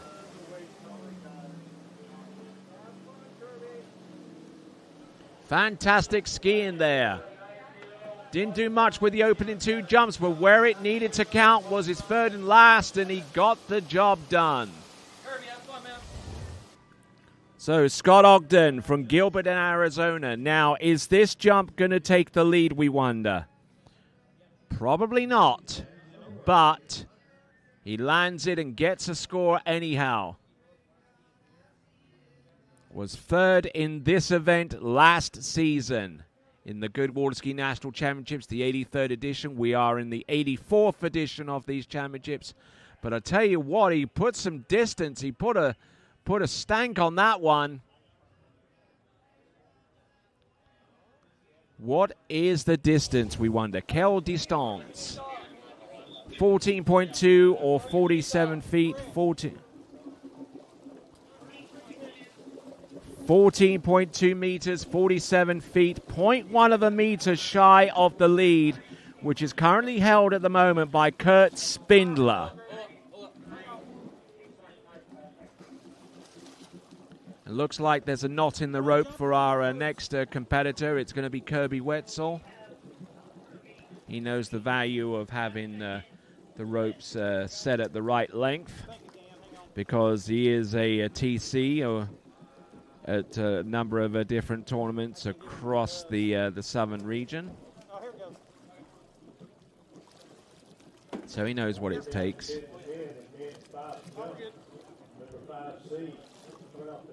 All right there, this is Kirby Wetzel. He's the ACJ of the Lake East Skill. So he had to appoint somebody to step in for it while he skis. Kirby Wetzel.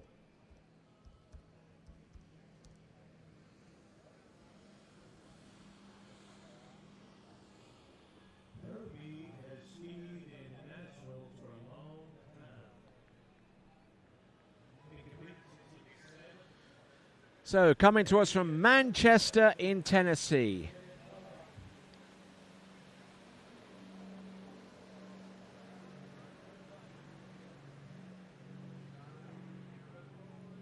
Skied in the Southern Regional Tournament and snagged a jump of 77 feet in the Tennessee State. That was about 5 feet less. And each of those respective distances are 23.6 and 22.1. Now, jumping to the 5-foot ramp height in men's 5, he is elected to go with this boat speed of 54K. 54K, which is about 33.6 mile an hour.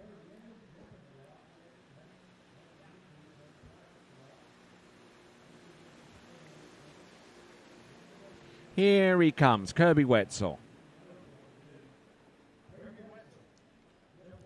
Putting in a pretty high clip so far as the boat speed is concerned. Oh, and not able to ride out that jump, I'm afraid.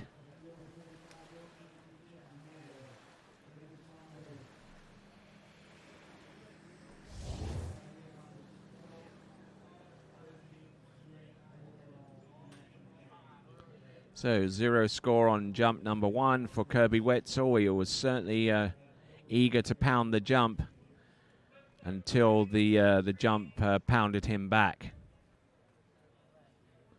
We're just looking at this jump on the instant replay. The distance looked good. The ride out, though, not so much.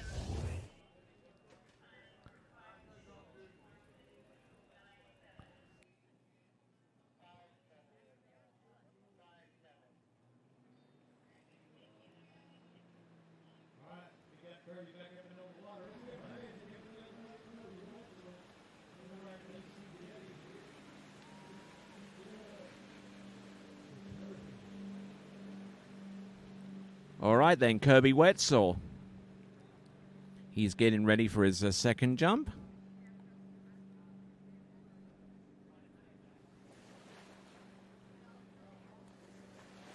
Here's a view of our presentation area, where we do award presentations every so often during the course of the competitive day.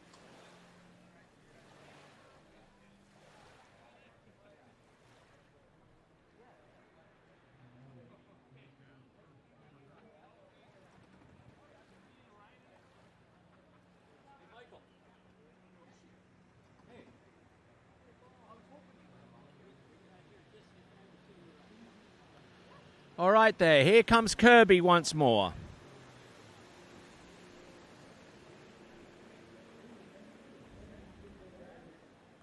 Coming in on jump number 2.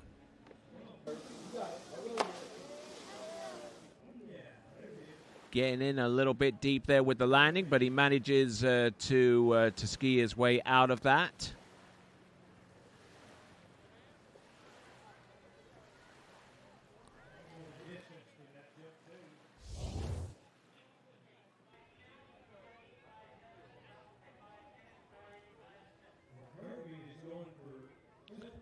So it looks like Kirby is taking a fast track back home to the dock. No more jumps from him for the time being, at least. But still managing to throw down a distance, which I think is going to be the lead. I would imagine that it'll be more than 14.3 meters. 14.3 meters or 47 feet.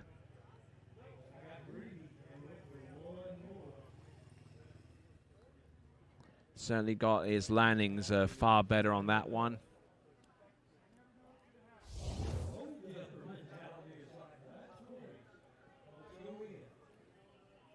So now we turn our attention down to the starting dock, and we'll have Rodney Olson take to the water next.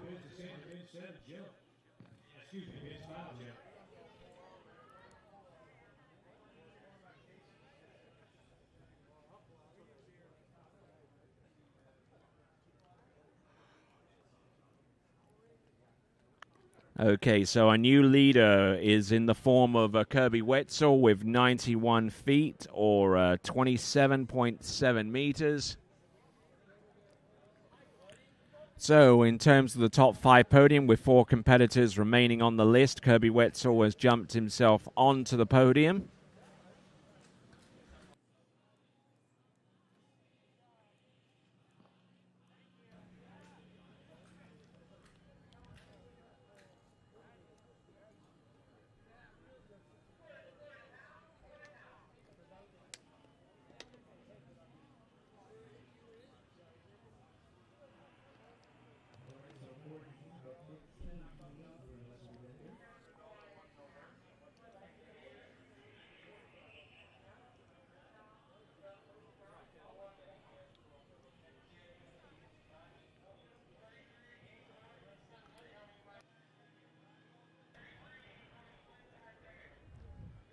All right, skier on the water is Rodney Olson, who averages about 82 feet exactly, which would suggest to me that he is pretty good in hitting that particular distance on a frequent basis. Rodney Olson.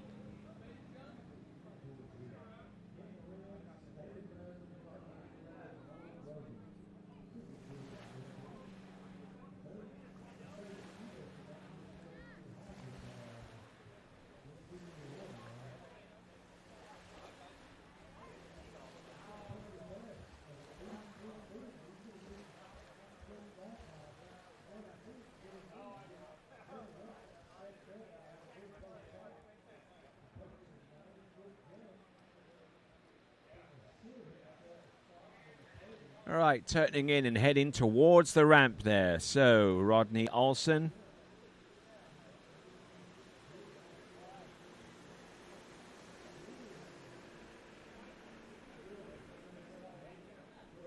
From Rhinelander in Wisconsin, here he comes. Oh, and coming down into a rather soggy end there on jump number 1. Will not be scoring a jump distance there, although he has scored distances in the Midwest Regionals with 83 feet and the Wisconsin State on 82.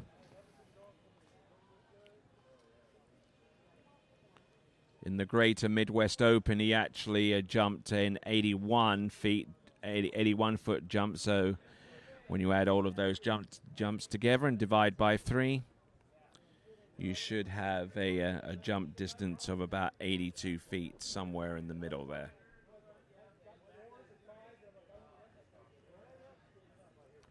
So, Rodney Olson getting ready for jump number 2. No distance registered yet. This is the 84th Goode Water Ski National Championships. We are at the within about 4 skiers of being able to put a lid upon this men's 5-jump competition. We're going to have Craig Tim jump next, followed by Mark Fries and Scott Belfoulet. Hopefully I got that pronunciation right. So looking to see if I have any messages here on the live chat.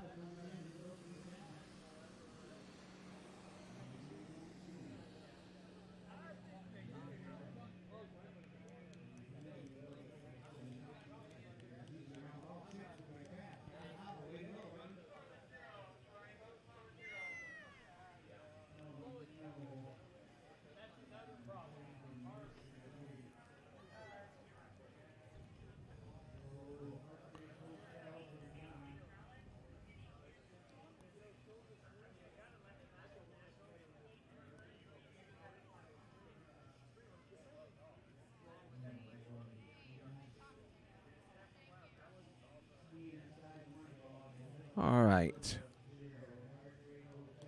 We have Rodney Olson on the water right now.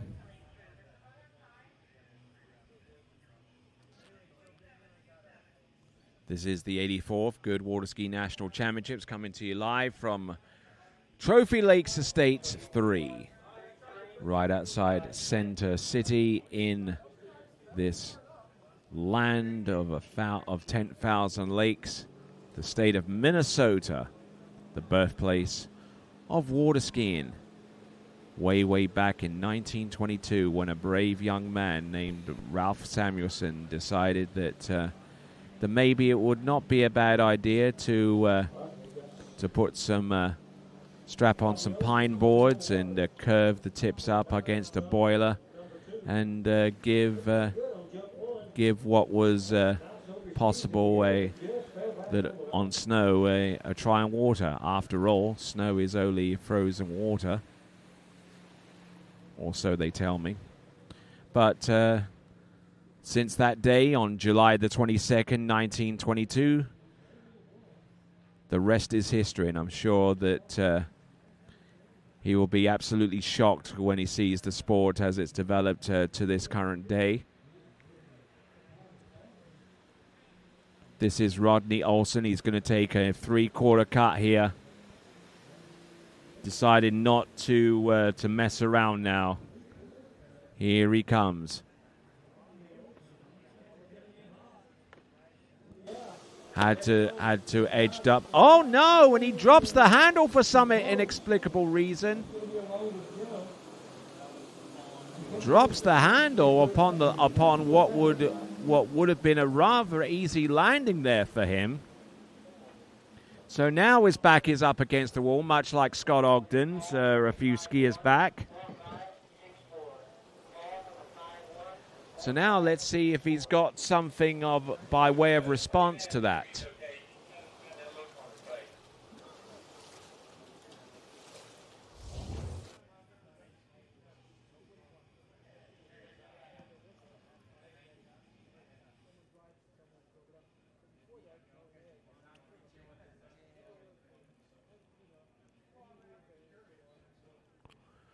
So Scott Ogden. No, actually, that's not Scott Ogden at all. Scott Ogden, as a matter of fact, is on 14.2 meters, currently in third place right now. Kirby Wetzel is on 27.7 meters or 91 feet. He is the leader in the clubhouse right now.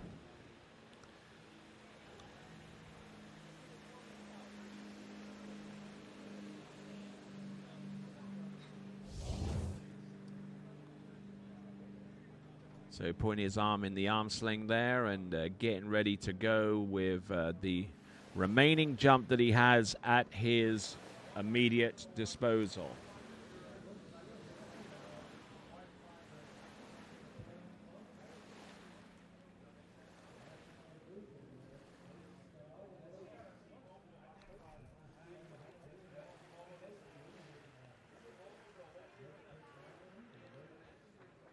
Okay, so now coming in on jump number 3, looking to try and out jump 27.7 meters, but he's got to land one of these jumps first. He's nice and wide. He's trying to keep the line tight. The boat speed is currently at 54 kilometers an hour as he turns in towards the jump one last time.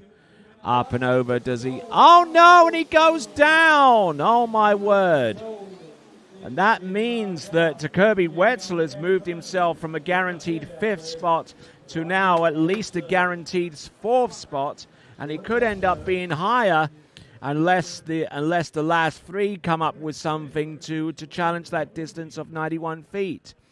For Rodney Olson, however, the 3-0 scores paint a very, very grim picture, unfortunately, there for him. So a little bit worrying there for Rodney King, for Rodney Olson's overall prospects. Bit of a faux pas there with another Rodney, but I'll do better next time. So Rodney Olson. Ty, I'm pretty sure there's going to be a jump off. No, they're not at the moment. They're not tied to meters? They're 0.1 off from each other. Oh, okay. I got it wrong on here. Okay. Kurt's ahead by Tapper. Okay. So the prospect of a jump off was briefly discussed there on the starting dock until one of them realized that there is a 0.1 of a meter differential between the two distances. The distances between Scott Ogden and Kurt Spindler, both of them jumping 47 feet. But when you look at metric, Kurt Spindler has a 0.1 of a meter advantage ahead of Scott Ogden with 14.2. Hopefully that clarifies that for the good folks along the dockside as we now send in Craig Tim.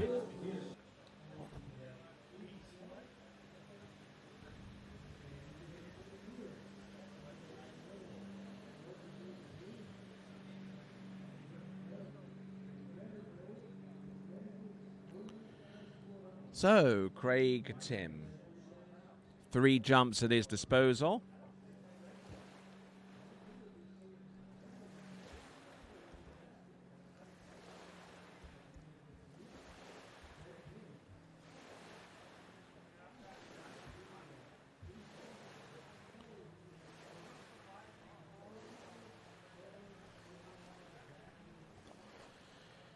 So at the Midwest Regional Championships, where he competed in men's 5, he got to the runner-up spot with a jump distance of 89 feet. Last year, in the Goode Water Ski National Championships, he jumped 88 feet. So here we go. This is Craig Tim. Good solid dig at the jump there. He squares off on the landing, just makes things a little bit easier for him.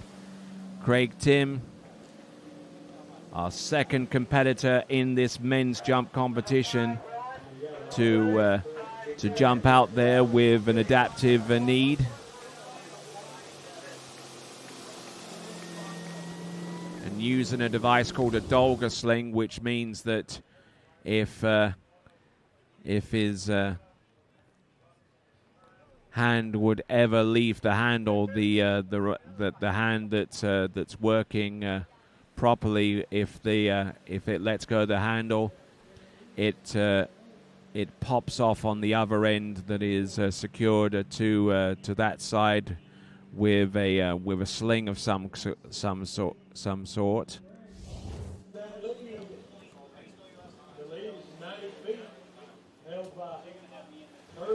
All right, then it is 26.3 meters, 26.3 or 86 feet, and that guarantees him a spot on the top 5 podium.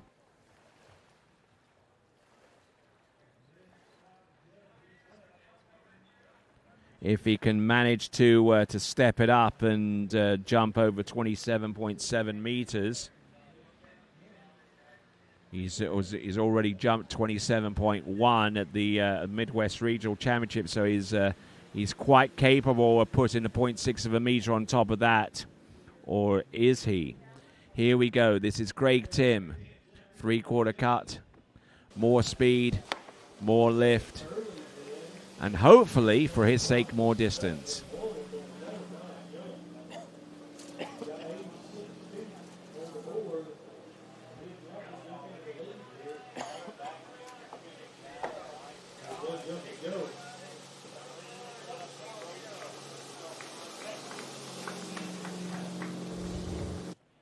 All right there, so let's have a look at Craig Tim on jump number 2. This was a 3/4 cut. Drove in off the second wake and tried not to move around too much on the jump to compromise his position over the skis. We're going to get the distance very, very soon, but Craig Tim, one of the best jumpers in the world for his adaptive division. 25.2, which is less than what he jumped before, to the tune of 83 feet. 83 feet there for him.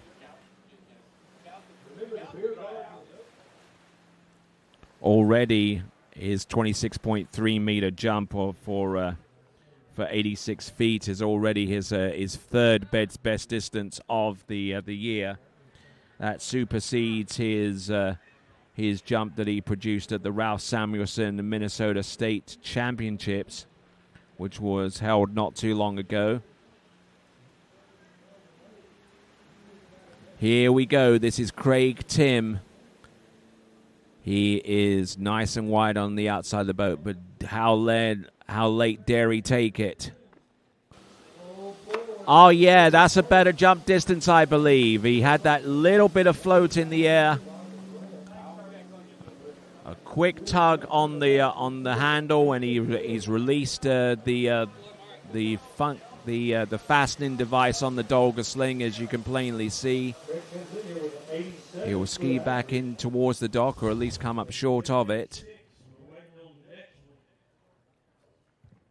Craig Tim, is this jump going to be enough to push him a little bit higher up on the podium, possibly? He can do that with a jump in excess of 27.7 meters.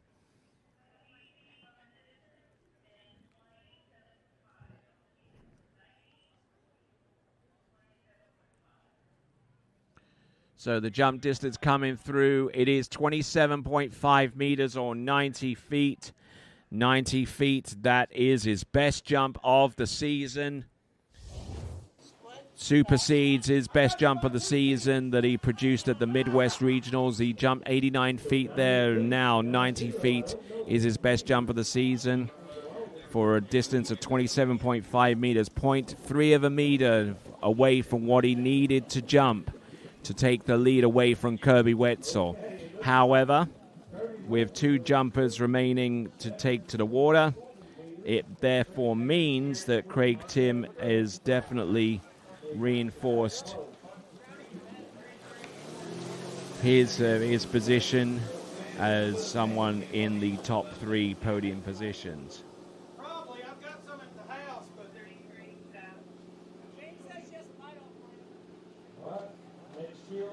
I heard that.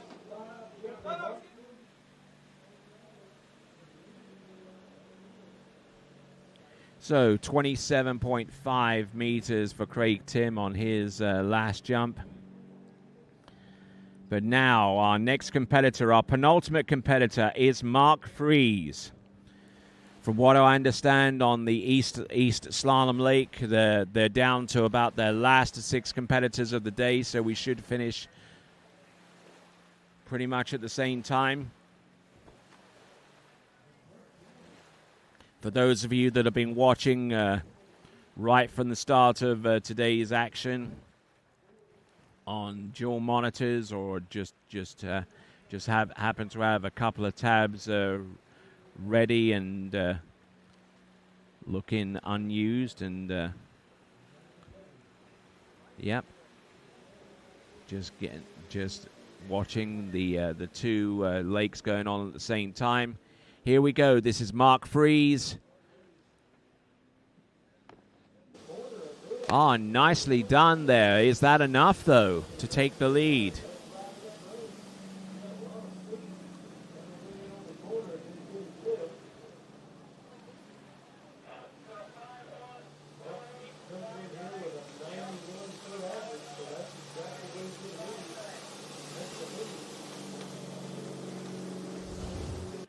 So it looks like the distance is going to come through any moment now for Mark Fries.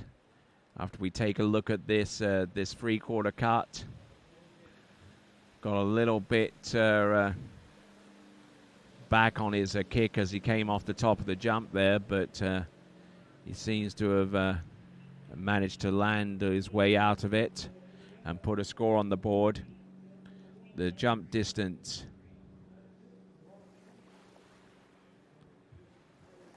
forcing his way off the top of the jump to a distance of 29.3 meters. 29.3 meters or 96 feet.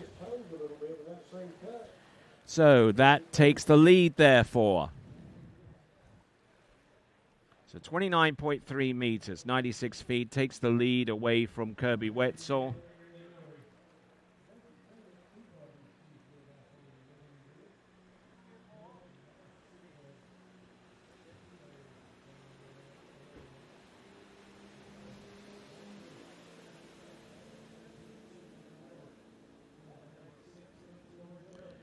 Okay, here he comes. Jump number 2. Almost leaving his right ski back on the jump there as he tried to kick the snot out of that.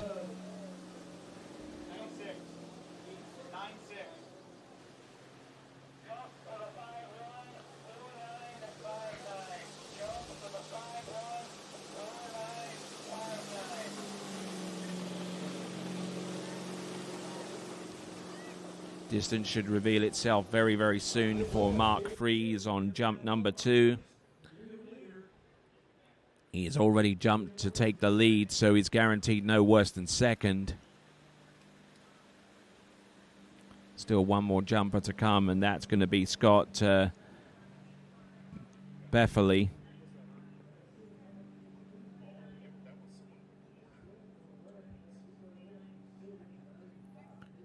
All right, just looking here.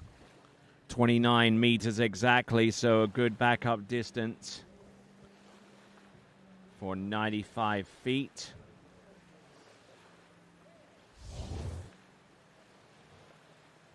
So now let's have a look and see what he's got. We're 4 jumps away from ending today's live coverage of the 84 for Goode Water Ski National Championships, but we will return for the remaining days.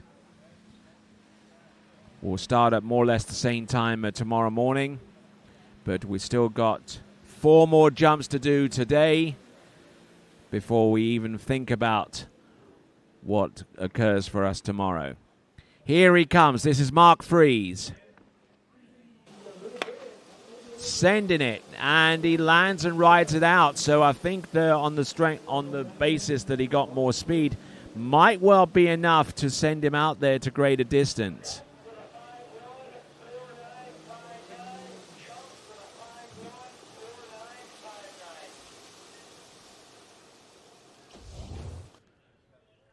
So looking at this with the instant replay, taking a slow turn, just taking his time before he engages the switch.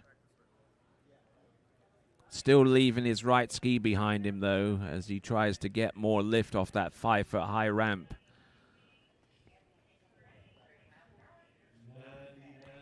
So the distance should reveal itself very, very soon. And indeed, oh, look at this. It's 30.4 meters. 30.4 meters or 100 feet. 30.4 meters or 100 feet there for Mark Fries. Be interesting to find out how that compares to some of his other jumps this season.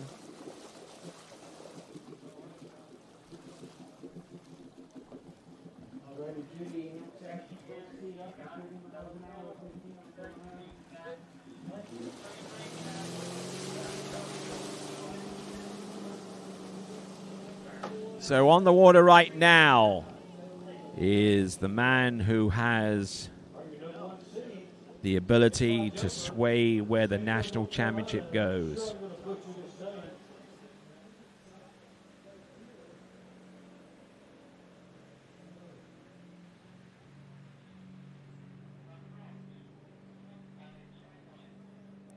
So Mark Fries.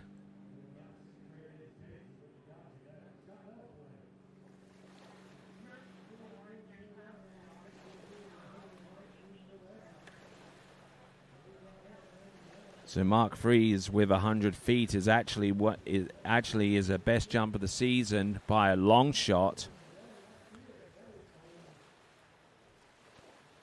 But now the one person who can alter the destiny of the men's 5 national jump title is on the water right now, Scott Befferly.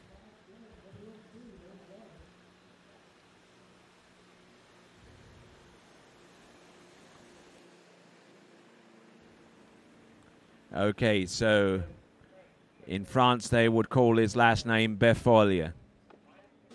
But in this part of the world, I believe his last name is pronounced Beffoli. I'm sure someone is going to come up and put me right. But Scott out there jumping on jump number 1.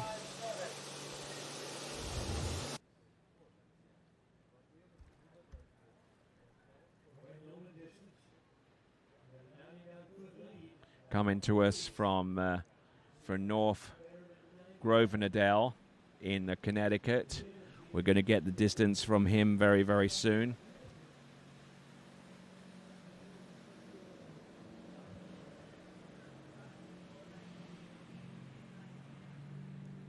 A jumper that's jumped 126 feet sometime earlier on in the season.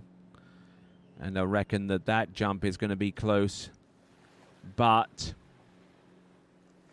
it's 28.1 meters. 28.1 meters on 92 feet. He's not quite done it yet. He has, however, put himself in the top 2, so he can't finish any worse than second. So Scott Beffoli coming in on jump number 2. He needs to find 4 feet from somewhere. The equivalent of about 1.3 meters differential between himself. Let's not forget the 30.4 meter jump that Mark Freese just nailed down on jump number 3. Here he comes. Scott Beffoli. Nicely. Oh, and he drops the handle upon the landing. So now it's a really, really close situation right now. He needs to jump over 30.4 meters to take the national title. He's currently on 28.1. So he's about two and a bit meters shy of that target, and he's only got 1 jump left to do it. So exciting action, drama at the very last skier of today in the men's 5 jump-in competition. The skiers that are already on the podium after their jumps are Mark Freese, who's currently the lead. In second spot right now, guaranteed no worse than second, is Scott Beffoli with 1 jump to go. Then you're looking at a jump there from Craig Tim from that jump there from Kirby Wetzel with 27.7 meters. And then you got Craig Tim with 27.5, and then slotted in amongst the bottom of the top 5 is a jump distance of 14.3 meters or 47 feet. Those are the competitors in the top 5. Now, the positioning of the top 2 is what's going to be decided with this last jump.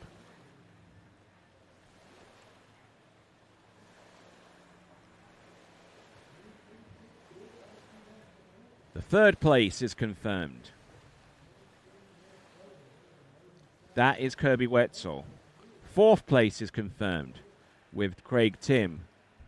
That's 27.5 meters or 90 feet. And then a 5th place goes the way of Kurt Spindler with his jump of 14.3 meters or 47 feet. Now, this is for all the marbles, folks. 1 last jump for Scott Beffoli. He has got to conjure up something over 30.4 meters, and I don't think he's done it. I don't think he has. This is going to be a turn-up for the books there. Mark Freese could end up with the national jump title in men's 5 unless that jump that you just seen there, unless that jump is over 92 feet, actually over 100 feet, I beg your pardon.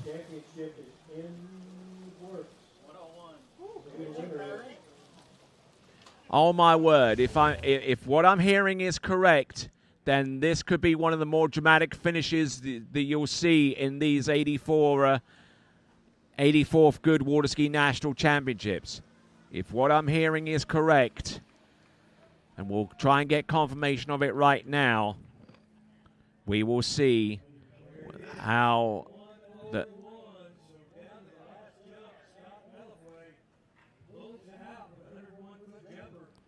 Just looking at the distance. Oh, my word. Yes, it's 31 meters. It is 102 feet. 102 feet for 31 meters. There is your national champion. He had to pull it out the bag with his very last jump, and he did just that with a 31-meter jump, or 102 feet, to seal the deal. That puts him ahead of Mark Fries. That puts him ahead of Kirby Wetzel, ahead of Craig Tim, and ahead of Kurt Spindler. All right, then. That concludes the live action coverage today on the west side, the lake that handles the tricks and the jumping competition. Make sure you return tomorrow and watch the continuing action here for day 2 of the 84th Goode Water Ski National Championships. My name is Tony Lightfoot, and until early tomorrow morning, it's ciao for now.